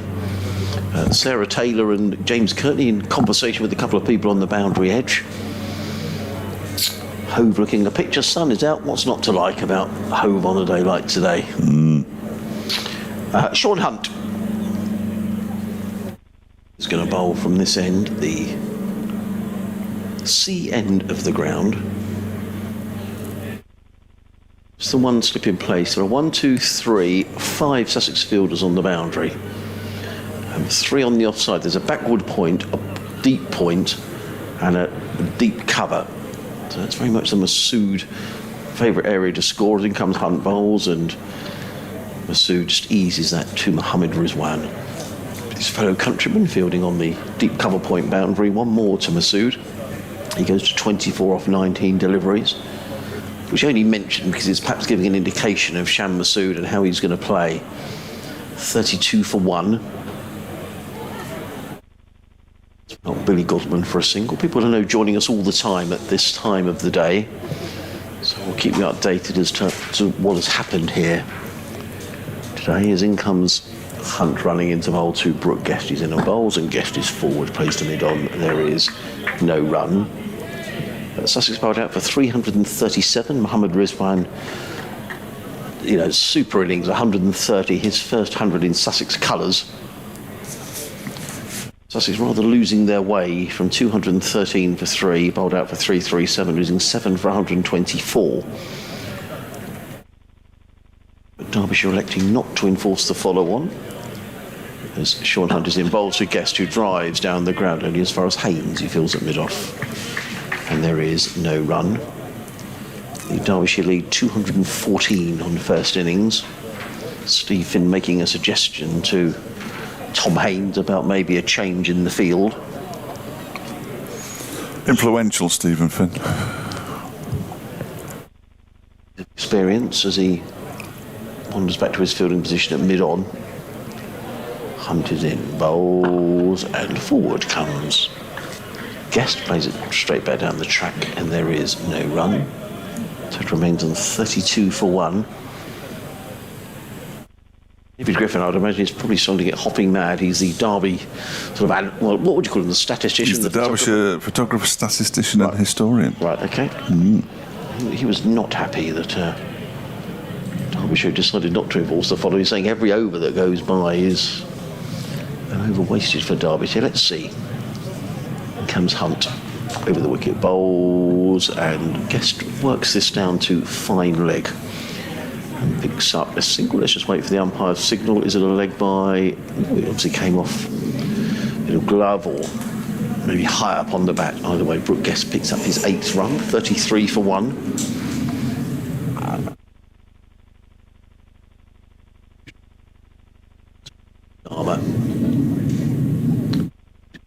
so far. Coated a good catch by Tom Alsop, dismissing Billy Godman for just a single when the total was on 4.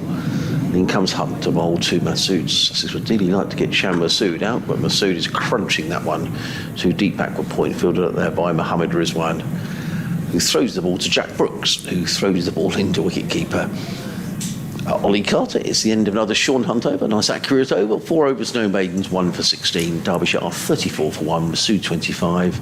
Guest is on 8.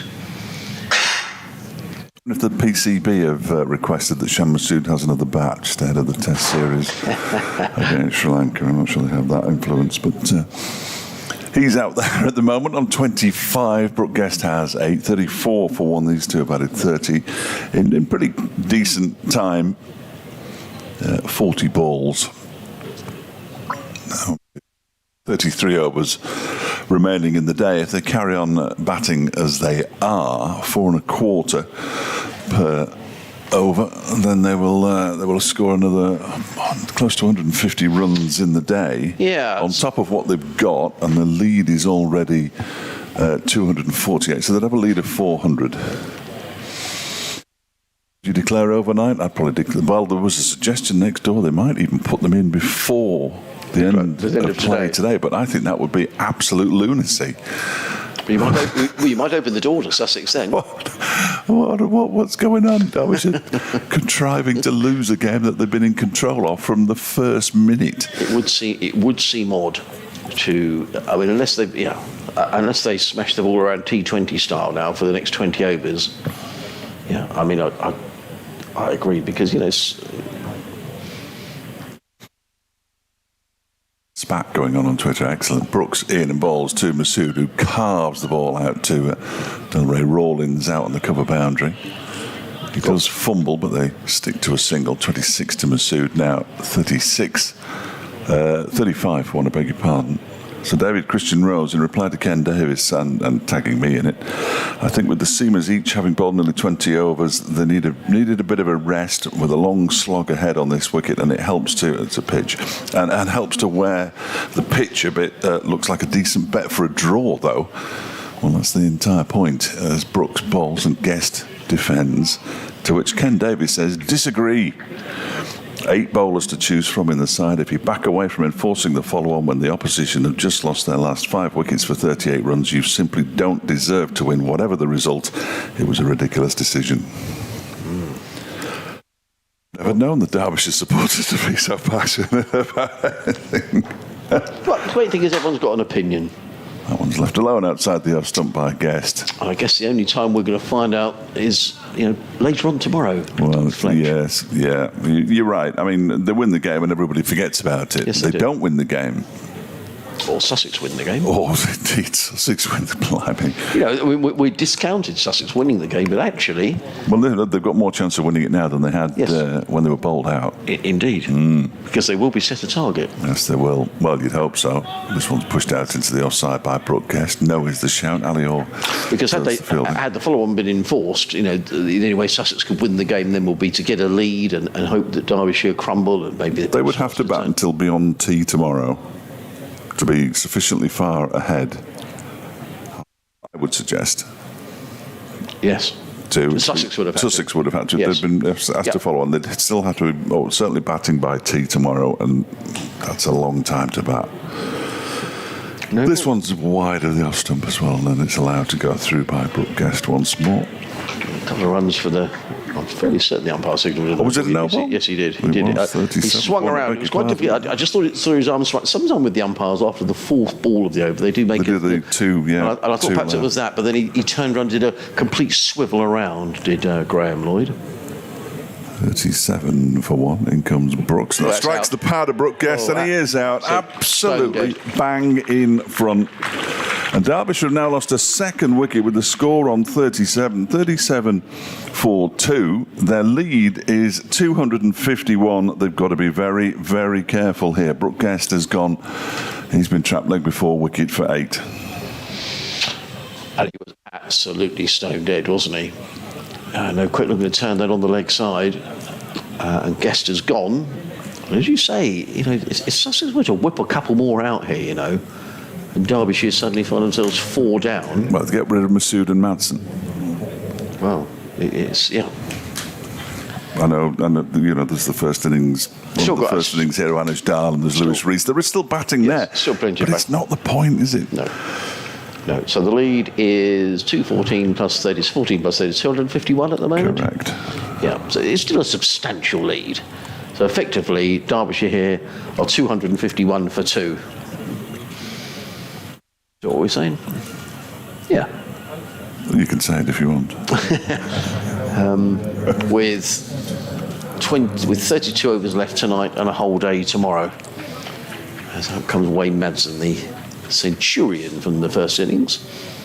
But we could see from here we are absolutely wicket to wicket that he was absolutely stone dead. There was Guest right in front, plumb LBW. Well, David Christian Rose comes back and says, well, they should still get 100 overs to bowl them out. That means they're going to have to bowl 4 overs at them tonight. Which means they can only bowl to 27 overs. They're going to be back for another 27 overs, so they're going to have to get a move on here. Not sure an extra 40 makes a difference. If Sussex are batting after 100 overs, they would be well past us anyway. But just no. I'll tell you what, boys, I'll leave you two to have a chat on Twitter. I'm going to get out of it now because it's driving me nuts.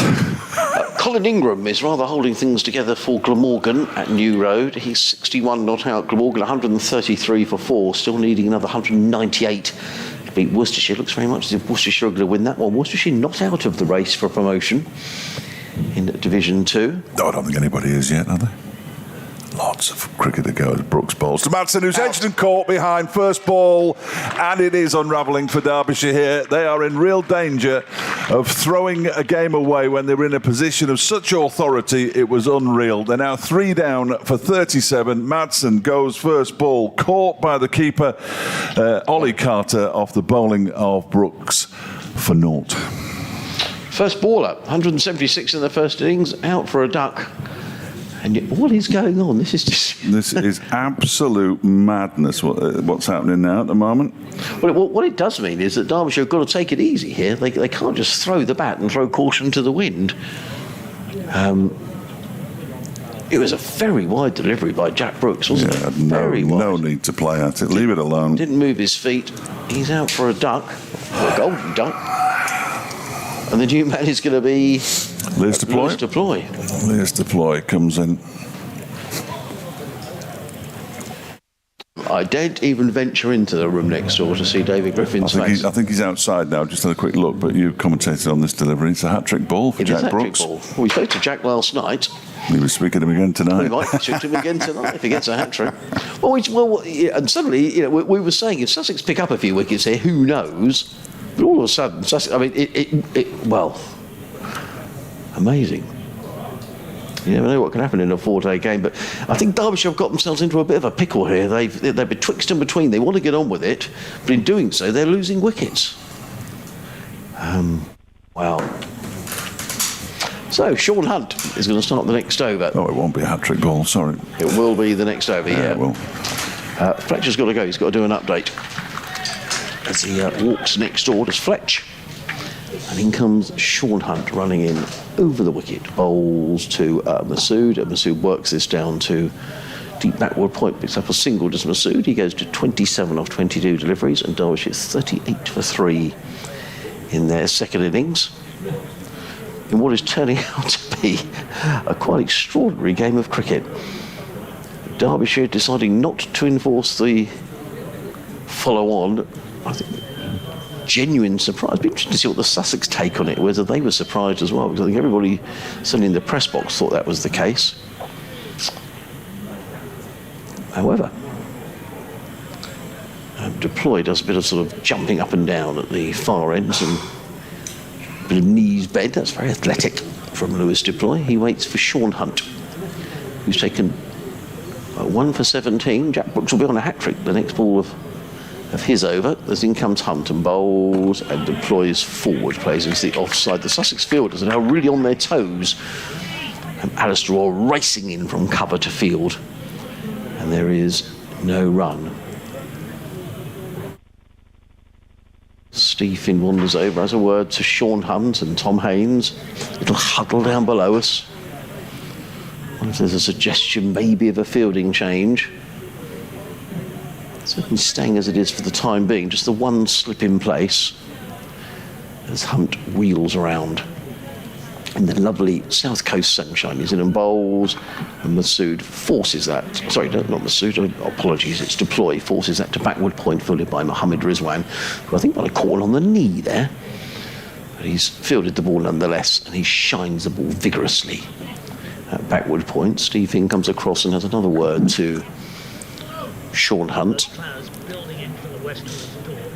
Gentle winds, overnight lows between 10 and 13, so a little bit on the cool side. Tomorrow morning, that band of cloud will sweep in from the west, few spots of rain in the afternoon. And comes Hunt again and bowls, and Deploy plays that away into the offside, and there is no run. Rain, some of it again turning heavy. Few scattered south and showers during the afternoon. Friday is going to be much better, which is going to set us up for an sunny spells with few isolated showers breaking out during the afternoon, but all in all, nice Saturday and Sunday, plenty of sunshine to be looking forward to as well, but you can't rule out more rain, I'm afraid. Sean Hunt Cricket on his way right for us. It is Bowls. Yes, hello, Sean. An intriguing game of cricket here at Hove. Derbyshire in their second innings, remarkably, are 38 for 3. 2 wickets for Jack Brooks, successive deliveries. In fact, he'll be on a hat-trick the next over he bowls from the Cromwell Road end. The other wicket for Sean Hunt. This all after Sussex were bowled out for 337. Mohammed Rizwan making 130. Derbyshire with a first innings lead of 214, surprisingly deciding not to enforce the follow-on, and now 38 for 3 in their second innings. Meanwhile, at the Oval, Surrey have enforced the follow-on against Kent. Kent 29 without loss, but still trailing Surrey by a massive 313. Nice one. Thanks a lot, Adrian. Thank you, Sean. And here comes another Sean Hunt running in over the wicket. Bowls to Masood. Oh, there could be a run out here. If he hits the stumps, he's out. Oh, he misses. My word. Well, that was very nearly a run out. It was played to the onside by Shan Masood, and the person you do not want to take a quick single to is Delray Rawlins. That's exactly what they tried to do, and Deploy was stranded in the middle of the pitch. Rawlins was in very, very quickly, got in the throw, it missed the stump. And Derbyshire just seem a bit confused here about what are the tactics here? They're 39 for 3 and very nearly 39 for 4. Down at the far end of the ground, Tom Haynes is again nattering away to his bowlers, talking to Steve Finn, all the experience bringing to bear. And it's going to be Jack Brooks, who's on a hat-trick. Is the unknown bowler from Somerset. He's going to be bowling to Lewis Deploy. There are now 2 slips in. Yeah, well done, Tom. Let's have let's get a couple of attacking fielders in there. There's Jack Brooks on a hat-trick from the Cromwell Road end. He's in a bowl to Deploy, and Deploy cuts this away down to third man and picks up at least 1. They'll think about 2. That's all there is. So, well bowled, Jack Brooks. There's a nice round of applause from his Sussex colleagues. Goes to 40 for 3.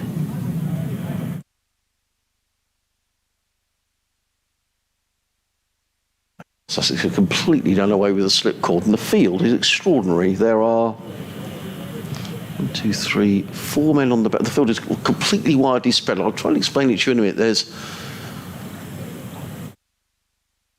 Brooks is in, bowls, and Masood drives to the offside. He's found the gap despite all the fielders out on the boundary and widely flung. Masood drills the ball through mid-off for 4 runs. So just describe the field. There's a mid-on, Steve Finn, who's saving 1. There's a deep mid-wicket, who is Dan Ibrahim, a fine leg, who's Sean Hunt. Then on the offside, there's a third man, a backward point, a deep cover point, a mid-off, who's not saving 1, that's Mohammed Rizwan. Tom Haynes is in extra cover saving 1, and then sort of a deep extra cover who's allowing the single. Good shot by Masood. I mean, considering the amount of fielders who are out, he just belted that through the covers for 4.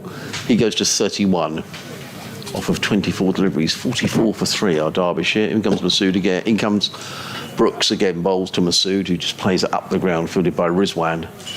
And it's a single on this occasion. I would imagine the field will now come in for Louis Deploy. He's on 2 of 5 deliveries, 45 for 3.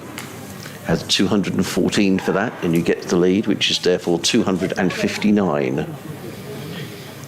Wonderful player to watch, isn't he, Shan Masood? Oh. I mean, just an absolute delight. Strokes the ball. Look at his strike rate at the moment. 32 off 25. Yeah, I mean, we enjoyed watching him up at Derby earlier on this season. Very different sort of innings he needs to play here. Brooks into Deploy, who drives through the covers. Nice looking shot for a single, footed by Rawlins on the cover boundary. One more to the total. 46 for 3. Again, the field completely spreads. That's the reason why it's not as simple as saying, they can play it like a T20, because they can't, because everybody can stand on the boundary, Yes, can't they? Of indeed course. they can, yes, absolutely. No fielding restrictions here in proper cricket. I mean, there are singles everywhere on the leg side. Still 3 men saving one on the offside. 2 men out as in comes Brooks and bowls. And Masood is cutting that one down to Archie Lennon, who's very quickly round the boundary. Well fielded by Archie Lennon. Got round nice and quickly, prevented. I thought that was going for a boundary initially, but Lennon was very quickly round. And Masood goes to 33. I mean, Masood and Rizwan in this game, I mean, Wayne Madsen batted beautifully as well, but in terms of elegance of batting and just looking as if the game is ridiculously easy, Class apart. those two have been magnificent, yeah. Mohammed Rizwan is now making a point to Tom Haynes, maybe a suggestion using all his experience. You're not suggesting that Rizwan's the captain, eh? No, I'm not. Oh, no, okay. No, I'm not. No, I'm just checking. And now there's a big debate going on. It's between Rizwan, Brooks, Finn, and Tom Haynes. Lots of people in a huddle. I wonder if we're going to see a change in the field. Well, we've got the slip in. We haven't got a slip in for Shan Masood. But of course they've carried across their +10, haven't they? +10 as well, so they can take as much time as they like. Yes, they can. Yes, you're quite right. Yeah, it's extraordinary, isn't it? +10 on the over rate. Yeah. No, they can take it, and it's a lovely evening, so, We'll stay at 8 o'clock. In comes Brooks, bowls, pulled away by Masood, and he's going to be caught at mid-on. Sorry, Deploy is caught at mid-on, and there's another wicket for Jack Brooks. And Derbyshire have lost 4 wickets here. Deploy is out for 3. He was short. He went to pull the ball. He's caught by Steve Finn. Another wicket goes down, and Derbyshire are 47 for 4, and Sussex might be batting again tonight. Yeah, absolutely. No, well, it's ridiculous. It's absolutely ridiculous. The lead is 261, which clearly isn't enough. No. Enforce the follow-on, have the insurance policy of having to bat 4th. The pitch isn't going to deteriorate that much. It's barely changed over the course of 3 days. And now 3 of your best batters are back in the pavilion. 4 of your best batters are back in the pavilion. I don't know what to say, Adrian, if I'm entirely honest, without getting myself into an awful lot of trouble. I think they've batted appallingly in this second innings, with the exception of Shan Masood. And if they lose this game, or if they don't win this game, they'll get exactly what they deserve. Well, the new man is presumably going to be Lewis Rees. Is that right? Who's coming out? I mean, there's still plenty of batting in this Derbyshire side. Rees, Dahl, and Kerr, Thompson, they can all bat. We saw that Mark Watt could bat as well, but it's just Archie Lennon is warming up. I don't know whether Archie is just trying to catch his skipper's eye, or is he going to bowl? I think young Archie is going to get a bowl, He's taken off his cap and he's given it to umpire Adnan at this end of the ground. Adnan. And it is going to be a bit of Archie. So I wonder if that was the debate was about. Yeah, he's got 2 left-handers to bowl out, which isn't necessarily ideal. He's going to bowl around the wicket by the look of it. Is this Lewis Rees who's come in? It is Lewis Rees. Yeah. Another left-hander. Not Fred Titmus. Technology's great. Listening at 30,000 feet to Dave Fletcher talking about proper cricket. Who's that? Is that not Fred Titmus up at... well, he's not at Lord's, obviously. He's on a plane somewhere. I hope he's on a plane. Otherwise he's in trouble. Well, what an extraordinary day's cricket we've had, Fletch.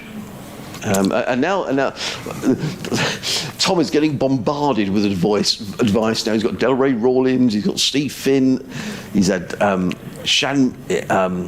Rizwan. Everyone's got a word now for the skipper. It's not so easy sometimes when you're in the field and the ball's disappearing to all parts, but everyone's got an opinion now. And Sussex, Mohammed Rizwan is they're all giving Tom advice. Archie Lenham, well, he knows where he wants his field. Well, we did say if Derbyshire fell in the heap, Sussex could win this. It's the only way Sussex could win it. Yes, it is. For my money. Yeah. Is by not enforcing the follow-on. Second time in his Derbyshire career, David Griffin tells us Wayne Madsen scored a century and a duck in the same match. Did it at Chelmsford in 2015. He now has 34 first-class hundreds to go with 33 first-class ducks. Wow. How about that? Nice one, Griff. Yeah, he's the man with the stat. Now, Archie Lenham is going to bowl to Shan Masood, who's on 33, he's in on bowls, and Masood plays that firmly down the track. Masood may just feel he's got to be a little bit careful, because if he were to get out... Oh, well, there'll be real problems there. Real problems if Shan Masood gets out. I know we've got Anoj Dal to come for Derbyshire. We've got Alex Thompson, Mark Watt. Lenham in bowls, clipped by Masood to mid-wicket, fielded by Orr. There is no run. There are still 29 overs to be bowled tonight. If you're sort of thinking, what should I do tonight? Well, wander down to Hove for a couple of hours. Yeah, there's going to be 2 more hours cricket tonight at least. In comes Lenham bowls. Masood sits on the pad. That looks very close. Well, umpire Lloyd says not out. Archie Lenham was absolutely convinced he had him, wasn't he? Pitched outside, or hit outside the line. It was the indication from the umpire. He just held out his left hand. His right hand, I beg your pardon. But I wouldn't have been massively surprised had the finger gone up. Didn't look a million miles away. Sussex are becoming favourites. In comes Lenham, bowls, and Masood just plays very correctly to mid-wicket, fielded by Orr. The Sussex fielders have got a real spring in their step now, haven't they? Right. You know, they're all geeing each other up and clapping hands, and what a crazy game it is. Lenham in again, bowls, and Masood works that to mid-on, fielded by Tom Haynes. One more to Masood. He goes to 34, the total to 48 for 4. Here's one for you. Go on. If they'd enforced the follow-on and Sussex were now 47 for 4, it's game over. Yes. Yep. But because they didn't enforce the follow-on and Derbyshire are 47 for 4, Sussex are now right in this game. They are right. Absolutely in this game. They haven't been in this game ever until the last 40 minutes. Yeah. What would be fascinating, Fletcher, is if you're able to find out whether you will or not. I don't know whose decision it was. I'm sure you will. Who we talk to, really. Comes Lenham, bowls to Rees, who clips us on the onside, fielded by a very keen Mohammed Rizwan. End of a very tidy Archie Lenham over, just costing the 1 run. And Derbyshire are 48 for 4. Masood on 34. Rees is yet to score. Yeah, so it really depends on who we speak to, because it's a bit tricky, isn't it, to pin Hayden Kerr up against a wall and say whose decision was that, because it clearly wouldn't have been his. He's making his championship debut. But he might be able to give us an insight if indeed we speak to him. So if Stephen's listening back at base, a senior pro would be handy. I would suggest. I think it's a perfectly reasonable question to ask, isn't it? You know, was it a collective decision? It's the only question. You know, what was the thinking behind it? You know, the genuine surprise in the. I think what was the thinking behind it? The question is, what on earth were you thinking? Personally, that'd be the way I put it. Yeah. Sorry, go on. No, I was just going to say, the debate intensifies at the far end. Steve Finn, Jack Brooks, Mohammed Rizwan, Tom Haynes are in a huddle. A bit of discussion here about what goes on. Rizwan throws the ball to Jack Brooks. I think they've decided that they want to put a deep mid-wicket out for Shan Masood. The over rate dropping to +9. So there's nobody in the leg side apart from the man. Well, there's a mid-on. Well, we're going to be here late tonight. Actually, Fletch. the mid-on is disappearing now. So we've got everybody is on the offside apart from the man backward a square on the 45, and he looks like he's disappearing off to the offside. There's one. Is that right? There's 2 fielders now because there is a mid-on. Haynes is coming to mid-on. There are 2 fielders on the entire leg side of the ground. Well, if he strays from off stump and the ball is tickled away, he'll be furious with himself. There's a man gone out to long off. That's a long way away. Lots of men on the offside. Brooks bowls, and it's carved into the offside by Shan Masood. He might even have got it away from the fillers. A terrific piece of fielding there. They come back for 2. Delroy Rawlins passed it to young Archie Lenham as he was on the floor. How he managed to pass the ball, I don't know. Yeah, good fielder is Delroy. He was around there very quickly. 50's up for Derbyshire. So they're effectively 264 for 4. 50 for 4. Blimey. Mind you, in the first innings they were 83 for 4. This one's turned into the leg side by Shan Masood. They've run the first one pretty leisurely, and as a result settled for a single. 51 for 4. Masood moves on to 37. Lewis Rees, who's only faced the 1 delivery, is now on strike. Just when you think you've seen everything. I know. And you think, this is going to be an attacking side and they're going to go for it. I think Ben Stokes would have been forced to follow on. Try and sign him.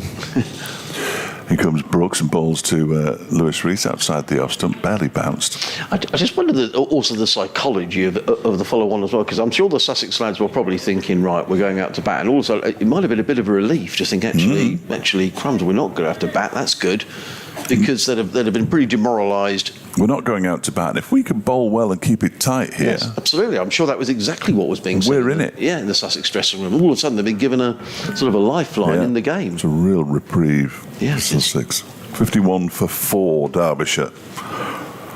Brooks bowls to Rees outside the off stump, leaves it alone. We've still got, was that 26 overs left? 28. 28, okay.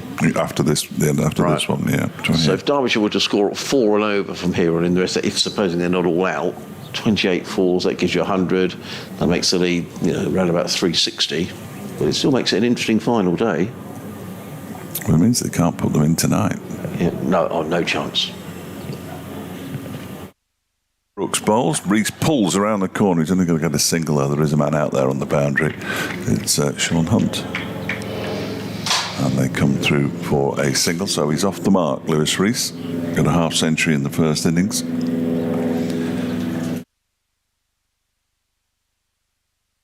Written on that many pieces of paper. 52 he made from 117 balls first time around. Lewis Rees, he could do with something similar second time around. That would ease everybody's nerves. It wouldn't necessarily put Derbyshire in a winning position, but Masood's on 37. Brooks bowls to him, and that one is chopped on. He's chopped on. Shan Masood is out now, and Derbyshire have lost their 5th wicket. They are 54 for 5, and in all sorts of trouble, having declined to invite Sussex to bat for a second time. Absolutely remarkable. Brooks has got 4. It's 54 for 5. Wow. Help me out. Well, I'm lost for words, really.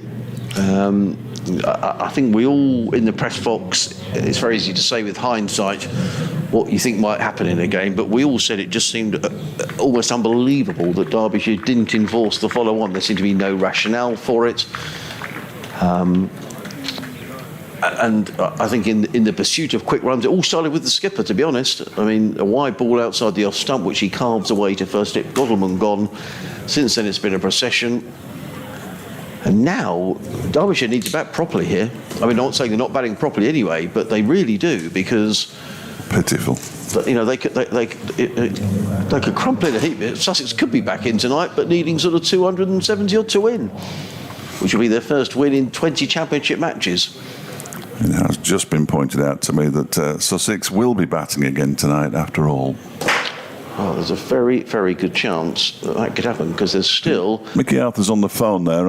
International rescue, I would have thought, he probably needs, doesn't he, at this point? They're going to have to bowl pretty well to win this game now, and they're going to have to bowl quite well just to draw it.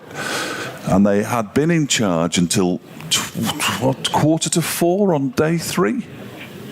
I'm going to put that, 3:15 on day 3, in charge. Yeah. And since then, completely lost it, completely lost the plot. Yeah. Derbyshire, Anders Dahl is the new batsman. Just imagine, they've gone to the bowlers and said, well, do you fancy a rest? Well, yeah, we won't mind. Well, so far they've had a rest of 12 overs and 5 balls, and if they're not careful, it won't be much above 20 overs. So they might as well have carried on. Unbelievable. Absolutely unbelievable. Brooks, with one ball of his 7th over to go, 4 for 35, his figures. Amazing. Oh, God. He's in now, bowls to Anders Dahl, who guides that one off an edge down to third man, picks up a single, gets off the mark. 55 for 5 then at the end of 13 overs. Derbyshire's lead is 269. And Sussex, well, they're right back in this game. Well, Tom Haynes probably can't believe his luck. I mean, Sussex haven't had a lot of luck in recent months. James Coles is on the field. Sean Hunt is off the field. I don't know, Sean running on with a bag of bits and pieces. Is he going off again? Sean Hunt is back on. James Coles is going off. 55 for 5. So how many wickets have we had today? We've had 5 in this innings. Overnight, Sussex were... Just looking where we were close, 142 for 3. So we've had 12 wickets today. Well, the first 2 days we had 13 wickets. It's an absolute minefield out there. Well, Archie Lennon's going to... And Anders Dahl, got to be careful here. I know he made a century in the first innings, but... would you believe it? And Sussex have now got a slip and a short leg in place. In comes Archie Lennon over the wicket, bowls, and Dahl is forward, plays down the offside. Lennon fields off his own bowling, there is no run. Batting to come. Kerr, who can bat, we know that. And we know that Watt can bat as well. In comes Lennon, bowls, turned onto the onside by Anders Dahl, but the pressure is all on the Derbyshire batsmen here now. Yeah, absolutely. Absolutely. And whoever made that decision. Yeah. Lennon in again, bowls, and Dahl flicks that onto the leg side and picks up a comfortable single, fielded at backwards square leg by Jack Brooks. As you say, he's taken 4 wickets, including the big one of Sham Masood, 4 for 36. 4 for 36. Sun shining very brightly on the scoreboard. Steve Finn making a suggestion to Archie Lennon, maybe about where his field should be.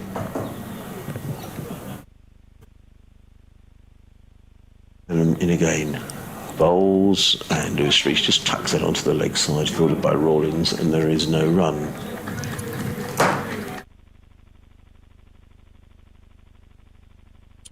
The interview out could really do with speaking to someone who can answer the question about the follow-on decision.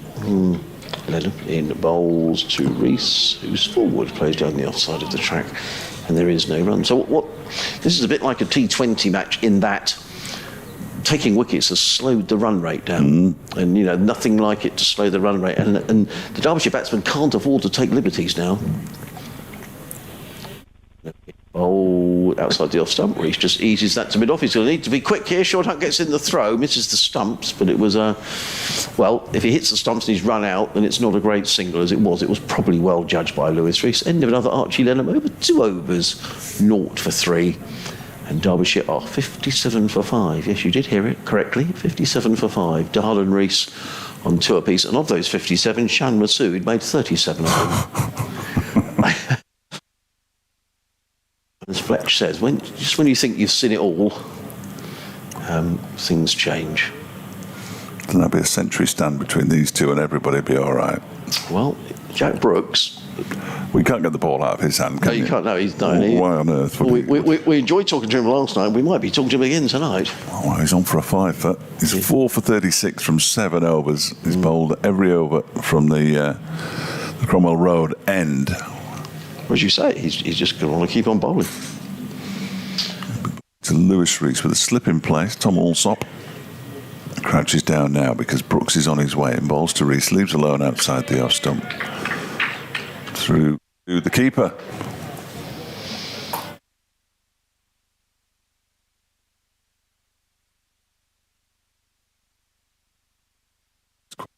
Says Greg, who decides? Sorry, Greg, I closed it. Who has the final decision in following on or not, the captain or the coach? Well, that's what I find. That's what I want to find out, really. This one's left alone outside the off stump. I would have thought Fletch. I mean, I'm just thinking about. I mean, the captain is the captain. He goes up to give, for the toss. I mean, he'd have had opinions, wouldn't he, Billy Gottman? And does the coach leave it up to the captain? Do you sit around? I've no idea. I've no idea. In the same way that we don't know who's captaining Sussex at the moment, I've no idea who makes the decisions for Derbyshire. It always traditionally was the captain. No idea. This one is driven by Lewis Rees, but straight to the man at mid-off. So I wonder if you all sit around in a group and say, right, lads, what do we all think? The problem with that is if you get 6 say yes and 5 say no, perhaps you just have a leader who says, this is the decision I've made and this is the reason for it.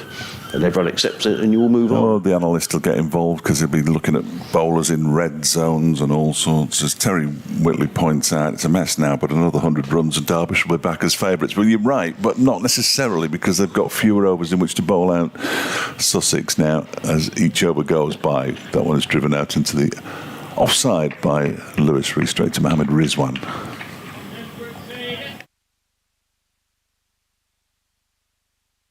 To play very sensibly here, Lewis Rees, because he'll know that another couple of wickets here and Sussex already right back in this game.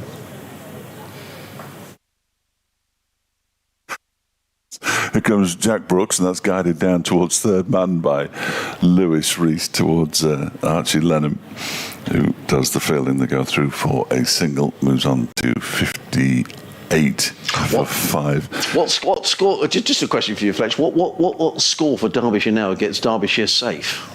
Well, yeah, quite. I've no idea, but they're not safe yet, are they? I mean, you'd think 150. That would leave Sussex 370 to win. They need at least another 100 runs. Yeah, I think so. At least another 100 runs. Ken Davis is saying, I think I'm going to have to meditate before I do the interviews tonight. Calm and collected, yeah. It makes the job interesting, doesn't it? We're very straightforward, really. Mark Bromley, we deserve all we get, Fletch. The negative mentality has come back to bite us on the backside massively. If we put them in again, the only two possible results were a Derbyshire win or a draw. As Brooks is in and bowls to Dahl, who covers up and pushes it out into the onside. Now, 90 minutes later, we'll have to bowl brilliantly for any of them. Shocking, says Mark Bromley.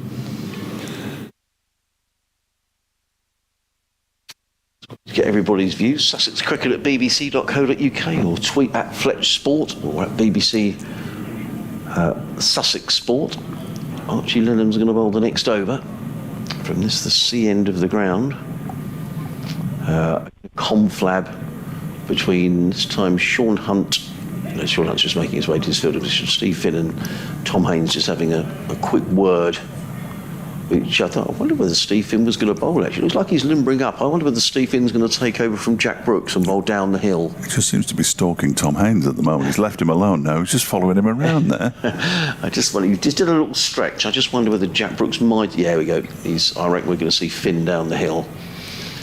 Anyway, Archie Lennon is going to come in to bowl to the left-handed Lewis Rees. He's in and bowls, and Rees just plays very calmly onto the onside. And there will be a few jitters out there, from the Derbyshire boys at the minute.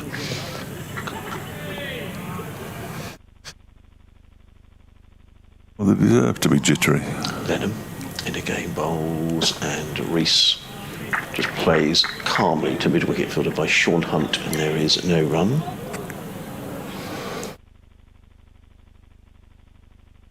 Again. Bowls.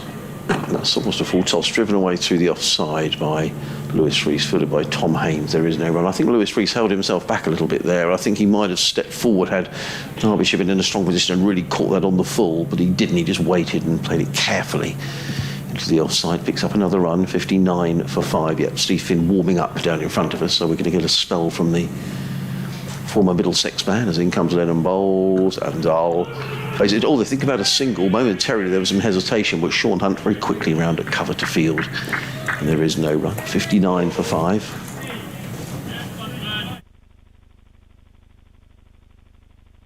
25 overs left in the day after this. In comes 25. Lennon bowls, Dahl forward, plays into the offside. Fletcher's going to disappear to carry the news to the good folk of Derbyshire as to what's going on down here on the south coast of England. A remarkable day's cricket. Archie Lennon is in. Bowls, Dahl is forward, playing back down the offside of the track, well fielded by Archie Lennon off his own bowling. Good little spell here from Archie.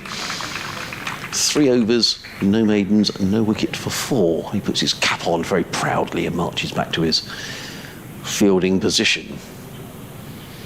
And is going to come out of the Sussex attack. 8 overs, no maidens, 4 for 37 for Jack Brooks. Just confirm they're on the PA system.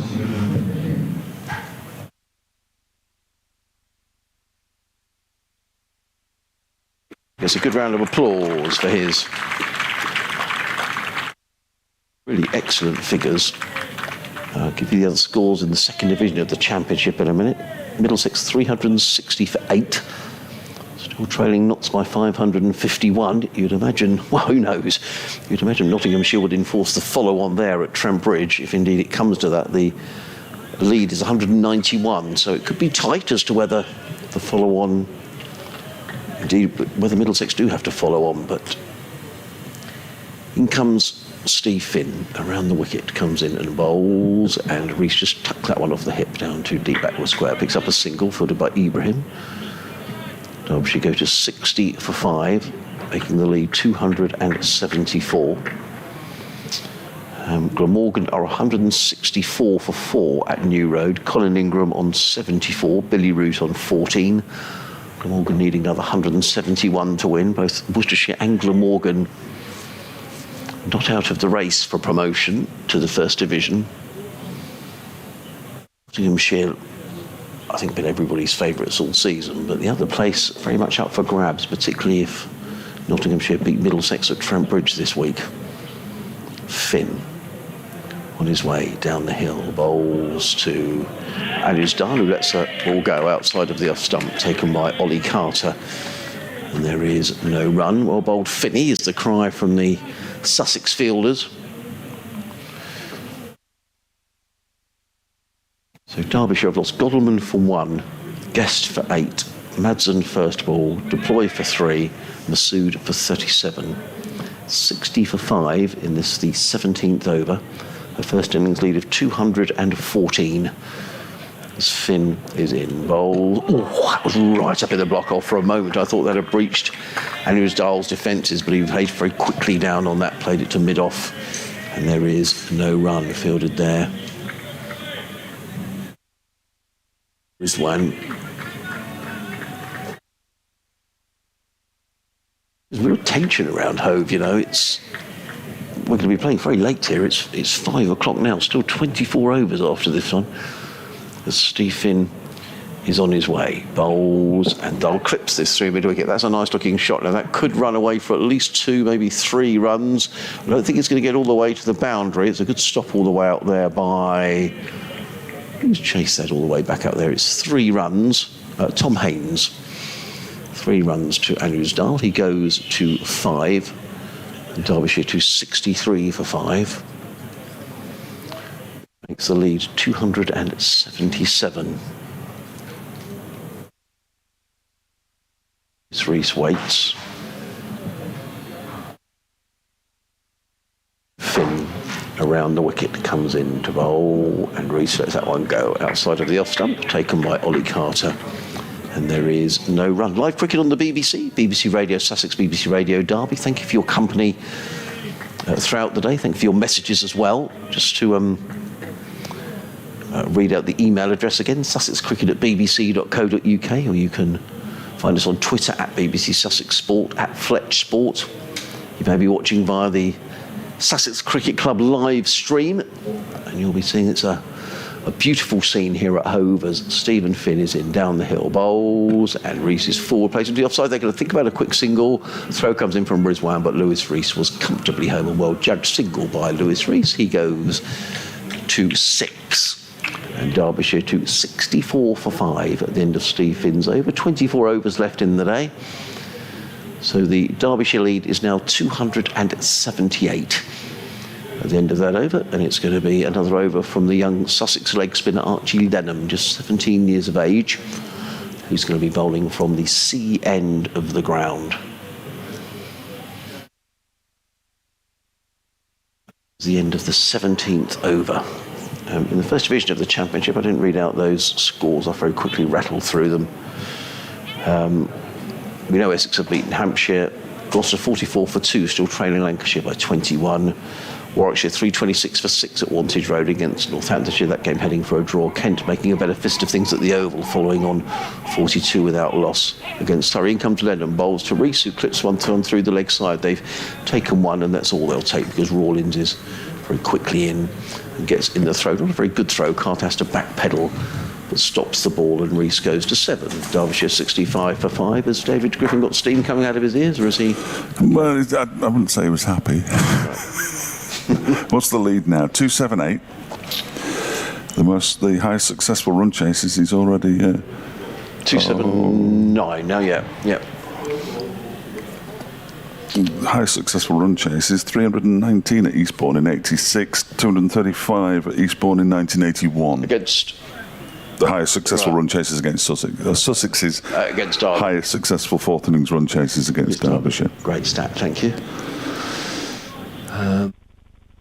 So some more changes to the field. And they're putting the pressure on Andrews Dull here with a slip and a short leg. 4 men saving one on the offside.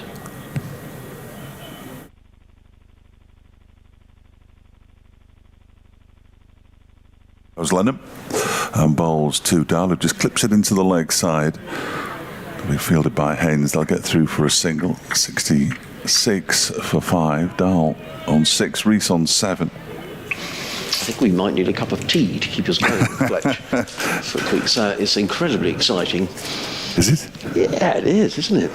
It's incredibly infuriating. Lennon bowls, and that one is pushed out into the offside by left-handed Lewis Rees. He'll pick up a single now, moves on to 8. Yeah, as they score incredibly slowly, they're just eating into the time that they've got to bowl the... Yeah, it's. I mean, there's been a change in mindset now, and there's had to be for Derbyshire, because what they don't want to do is lose any more wickets.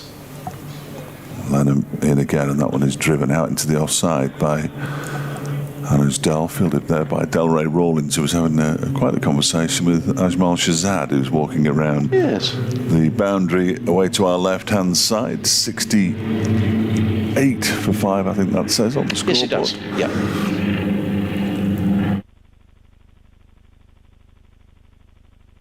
Delivery of the other bowls, and that's pulled into the leg side. They should have gone for 4, very much really. a short-arm jab into the leg side from Lewis Rees. Yes, that was a bit of a drag down, wasn't it, from Archie?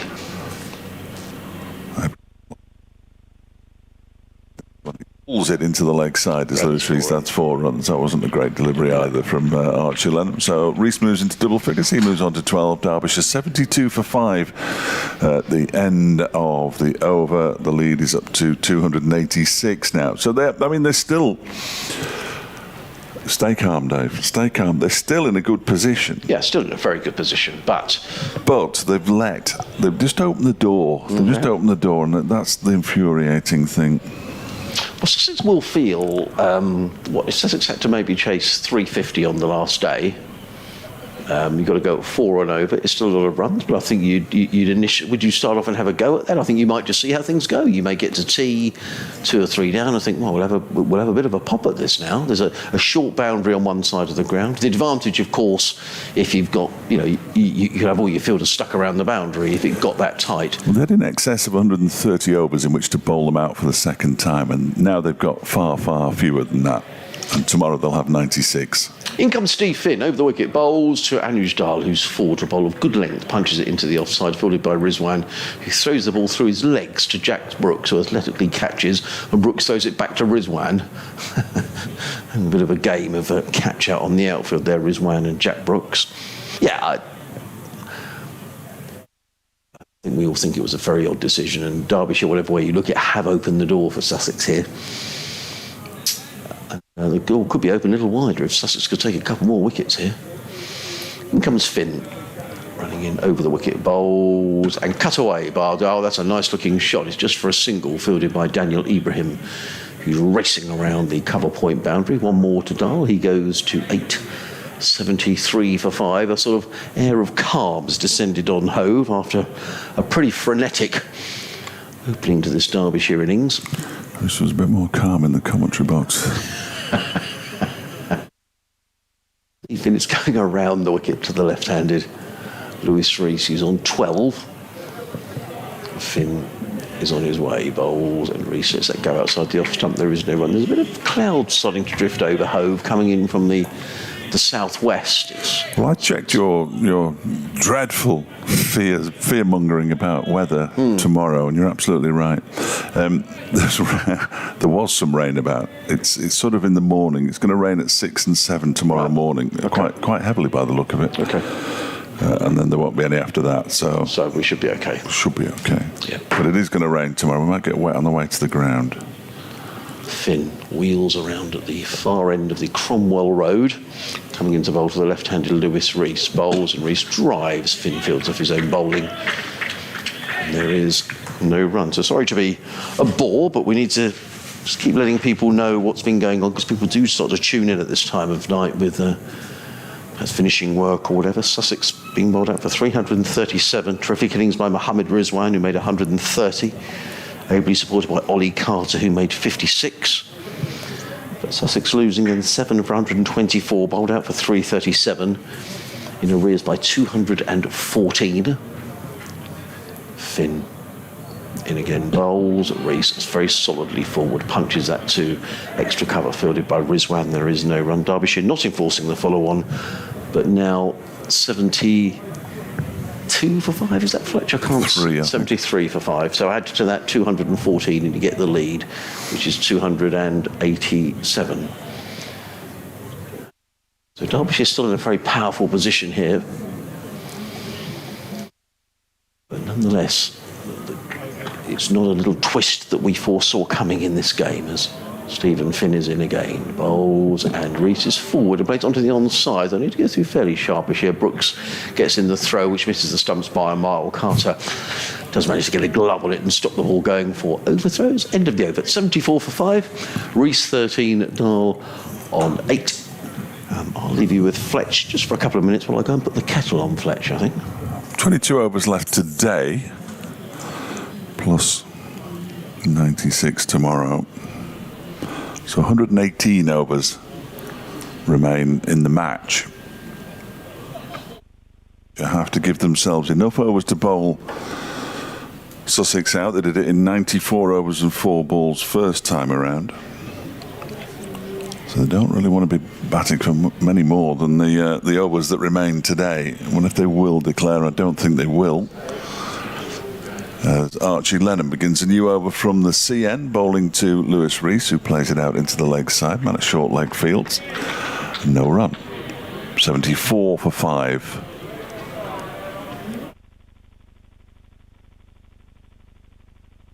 Lennon is ready. Around the wicket he's going with his leg spin, and Rees covers up and pushes it back down the track.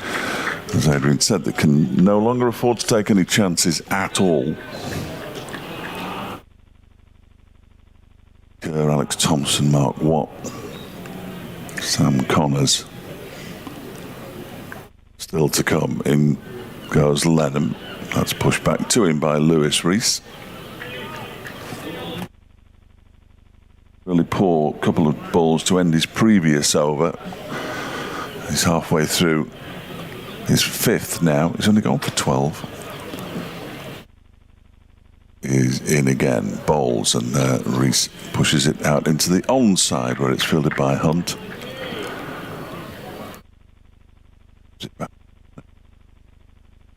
cursory polished ball, still only 20 overs old. In goes Lenham and balls, and Rees pulls that into the leg side. That'll be 4. Once it had beaten Hunt, they put the dive in at mid-wicket. It was always going to go for 4. Rees moves on to 17 now. Derbyshire up to 78 for 5, and the lead up to 292. The 20th over of their innings.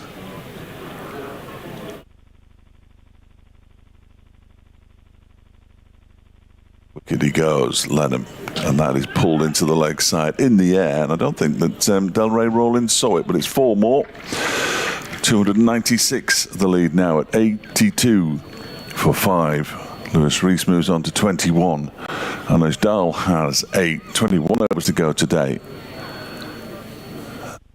There is a sense of calm now that the wickets have stopped tumbling at quite the alarming rate that they did to begin with. Godalming out for 1, Guest for 8, Madsen first ball, Deploy for 3, and then Shan Masood playing on to a delivery from Jack Brooks for 37. It was 54 for 5 at that stage. It's now 82 for 5 with Lewis Rees on 21 and Anuj Dal on 8, the hero, one of the 2 heroes of the first innings. Worth 28 runs for the 6th wicket. Stephen Finn to continue from the Cromwell Road end. Stride now, slip goes down, Dahl waits and defends the first delivery from Finn back to the former Middlesex man, former England man. I think it's safe to call him a former England man now. Well, hopes, but I'm not sure whether he's in the right age bracket anymore, bless him.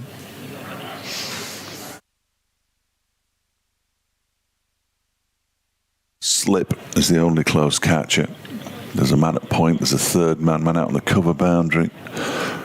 As this next delivery from Dahl is pushed out into the offside. Finn fields off his own bowling. There is a mid-off, a mid-on, a mid-wicket, and then 2 men out on the leg side as well. Delray Rawlins, who's going through his bowling action at square leg on the boundary, and Archie Lenham, who is at long leg, about 5 yards off the boundary rope. His mark. Most avoiding the follow-on. They're still batting. This next one is pushed out into the offside by Anuj Dal. They're 369 for 9 now. They're trailing by 182. It'll be fascinating, absolutely fascinating, if they take the final wicket for the next, before 33 more runs are scored. Nottinghamshire, if they do enforce the follow-on. I think that's 100%. Well, so do I. And I think that shows the difference between what Mickey Arthur sees as the developing side and a side that is fully developed and perhaps going the other way over the hill. As Dahl gets struck on the boot, that was going down leg side. It was going down leg side. Yeah, it was. It was half an appeal, but no more. Finn went up, but I don't think he actually said anything. No, he didn't. I think his arm was in the air. I guess every run, I mean, what's the lead now, Fletch? 296. Yeah. You know, we were speculating, when do Derbyshire get themselves into safe territory or something they feel they can not lose the game. But, you know, we were thinking that might be around the 400 mark. I thought, oh, isn't it? Well, they made 337 in 94.4 overs, which is just shy of a day's play. Yeah. Sussex, it's going to be more than that. Short delivery, bowled by Stephen Finn, ducked underneath by Anuj Dal. Ball goes through to the keeper. And in that situation, you'd feel that Sussex will certainly be positive. There's no use being anything less, and in doing so, sometimes, you know, who knows what might happen. You can lose wickets by being positive. You can put pressure on Derbyshire if Derbyshire don't take wickets. Derbyshire would get the chance with another new ball, is another thing. We were talking about this earlier on. Only if they score enough runs tonight to take them past 350 lead. Well, that's correct. Because if they don't, I think they'll have to bat on tomorrow. Next delivery is turned into the leg side by Anuj Dal. Good over. Mohammed Rizwan is the man who fields it. And it's the end of the over, 82 for 5. is at Derbyshire, with Rees on 21 and Dahl on 8, lead by 296. And we have 20 overs left today. So at 3.9 an over, it's coming down now. The scoring rate. If they did score 120 runs, they could declare overnight, but it would still be quite a risk. Yes, I think you're right. Glamorgan are making quite an attempt at scoring these runs down at New Road. See, Colin Ingram, he's a fine player, 18 not out. Billy Root on 25. He's not a bad player to have as your backup overseas, is he? Yeah, they need 153 more runs to win. So it's, you still say that Worcester are probably favourites there, but both Worcestershire and Glamorgan, in terms of the table in the County Championship Division 2, Worcestershire just a point behind Derbyshire at the start of this round of matches. Glamorgan in third place, just a point ahead of Derbyshire. So there's a real gaggle of sides around the top, all vying in contention. Certainly if Middlesex get beaten this week. Delray Rawlins into the attack. We were level with Glamorgan. I'm sorry, I can't let that pass. Sorry, I'm sorry, you're quite right. In comes Rawlins, bowls to Rees, who plays that into the offside and takes a single. You're quite right, Glamorgan and Derbyshire. I think it's wins that separate you in that instance, isn't it? Glamorgan have got 3 wins going into this round of matches and Derbyshire 2, which is why they were ahead. Rees goes to 22. Umpire Lloyd is just having a word with Delray Rawlins about something or another. I don't know whether Steve Finn is taking the opportunity to speak to Tom Haynes maybe about a suggested change in the field. Rawlins privy to that conversation. Tom Haynes sort of making a sort of a signal there about possibly a push into the offside, and maybe that's where they need to protect. Either way, there's a slip and a short leg. Tom Alsop seems to be doing some directing as well. Mid-wicket. Now Mohammed Rizwan is, and now Delray Rawlings is, and now Jack Brooks is. Everyone seems to have an opinion. Now Jack Brooks is coming across. But the problem is, it says on the board +10, so they can do what they like. They can. They can do absolutely what, and it shouldn't even be on the board. No, there's just 2 men on. Oh, there's 3 men on the leg side. I'm sorry. There's a short leg, a mid-on, and a deep mid-wicket. In comes Rawlins, bowls, and Dahl just very correctly plays straight back down the track, fielded by Rawlins, and there is no run. Tom Alsop is wanting something to happen on that leg side field as in comes Rawlins, bowls. Dahl is forward, plays into the offside, there is no run. He's got a good view of things there at first slip. Steve Finn is coming up and having another word to Delray Rawlins about another field change.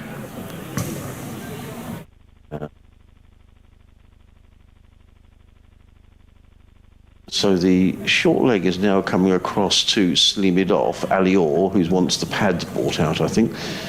In comes Rawlins, bowls. There's just 2 men on the leg side. It's cut away by Dahl to backward point, fielded there by Brooks. So the only leg side fielders are a deep mid-wicket, who's Daniel Ibrahim, and a mid-on, who's Tom Haynes. So a 7-2 field. Don't see that too often. No. Rawlins in, bowls. Dahl plays into the offside. There is no run. Be accurate, isn't it? He's got to be very accurate. He's got to be bowling round about middle and off as Rawlins. Alior crouching close. Rawlins into bowls, and Dahl just turns it onto the leg side. And Delray Rawlins concludes the over. First ball going for a single. Next 5 balls all dots. 80. Is it 83 for 5, yeah. Fletcher? I'm sorry, it's just where the sun is shining on the scoreboard. So add to that 214.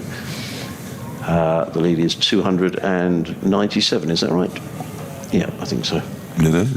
Yeah. I don't know what the regulations are, or the laws, or whatever they are, about shadows across the pitch, because the man in it, silly mid-off, his shadow was going right across the pitch in front of Anuj Dahl. I always thought that wasn't allowed. It is. I don't know what I'm talking about. I think you're right. I think if it's obscuring the batsman's vision or... Finn ball strikes the pad of Lewis Rees outside the line, I fancy. I think, and also, yeah, and do you think it's also sliding down the leg side a bit? It did keep a little low, I thought. That's the only saving grace for Derbyshire, if things keep a little low. Yeah. because they've been waiting for this to misbehave. Anasdal said so yesterday. Their hope was that the pitch would start to misbehave. I'm not sure that it really has. No. 3 for 5. It remains. Waits standing bolt upright. This one is left alone outside the off stump to go through to the keeper. I think these batted very sensibly, actually. Fletcher, they only added. Well, the Masood wicket went down on 54. Yeah, 29 of 57 balls. But do we want to see sensible batting at this time on a Tuesday night? I'm not sure. I think if you're Derbyshire, you probably do, because they were in danger of throwing this game away. Well, they shouldn't even be batting, should they? That's the inference I'm trying to make. They shouldn't be batting.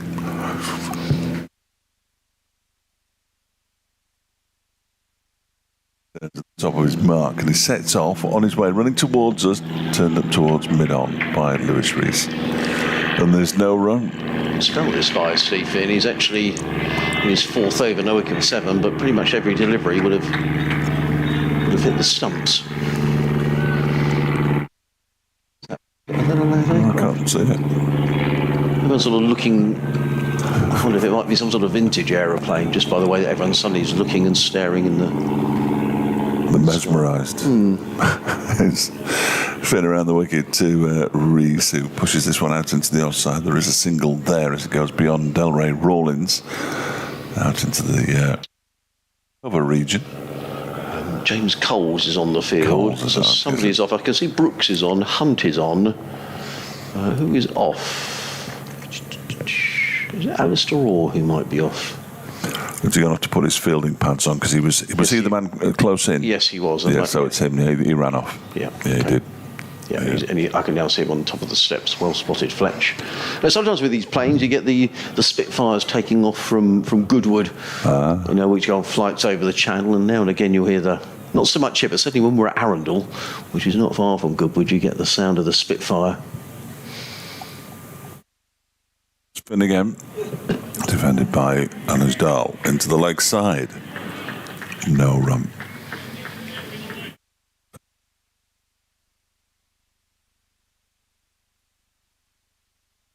He's showing the umpire his knees. Yes. Why? No idea why. No. Why Jack Brooks would show anybody his knees is a bit of a mystery. There's umpire Lloyd at that far end, isn't it? Yeah. Still another 18 overs after this to be bowled tonight. So there's a lot of cricket to be played here. This 6:45 if we're lucky. And it's the sun is a lot more gloomy now away to the west.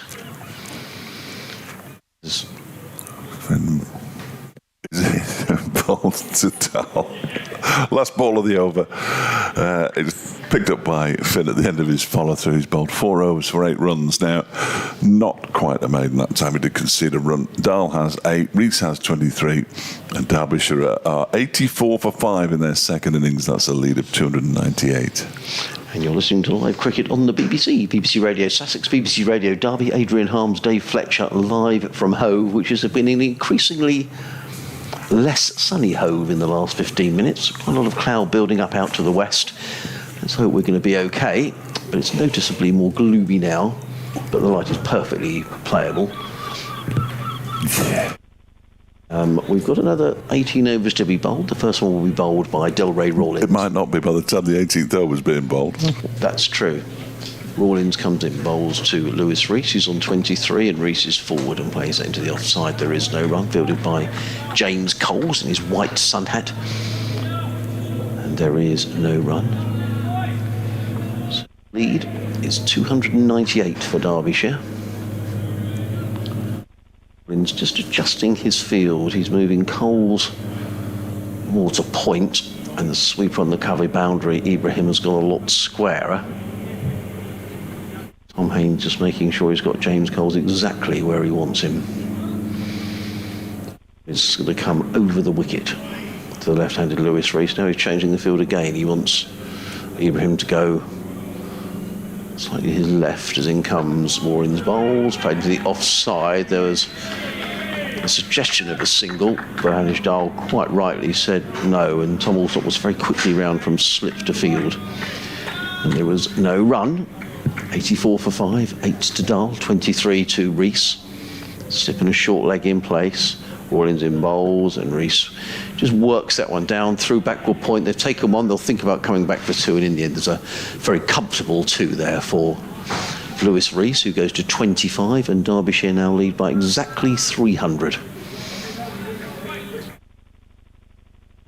Just wonder whether Derbyshire get themselves to a point where they think, right, we're okay in terms of a lead, but we're just going to try and look for some quick runs. I don't think they're quite at that stage yet. Sussex will quite fancy chasing 300. I think in comes Rawlins, bowls, and Rees plays that onto the leg side, fielded by Sean Hunt. And there is no run. Update coming shortly to the listeners on BBC Radio Sussex.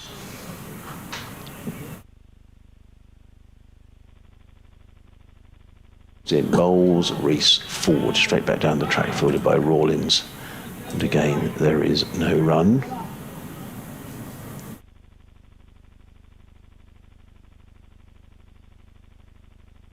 Quickly in again. Bowles tosses that right up. Rees, it plays across the line. There's an appeal for LBW, but I think that came off the bat, is what Lewis Rees is saying. When he would say that, wouldn't I? But it did kind of look as if there was a bit of a deflection. Either way, end of the over from Delray Rawlins. 2 overs, no wicket for 3. And Derbyshire are 86 for 5, leading by exactly 300. And it's going to be Stephen Finn who's going to bowl the next over. Middlesex bowled out for 376, so they're in arrears by 175. Fletch was wondering whether Nottinghamshire will enforce the follow-on, and we will find out shortly. Meanwhile, Glamorgan 188 for 4, needing another 144 to beat Worcestershire at New Road. Colin Ingram on 83, Billy Root on 27. Steve Finn's going to bowl the next over. Cromwell Road end of the ground. He's coming into bowl to the right-handed Anuj Dahl, who's on 8. He's in and bowls, and Dahl is forward and plays that into the offside. Really good spell this by Steve Finn. Pretty much every delivery would have hit the stumps. And Dahl just pushes that into short extra cover. And there is no run. 86 for 5, at one stage 54 for 5 when Shan Masood was bowled by Jack Brooks. Finn is in again, bowls, and Dahl pulls, good shot to deep mid-wicket. Picks up another single. Dahl goes to 9. 87 for 5. However, you can't rule out 1 or 2 isolated showers. The lead to 300 and run. But we are definitely led to believe that the weather can be... Yeah, which is great, because usually it's the other way around. Harmsey is in Hove, where it's been absolutely gorgeous, perfect cricket weather today, Adrian Harms. Yeah, it's been lovely, Sean. I have to say, it's just clouded over momentarily, but we've had a terrific day's cricket here. Derbyshire in their second innings are 87 for 5, something of a recovery. At one stage, they were 54 for 5. Really, the story of the day, Sean, is that Sussex were bowled out for 337. Mohammed Rizwan making 130, Ollie Carter 56, but it meant that Sussex were in arrears by 214, and to everybody's surprise, I think, on the ground, Derbyshire decided not to enforce the follow-on. They're now 87 for 5, so the lead is 300, but Sussex at least with a way back into this game. 4 wickets for Jack Brooks, who's bowled splendidly for Sussex. Meanwhile, at the Oval, Surrey have enforced the follow-on. Kent bowled out for 331. Second time around, they're 60 without loss, but still trailing by 282. And I should mention in the women's test match down at Taunton, England 287 for 5, leading South Africa by 3 runs. A century there for Nat Shiver, who's 105 not out. Brilliant. Thanks as ever.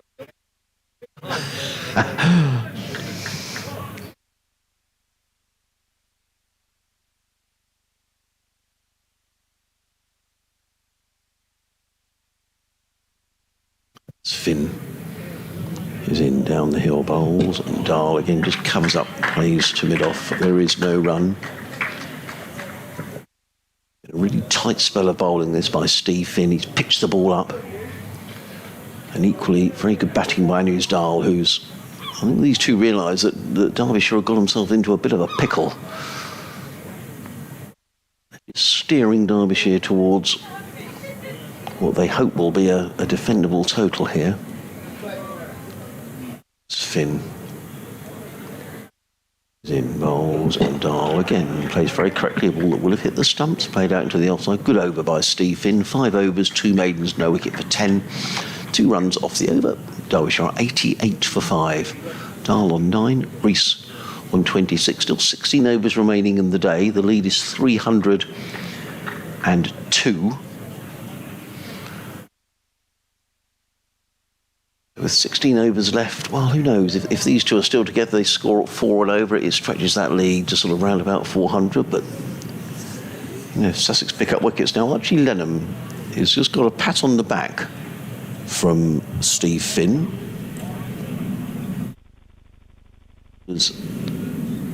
Toward his fielding position is Archie. It's going to be Delray Rawlins who's going to carry on the attack. Now, Sussex were putting him in around the back, so good tactics here by Tom Haynes. He's keeping the pressure on, hoping to pick up a wicket. There's a slip and a silly point.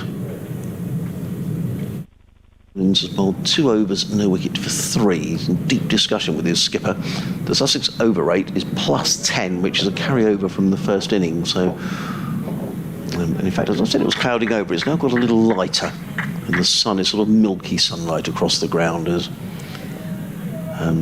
Rawlins is going to come over the wicket to the left-handed Lewis Rees, who's on 26.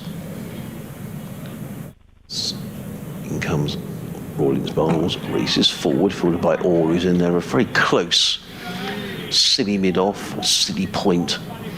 He's virtually standing on the cut strip, is Ali Orr. Rather him than me, I have to say.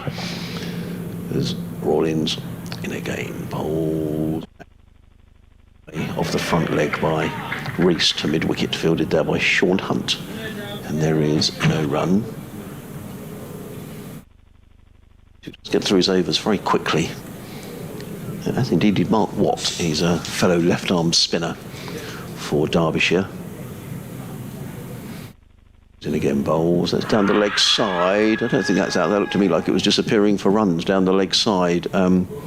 Jack Brooks in hot pursuit down towards the fine leg boundary, but I think they're going to come back for a third. I would imagine they're probably leg bys. Let's just wait for the umpire signal. Yeah, there was a loud appeal from Delray Rawlins, presumably for an LBW, but it always looked to me from the angle we're at to be going down the leg side. 3 more runs to Derbyshire. They go to 91 for 5.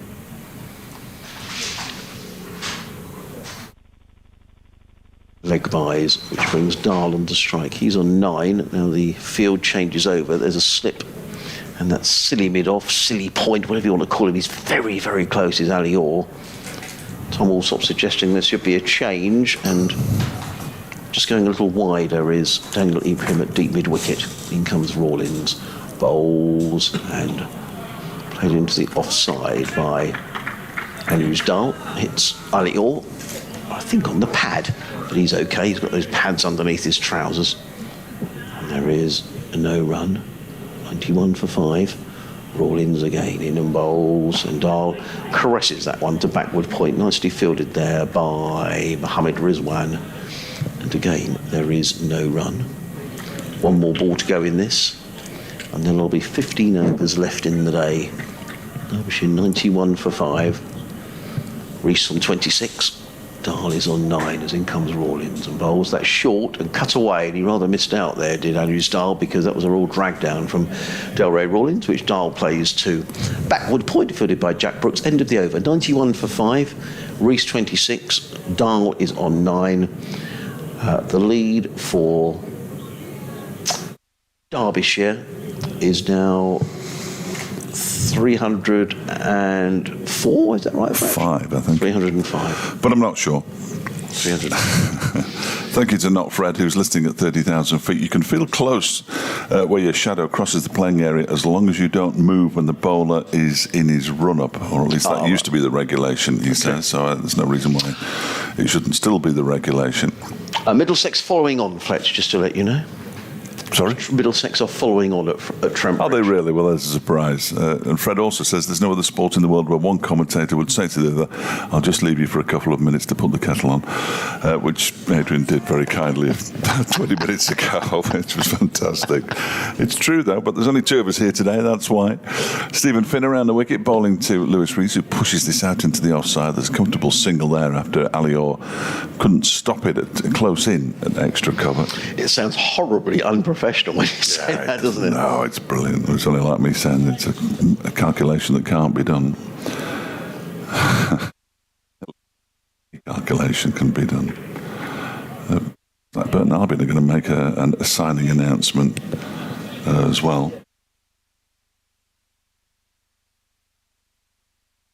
I've seen how many points Middlesex have picked up in that game, Fletch, because they were bowled out for 376. I wonder if they got those runs in 117 overs, so they may well have got 4 batting bonus points. Yeah, true. Here comes Finn again and bowls, and that one is pushed out into the offside by Dalray Rawlins with a good piece of fielding, tumbling to his right. Manages to prevent them from going through for a single. Chris Maguire says, listening to me, working myself up into a frenzy about Derbyshire's decision not to enforce the follow-on. For purposes of balance, Derbyshire had just bowled nearly 95 overs. If Derbyshire win, then I'll send you a bottle of Worcester sauce for your humble pie. I will maintain till my dying days that it was the wrong decision, even if they do win. It's a great tweet, though. Yes, Stephen Finn, thanks, Chris. Pushed out into the offside by Dull, no run. For what it's worth, Chris, I think that we all agreed with Fletch. I tweeted that I was very, very surprised. However, decision was made. Well, David Griffin was asked, along with me. No idea whatsoever. Thanks, Griff. This one is defended by Arno's Dell. Doubtless Fletch Sport will put that question later. Yes, yeah, just leave it to me, mate. Depends who we speak to, of course, because I don't think it's fair to ask a youngster. Well, I'll ask him, but whether you get the answer you're looking for, it may be the skipper. Who knows? Who knows? I think it's like all things, though, Fletch, isn't it? You know, we both... Sorry, just break off. Watch a lot of cricket. Here is Stephen Finn in bowls to Dowler, pushes it out into the offside. This scamper through for a quick single. There won't even be a shy at the stumps. That's good running. Yes. Between these two. 93 for 5 now. I think Dal moves on to 10. Yeah, 93 for 5. And, you know, we watch a lot of cricket. We get involved in football as well. And I think when you get a poor football result or a strange decision, you hope that the captain is the guy who steps forward, don't you, and explains what happens. I don't think you want... Because it's the question everybody wants answered. Yeah.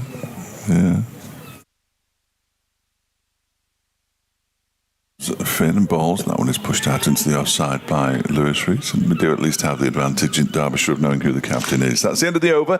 93 for 5. Dal has 10 and Lewis Rees has 27. Sorry, Adrian. Dalray Rawlins is going to bowl the next over from the sea end of the ground. 14 overs remaining in the day. James Kirtley's having a little wander around the ground with Grant Flower. Flower looks like he's got a gilet on. I wonder if he's feeling a bit nippy down there. The sun has gone in. It's been a beautiful day. James looks as if they've both got the shorts on. It's sort of obligatory, isn't it, for coaches? Oh, yeah. The shorts. Yeah, absolutely. Now, a change in the field. Steve Finn has gone to sweeping on the cover boundary. Sean Hunt is warming up for Sussex. Rawlins is going to bowl from the sea end of the ground, comes into bowl to Anus Dahl, and Dahl is forward and plays to mid on him. Although the run rate has slowed considerably, Derbyshire will at least be comfortable in the knowledge they haven't lost any more wickets. These two have added 39 and steadied the ship. Rawlins in bowls, Dahl flicks this on the leg side and they just take a single. Dahl goes to 11, the total to 94 for 5. 27 overs have been bowled now with this ball. We were talking to Jack Brooks last night, who was saying he thinks after a ball has gone 40 overs that it's very, very difficult to take wickets and almost needs mistakes from batsmen. And that did prove the case. Once the new ball was taken from Derbyshire at the end of the innings, wickets fell with regularity. Rawlins in bowls, let go by Rees outside the off stump, taken by Carter. There is no run. I think if Derbyshire were really chasing runs at the moment, Rees would have had a pop at that because it was wide outside the off stump. There's only one man patrolling the offside boundary. Rawlins in bowls, and Rees is he dropped? Well, no, I think he was hit on the pad about a yard and a half outside the off stump, in all honesty, but I'll have a check on the replay. I wonder whether he got a little nick on it. It wasn't taken cleanly by Carter.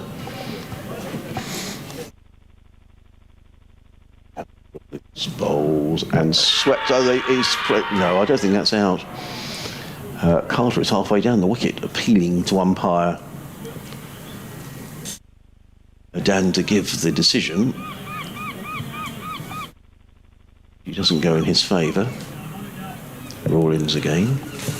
In bowls, and Rees just clips this to mid-wicket. There is no run fielded by Sean Hunt. All right, Rawlins does get through his overs very quickly. Just the one run coming off that over. 94 for 5. Dahl on 11, Rees on 27. 13 overs remaining in the day. And the lead is 308. The first appeal, which I'm watching the replay of now, it would have hit him. I don't know. 3 sets of stumps outside the off stump. And the second appeal for the sweep was probably closer, but but hit him outside the line as well. But apart from that, 2 excellent appeals for the leg. Sean Hunt, I think, is going to bowl for the first time in the match, I believe, from the C end of the ground. He's in deep discussion with Tom Haynes about where the field is going to go. 5 overs, no maidens, 1 for 18. Sean Hunt, 94 for 5, 13 overs left in the day. The local weather forecast for tomorrow, Fletch, I mean, and who knows, because I think on the first day there was a talk of a bit of rain. It turned out to be a glorious day, so, who knows, to be perfectly honest. Chucking it down all day. Well, there's a suggestion that there may be some interruptions and some showers around. Who knows? The one thing I would say is that you never base declarations or decisions in cricket on potential weather forecast, because you can come very much unstuck, can't you? Yep, you can. Yeah. So Sean Hunt begins a new over from the Cromwell Road end, and its first delivery is defended by Anuj Dahl, and there's no run. But Albin have indeed announced a new signing. It's Davis Keller-Dunn from Oldham Athletic. I've never heard of him, I'm afraid. So you can look him up, you Brewers fans out there. I know there's plenty of Burton fans listen.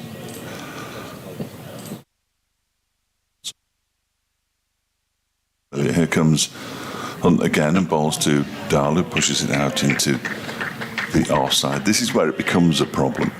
And yes, that they've steadied the ship, these two, and all the madness has finally stopped. But it's 40 from 93 balls. 40 runs to chew up that much of the match is a little bit perplexing. I've got a host of emails. My emails seem to stop working, but I've got them back now, so I will endeavour to catch up. Excellent. This one is turned into the leg side by Dahl. Again, there is no run. Alior does the fielding. The lead is 308, which clearly isn't enough.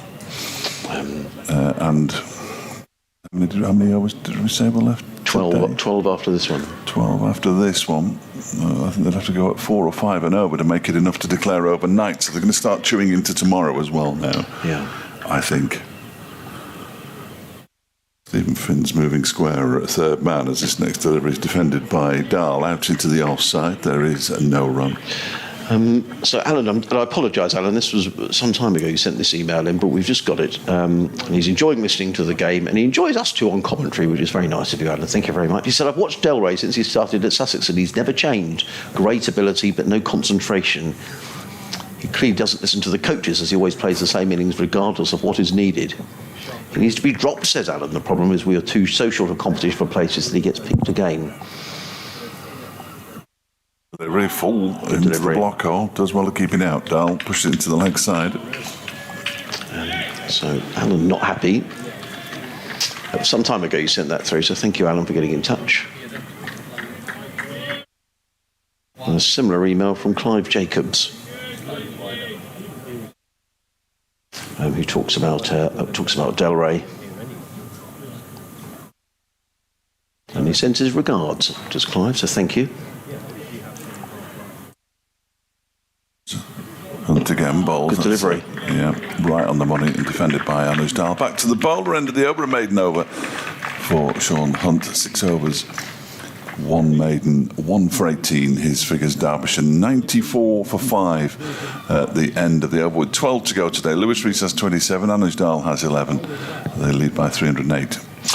Clive says if only Delray could harness his undoubted talent, he would be a force for the county. Well, I think we all agree with that. He can be a wonderful cricketer. Delray Rawlings goes on to say Sussex have had a difficult start to the season. Despite some fine individual performances, batting seems fragile on Britain too often this year. When Sussex can field their first choice start 11, only then with the first choice attack can we start to assess how good or not the county are and what needs improvement. So, yeah, I think we were discussing a lot about the injuries Sussex have had in the bowling department. You can't complain about injuries all the time, but it's unquestionably been an issue this season. Thank you both for the coverage, says Clive. Thank you for getting in touch. Hugh's been in touch, Hugh Johnson. He says Sussex have a real problem bowling outside. Is the balance right? Question mark. Rawlings in bowls to Lewis Rees, who eases that down to mid-on. There is no run. Ledham isn't used until well after Rawlings, so is he worthy of a place in the team? Surely he needs to be in the second 11, taking wickets and learning about flight, etc. We're looking more secure with Bijara and Clark in the team, but without scoring the runs, we look very vulnerable. Is Clark injured? Yes, he is, Hugh. He's got a hamstring injury. I don't think it's overly serious. As in comes Rawlings, bowls. Forward comes Rees, plays into the offside. There is no run. Carson was supposedly back in late June. Has he had a setback? Well, I asked Ian Salisbury about Jack Carson the other night, and Ian said that he's not imminently set to return, so I think we can assume the answer to that is there's a few more weeks yet before we're going to see Jack Carson, which is a shame. In comes Rawlings, bowls, and Rees sweeps that to deep mid-wicket, fielded on the boundary by Archie Lennon, who gets in the throw. 1 more to the total, 95 for 5, as Finn Hudson-Prentice runs around the boundary edge with a drink for somebody. Rawlings ambles back to his mark.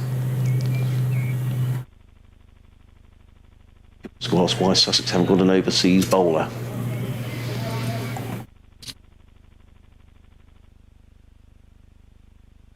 Yeah, John Malone has been in touch. In comes Rawlings, bowls, and driven by Dahl to backward point, fielded by Rizwan. There is no run.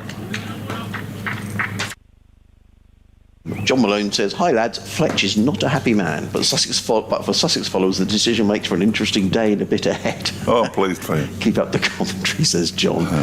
Rawlings in bowls, wide of the stump, cut away by Dahl. That was a favoured shot of his in his first innings, when he regularly found that area between backward point and third man, but not on this occasion. Played the ball into the ground and there is no run. Apologies for not reading out those messages sooner, gents. The email has kicked into action. Rawling in bowls, drilled into the offside by Dahl. An over that just cost Delray Rawlings the 1 run. End of the over, 95 for 5. Rawlings 5 overs, 1 maiden, no wicket for 5. Add 14 to that score, and you'll see the lead, which is 311. Gentleman standing on the block of flats away to our right-hand side. No, it's not. It's 309. With his hands in his pockets, surveying all around him. We've got another 11 overs left in the day. I just wonder, Fletch, whether Derbyshire, sort of push and nudge a few here, and then maybe with 5 overs left in the day, go for broke, because they will want every over tomorrow, won't they? But it's probably still not enough runs, to be honest. No. Probably need perhaps another 50 runs before they do that. Thank you, everybody, for your emails. sussexcricket@bbc.co.uk. Great to hear from everybody. So I've just restarted it, so I'll be a bit behind in a minute. Here comes Sean Hunt from the Cromwell Road end, and it's a play and a miss. Trying to cut it away, Lewis Rees played underneath the ball bounced over the bat and through to the wicketkeeper. Lewis Rees is unbeaten on 28. He's only second to Sood in terms of runs scored in the second innings. He made 37, of course. As Hunt is on his way in again, bowls, and Rees is right behind that one and defends it out into the offside. God, they've really dried up, Fletch, haven't they? Yeah, they have. Again, it's that chewing into the number of overs that Derbyshire have to bowl out Sussex with minimal rest, really. They're only going to get 2 hours rest, really, on top of the rest that they're going to get overnight. Yeah. On to Gannon bowls. That one is off a thickish outside edge down to Delray Rawlins at backward point off the Lewis Rees bat. 95 for 5. It remains. We'll go chipping away at this Worcestershire score, 211 for 4. Colin Ingram now on 97. Billy Root 32. Good effort. Very good. Yeah. Comes Ajmal around the boundary edge. How Hunt's bowling action is as he comes in and sends this next one down to Lewis Rees, who pushes it out into the offside. I think he's bowled nicely, Sean Hunt. Yeah. Just looking at the fall of wickets, Fletch. So when Shan Masood was out, he was the 5th man out. That was in the 12th over. Hasn't been one for a while. So they've added 41. He is pushed out into the offside, down towards third man, where Archie Lennon will do the fielding. They go through for a single. 42, but they've added 42 in, 18 overs? Something like that. I'd have to do maths, but I can tell you that they've added 42 of 108 balls. Right. Whatever that is, put 6 into that. Oh dear. I know. 108 balls, 42 runs. 6 18 overs. Yeah.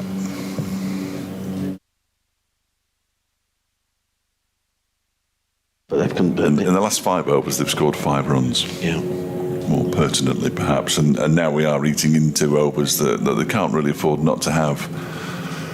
They need all the overs they can get. Who knows, they might bowl them out by tea tomorrow, but you can't guarantee that, and you want to give yourself the best chance, I would respectfully suggest. 96 for 5 at the end of the over. 10 to go today. Rees has 29, Anish Dal has 11, and Derbyshire's lead is 310 now. We actually have 106 overs left in the match. Yes, I just wonder whether Derbyshire get to a position of maybe they think, right, 350 is, and we have a thrash, or 320 we have a thrash because we feel we can defend 320, something like that. I just wonder if there is a plan. Well, I'm sure there is a plan. I didn't wish to bear that derisory, but we were surprised. James Coles is still on for Sussex, which means who is off the field? Steve Finn is on. Is Jack Brooks on? I think that's Jack Brooks at short. At backward square leg. Is Archie Lennon on?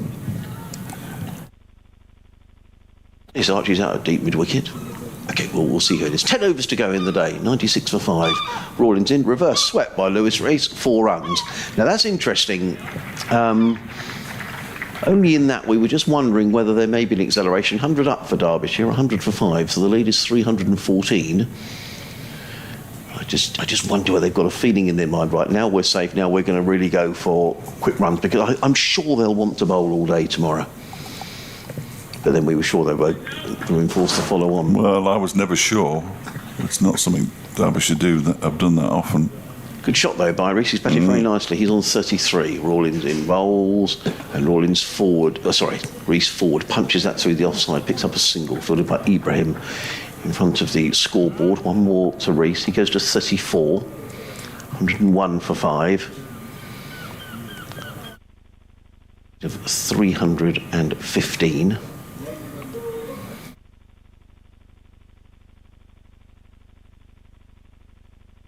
I want more than this. Snipping a silly mid off in place. Rawlins in bowls. Dahl plays that out into the covers, fielded by the stooping Jack Brooks. And there is no run. Hamid Rizwan may be off the field. Then again, bowls clipped away by Dahl. Nice looking shot through wideish mid on. They've taken 1, they'll think about 2, but Tom Haynes very quickly round. Gets in the throw. 1 more to Dahl. He goes to 12. And these two now just a couple of runs short of a 50 partnership, and a welcome 50 partnership for Derbyshire. It has taken time. All it has done is sort of got them a secure foothold in the match, because for a minute it looked as if who knew what was going to happen. Rawlins in bowls, and Rees plays into the offside. Alior lost his helmet then. He didn't get hit in the helmet, but his helmet fell off. His strap sorted out. Yeah, he does. There's no run. Rawlins again, bowls, and speaking of, he was looking to sweep there, was Lewis Rees. I suspect that perhaps didn't miss the off stump by very much. Either way, Carter whipped off the bails. There is no run. End of the over. 9 overs remaining in the day. 102 for 5. I'm sorry, I've got a frog in my throat. Dahl on 12, Rees on 34. I was just checking to see if I'm in the running order for the news at 6 o'clock, and I don't appear to be, so I'm going to stay here. Wasn't in the news at 6 o'clock yesterday. Yeah. Now someone else is going off. James Coles is going off, and Mohammed Rizwan, it is indeed, who went off, is coming wandering back on. He'll be very pleased with his day's work. Hope we get a chance to talk to Mohammed after the close of play today. Wonderful innings of 130 from Mohammed Rizwan. Sports in at 6 looks fairly fluid as well. There's absolutely nothing in it. Which is interesting. Good luck, everybody. I'm not sure if I'm on that either. I'm sure I'll be told. Here is Sean Hunt bowling from the Cromwell Road end. Balls to Anish Dahl, edged and caught behind. Just a tentative push, and Dahl has gone. Fairly straightforward catch for Ollie Carter. And Sean Hunt, who got the first wicket when he dismissed Billy Godleman, has now got the 6th.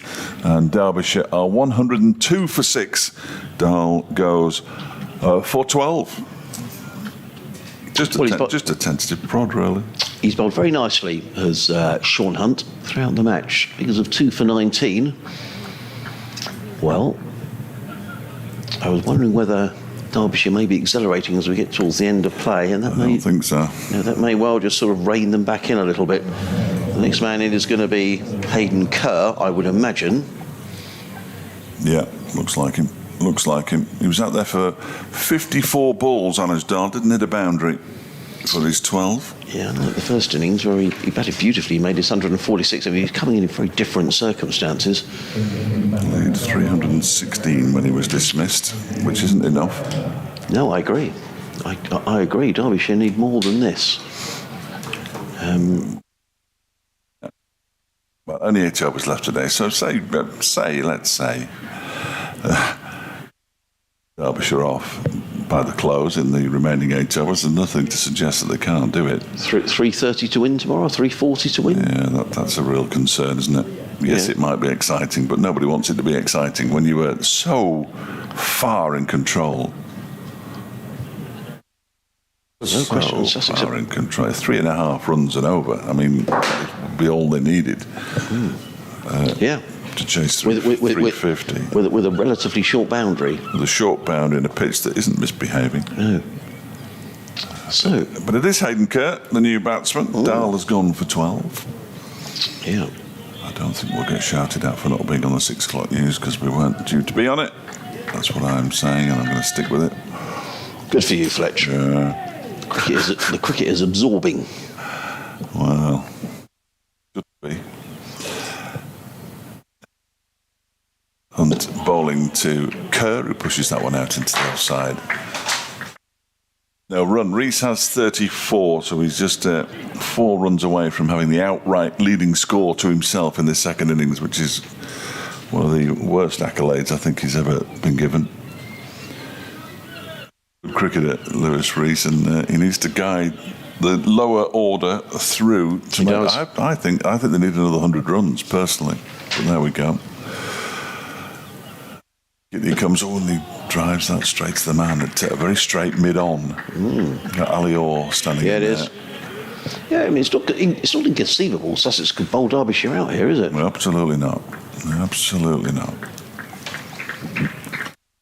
Should be asked to chase 330 over the course of a day. That seems fairly reasonable. Yeah. Yeah, you wouldn't declare at that, would you?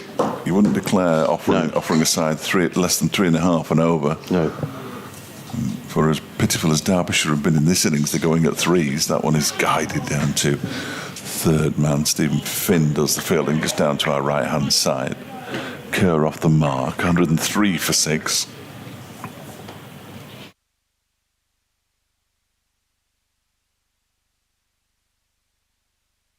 It's Reese is back on strike on 34. 34 from 66 deliveries.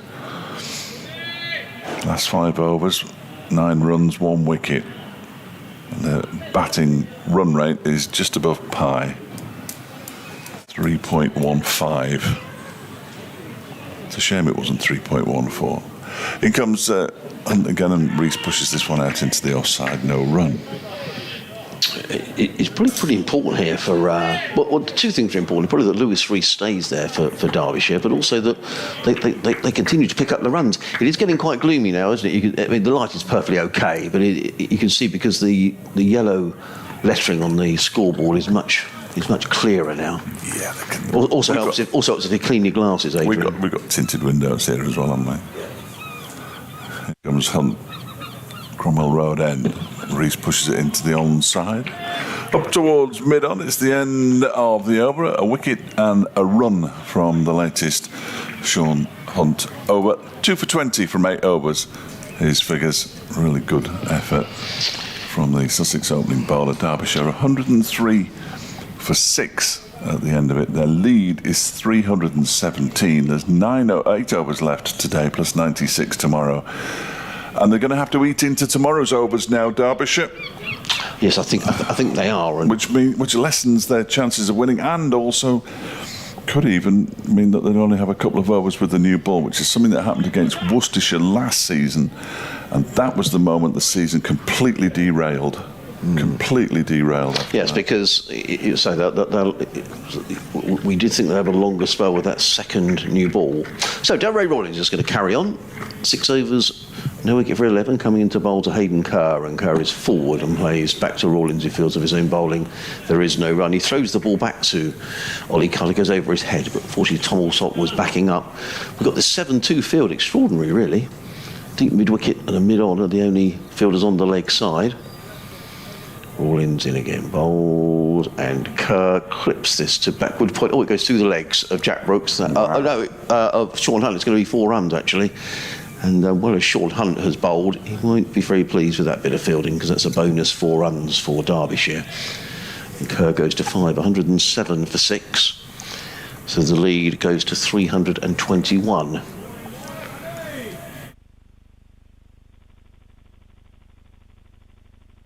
Points at the end of his run.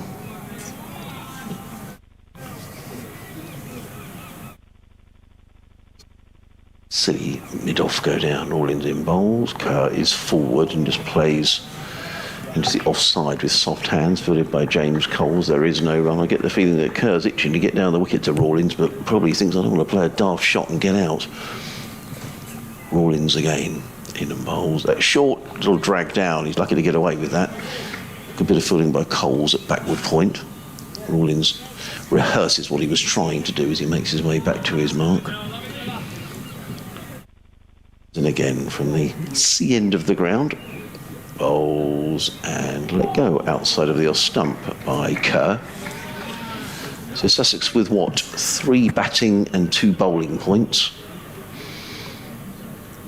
They've got 5. Derbyshire have got 7. Rawlings again in bowls, and Kerr just plays that away on the offside. There is no run. Another over slips by. 5 dot balls, 107 for 6. Reese on 34, Kerr on 5. The lead 321 for Derbyshire. We've got 7 overs tonight, 96 tomorrow. So 103 overs left in the game. Still looks a good pitch. Ken Bowman has just pointed out that there have been 4th innings scores at Hove this season of 364 for 3 by Durham and 370 for 3 by Middlesex. Right, okay. Not necessarily all in one day, of course, but it shows that you can... It's a very good call. That's a very good call. You can bat long on this pitch, because the pitches have been really good. Yeah. Here is Sean Hunt bowling from the Cromwell Road end. I was going to say strikes the pad. He's actually driven it up the ground, up towards long on. They're going to come back for 2. 109 for 6. He almost- moves on to 36. You almost feel sort of every run is vital here for Derbyshire, Yeah, don't no you? question about it. You know, every run you sort of think, well, oh, Jackson over on the far side of the ground, just sitting over on the boundary edge. A young Sussex off spinner. Again, a ball to Rees, who pushes this one out into the offside. And there's no run. The lead is 323. 6 overs, 7 overs including this one, so 6 after this one. S&C is already packing his gear away, ready for a quick getaway. See them all scurrying into the bus at the close. Somebody stays around to speak to us. Hunt balls over the wicket to Lewis Rees, who pushes it up to mid-on. Hayden Kerr was a little bit tardy in setting off there, Very but slow, wasn't he? he manages to get there comfortably enough as Jack Brooks just wanders in and picks the ball up. Well, if it had been a gun fielder, I'm not suggesting that Jack Brooks isn't a gun fielder, of course, then he might have been in a spot bother because he appeared to need to be called twice by partner Lewis Rees. Rees has moved on to 37. Well, he was certainly caught on his heels, wasn't he? Yes, he was. I think he was daydreaming. Yeah. 6.5 overs to go. Kerr on 5. 4 of them a little fortunate. Pushes this one out into the offside and he thinks about a single. Del Ray Rawlins is there, but as a result, they're not going to take a single, and quite right too.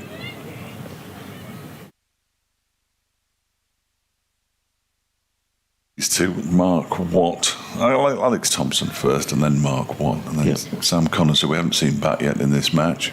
And who knows, we might not. Around the wicket comes on 2 balls to Kerr, pushes it out into the offside to Jack Brooks, and there's no run. Well, one of the big questions, or one of the big criticisms this season, is that Sussex haven't looked like taking 20 wickets in a match.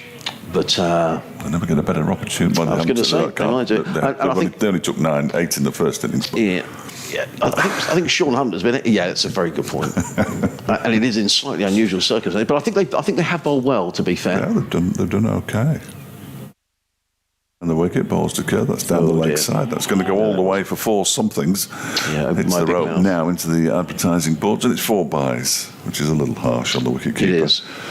Because he had to dive a long way to his left, did Ollie Carter, and he couldn't quite get there. He may well have got a bit of a hand on the ball, but once it had got past him, he was always racing down to the boundary.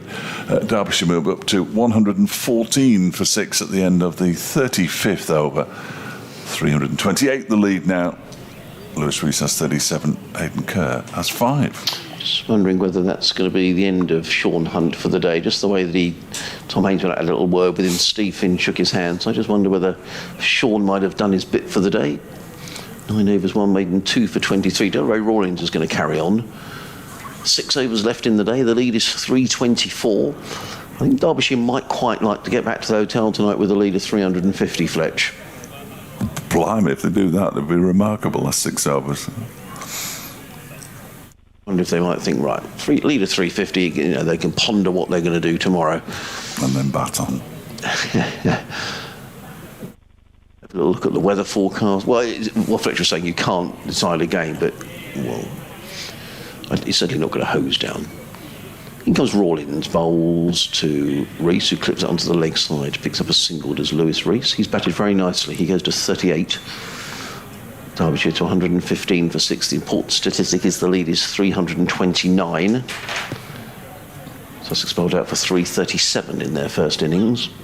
But all sorts of permutations here. As Fletcher was saying, these are good tracks here at Hove. There is a short boundary. Rawlins in again, bowls, and driven by Kerr to mid-off, fielded by Stephen Finn. And there is no run. Saying that Kerr batting 3 in T20. Well, he has done, yeah. Rawlins in bowls. Kerr, he's going to get runs here. He's going to probably get a couple of runs. It's an inside edge that runs away down towards the boundary. Ibrahim in hot pursuit. They may even decide to come back for a third. No, they're not. They're settling on 2. Good throw by Ibrahim. Kerr gets 2, which he didn't know too much about. He goes to 7, 117 for 6. Lead of 331. There's a wry smile to himself as he makes his way back to his mark. Comes in again, bowls to Kerr, who plays defensively back down the track. Rawlins fields off his own bowling, and there is no run. Middlesex 28 without loss following on against Nottinghamshire. Glamorgan have lost a wicket at Worcester, and it is the wicket of Colin Ingram. In comes Rawlins, bowls. Kerr is forward, plays it onto the onside. There is no run, so Glamorgan now 230 for 5, needing another 102 to win. Very good finish tomorrow, that one. Yeah, very good. They do bat deep. Yeah. Glamorgan. Got James Harris down at number 10.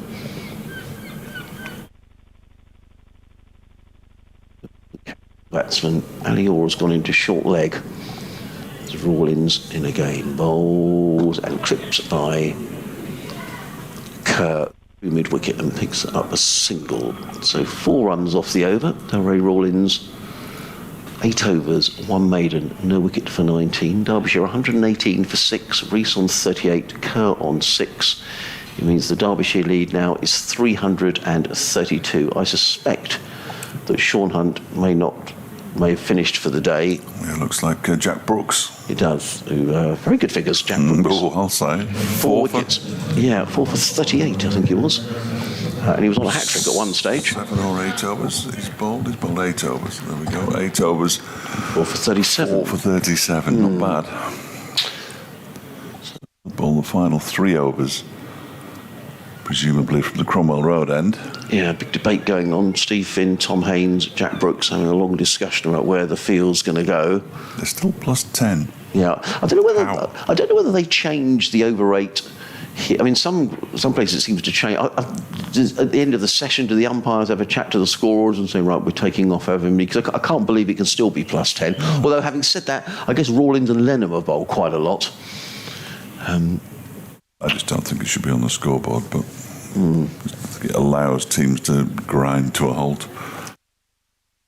So I was saying if Derbyshire could go to bed tonight with a lead of 350, now perhaps feel it's not been such a bad afternoon. So the new over begins, and he's caught behind straight away. Is that a Brooks hat-trick? Is that his hat-trick? That is hat-trick. Did he come back? No, he didn't. No, he didn't. He's got a 5 foot, though. Got a 5 foot. It was a tentative push at the ball from Hayden Kerr, and Ollie Carter did the rest. That's his 3rd catch. Ollie Carter. Hayden Kerr goes for just 8 runs, and Derbyshire are now 7 down, 118 for 7. And that means that their lead is just 332. Sorry, I was thinking for a minute because he took 2 wickets at the end of an over, but then he did bowl another over since then. So we spoke to Jack Brooks last night. We might speak to him again tonight. We'd like to speak to Mohammed Rizwan after his 100. But Jack Brooks has now taken 6 in the match. 18 deliveries for Hayden Kerr's 8. Wasn't a great shot, was it? No. And they still don't have enough runs. No, I don't think they do either. 332 is not enough. So next man is Alex Thompson. Yeah.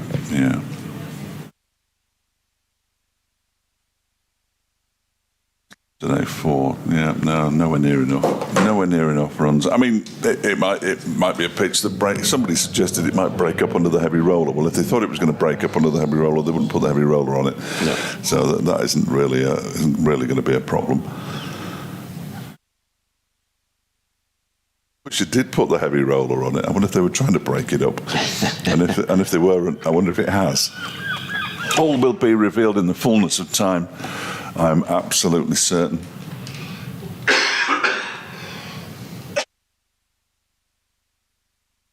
You know is we should need more runs. Kerr out for 8, Dahl for 12, Masood for 37, Deploy for 3, Madsen first ball, Brooke Guest for 8, and Godalman for 1. Lewis Rees, 38 not out, leading scorer in the 2nd innings, been joined by Alex Thompson. He didn't make the first, did he? He made 27. Well, that would probably be enough if he could make 27 in the 2nd innings as well, alongside Lewis Rees. That might just put Derbyshire in a position where they think they can win it, but depends how long it takes him to get there, really. No, I agree. And here is Brooks, second ball of his over, in and bowls, and that was a good full delivery, and it's clipped away by Alex Thompson. He's going to get runs here. He's going to get 4. 2 runs. Is he going to get 4? He is going to get 4, you know. First ball. Excellent effort from Alex Thompson just to dig it out in the first place. I mean, the outfield is lightning quick. And the ball just raced away for 4 runs. So the lead goes to 336. They tripped over. Sorry, That's all right. dragged everything up. No, we're fine. My long lead. Tickly cough. There is nothing untoward. I will stress. I feel fine. I do get a tickly cough when I get too hot. And it is very warm. Yeah, we've had the... Here in Hove, doors open and that's cooling us down a bit, but my word, it's warm. 22 for 7. Lead 336. Thompson off the mark with the boundary. Brooks is in and bowls to him, and that strikes him on the pad, going down. Yeah, going down the leg side. Went up and then pointed to say that's going down there. Yeah, come on, Jack, they're saying, aren't they? Quite right, too. Yeah. 5 for 41. Is it his first 5 for Sussex? Yes. Yeah. It's only his second game. Okay. He said he just wanted to play some cricket. We chatted to him last night. I just fancy playing some cricket. Certainly playing some good cricket at the moment. This one's pushed out into the offside by Thompson to Rawlins. There is no run, and there are 2 deliveries left of this over, and then 4 more overs to go after this. 96 tomorrow, so we'll have 100 overs left at the end of this one.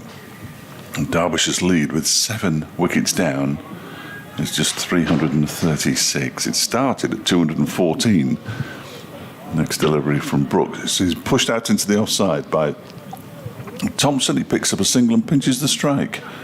123 for 7. Does he pinch the strike? No, he doesn't. Every run almost feels like gold dust here for Derbyshire at the minute. Just looking at Glamorgan, who are now 230 for 5, needing 102 to win. So that's going to be a good finish at New Road tomorrow. Won't last all day, I wouldn't have thought.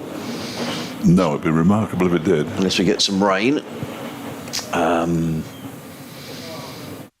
Middlesex following on 31 without loss, still trailing Notts by 144. That could be a good day's cricket as well. Lots of good cricket around the country tomorrow, not least here at Hove. Yes, you can always bank on Derbyshire to make something more exciting than it really needs to be. As Lewis Rees clips that next delivery, the final delivery of the over from Jack Brooks into the leg side. It is fielded by the man coming in at mid-wicket, who was Daniel Ibrahim, and there is no run. 123 for 7 then Derbyshire. There are exactly 100 overs left in the match now, and the lead is 337. I just wonder, Fletcher, applause around the ground. I didn't hear what that was. I think they announced the 5 for... Right, okay. I think. I just wondered, Fletch, whether sort of a Delray Rawling type innings here from someone might be a good thing for Derbyshire. If someone could thrash a quick 30 or so.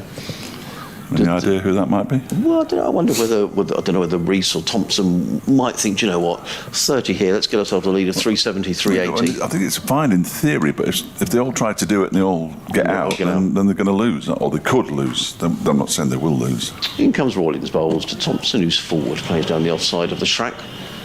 Rawlins doesn't field cleanly. The ball is fielded at mid-off and there is no run. Slip and a silly mid-off in place.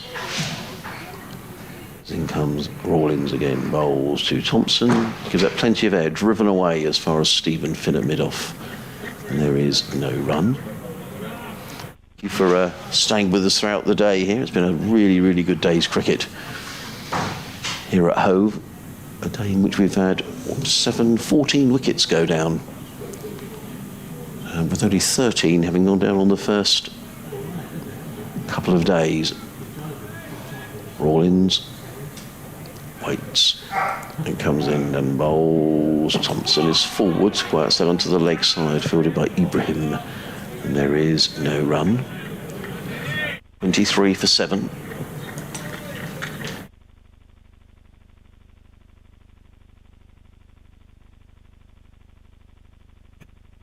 Again, bowls. Thompson lets that go outside the off stump. There is no run.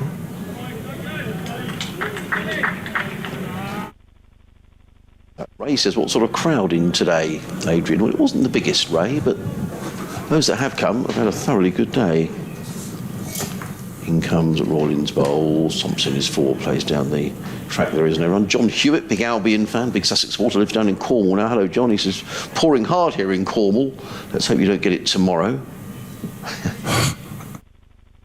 Be a terrific day. In comes Rawlins bowls. And Thompson plays with a puff of dust out into the offside. A maiden over from Delray Rawlins. 9 overs, 1 maiden, 0 for 19. Steve Harris, good old Steve, up in Aberdeenshire, says, it's getting stranger and stranger. What on earth are Derby thinking?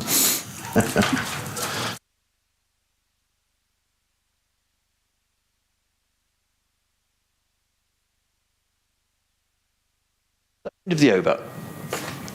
1:23 for 7. The Derbyshire lead is 337. We've got 3 overs left in the day. I said if Derbyshire went in with the lead of 350, is that enough to declare? I'm not really sure. But they might feel at least they've salvaged something for what's been a difficult last session. Brooks into Lewis Rees, and he's going to get 4 runs. That's a nice shot by Lewis Rees. I'm sorry, I pinched your delivery. No, you're all right. I'm trying to work out when I'm on this show this evening. Okay, I failed to get on it last night. 4 runs to Rees. He goes to 42, 127 for 7. That takes the lead to 341. There's still a lot of runs for Sussex to get. We have to remember that. But in a day, they scored 337 in 94.4 overs in the first innings. So maybe Derbyshire will feel they'll need a few more. In bowls, and Lewis Rees drives down the ground, fielded by Brooks off his own bowling. There is no run. And I think we have to put this Lewis Rees innings into some context. I mean, Rees has made 42, Masood made 37, so that's 79. Nobody else has made anything, has it? So the rest of them haven't made 50 between them. No. So it's a good job that Lewis Rees has come in and really steadied the ship. Brooks in bowls, and Lewis Rees just lets that one pass by outside the off stump, taken by Carter, and there is no run. Wonder whether they'll perhaps, 350 overnight, back for 3 or 4 overs tomorrow morning, quick thrash, quick 30 or 40 maybe. Of course they want me now. Oh, right, Fletcher's got to go. Big fella's got to go and do something for BBC Radio Derby. As in comes Brooks. Over the wicket bowls, and Rees is forward, plays it back down the track. Brooks makes as if to shy at the stumps. Lewis Rees is unperturbed. And there is no run. He's 42, Thompson 5. For those of you just wondering what on earth's been happening here today, well, Sussex made 337.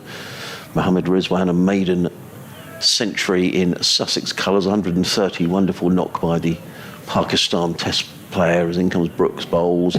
Rees drives firmly to mid-off, fielded by Finn, and there is no run. Sussex rather collapsing from 213 for 3. Using the last 7 wickets for 124. Derbyshire with a lead on first innings of 214. General consensus was they'd enforce the follow-on, but decided not to, and got themselves into a bit of a pickle, have Derbyshire. 127 for 7. Now, though, Lewis Rees on 42. Godalman 1, Guest 8, Mazin first ball, Deploy 3, Dahl 12. Brooks in bowls to Lewis Rees outside the off stump, taken by Carter. There is no run. Kerr 8, Sham Masood 37. End of the over. 2 overs to go. Just the 4 runs coming off the over. Jack Brooks, 10 overs, no maidens, 5 for 46. Super spell by the on loan Somerset quick bowler. 2 overs to go in the day. 127 for 7. So the lead for Derbyshire is 341. It's going to be Alex Thompson who's going to face the penultimate over of the day. That's going to be bowled by Delray Rawlings. There's another long debate going on about where the field's going to be set, involving Tom Haynes, the skipper, Steve Finn, that's the senior pro in the side, with the exception of Jack Brooks, offering advice to Tom Haynes and to Delray Rawlings. Alex Thompson waiting at the far end of the ground. It really will be very interesting to get the reaction from the Derbyshire camp tonight as to their thinking about how the game might go. But whatever happens, it should be a good day here at Hove tomorrow on the final day. Let's hope the weather plays ball and we get a really good day's cricket. So a slip, a silly point, a silly mid-off for the penultimate over of the day. It's going to be bowled by Delray Rawlings, who's coming in from the C end of the ground. And he's coming in to bowl to Alex Thompson. Flench is back with us. Thompson lets that go outside the off stump, why wouldn't you? 2 hours to go. And a lead of 341. That's not quite enough, is it? No, I agree. It's not quite enough. No, I don't think it is. Another 30 or 40, I reckon. Yeah. And that could take 10 overs tomorrow morning, and then you've got 86 overs. The second delivery is defended by Thompson. It looks like he's settling in for the night. Well, I agree. They're certainly not looking to score quick runs here, are they? No. Thompson waits. Defended out into the offside by big off spinner from the latest Delray Rawlings delivery. That's halfway through the over already. He does flash through his overs quickly, does Delray Rawlings. It's his 10th over in total. He's in again. Thompson goes back into his crease and pushes it straight back to him. No intent from the batsmen, so they're obviously ready to come back tomorrow morning and bat again. For whatever reason. In comes Rawlings again. That's the most defensive shot we've seen so far. Big stride in from Thompson. Presumably doing it under instruction. Yes, you would think so. 127 for 7. Second time round, Derbyshire pushed out into the offside. Picked up by Mohammed Rizwan. And a maiden over to complete the action from the C end. 1 over to go. Rawlings 10 overs, 3 maidens, I beg his pardon, 0 for 19. Thompson has 5, Rees has 42. Derbyshire at 127 for 7 with a lead of 341. And as you say, 1 over to go in the day, and it's going to be bowled by Archie Lenham. So Jack Brooks is going to have a breather over taking his 5 for 46. Used to play cricket. Fletch was, certainly when I played, 5 for meant you got a jug. I don't think I ever got one, but I'm sure it did, yes. Yeah, no, Yeah. Well, I think I only did once. Yeah. But I always used to enjoy that. If someone got a 50 or 100, hundreds were rare. But it always meant whoever did that to get their jug of beer in. Last over being bowled by Archie Lenham. So actually, I did think we were in for a sort of a 7 o'clock finish or something. Yeah. So actually, with Rawlings and Lenham have bowled a good amount of overs. Rawlings has bowled, 10? Lenham, this is his 6th. So they have got through the overs relatively quickly, or quicker than we thought, despite a lot of changes to the field. It's going to be Lewis Rees who's going to be facing. Of course, if a wicket goes down, that will be it for the day. Archie Lenham spins himself a catch. Men clustered around the back. There's a slip and a silly mid-off. 3 men saving one on the onside as in comes Archie Lenham bowls, and Lewis Rees just plays on the bounce to Alior, who sort of palms the ball back across the wicket, and Rawlings picks up at mid-wicket. There is no run, so a dot ball. Lenham wanders back to his mark in his 6th over, figures of 0 for 20. And he is in bowls, and Lewis Rees back on his stumps for a while, which is a slightly dangerous game. Lenham fields off his own bowling. Again, there is no run. 4 balls to go in what has been a terrific day's cricket. In the bowls, and Rees just lets that one go by outside the off stump, taken by Ollie Carter.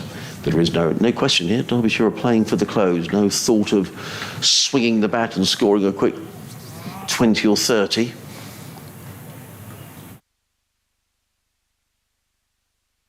That's a full toss, and Rees rather misses out, to be honest. Well fielded by Mohammed Rizwan at short extra, because that could have well gone for 4 runs if he hadn't fielded it. Good bit of fielding by Rizwan, who batted beautifully for his 130.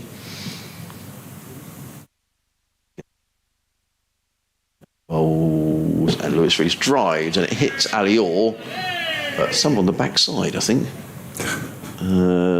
Is he okay? Yeah, he's okay. He's made a stern stuff, is young Alistair. So 1 more ball to go in the day. And Orr is going across to the leg side for this final delivery. So there's a slip and a short leg. No, he's hobbling his alley all. I'm surprised. Yeah, if that hit him somewhere without any padding, that would have been played. No, he's back in at silly mid-off. Lennon bowls, and Rees drives down the ground. They think about a single. It isn't there, footed by Jack Brooks. And that is it for the day. What an extraordinary day's cricket we've had. Derbyshire closing 127 for 7 with...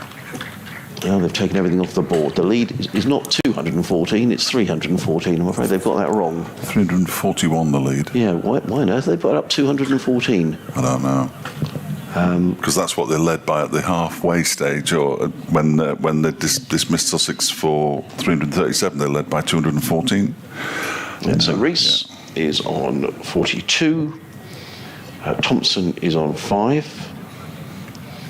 So we've got 96 overs to be bowled tomorrow as the players wander off the field. So if you're doing nothing tomorrow, come down to Hove, because it could be a really good day's cricket. The lead, as Fletch says, is 341. We're going to disappear and get some reaction. I'm not here.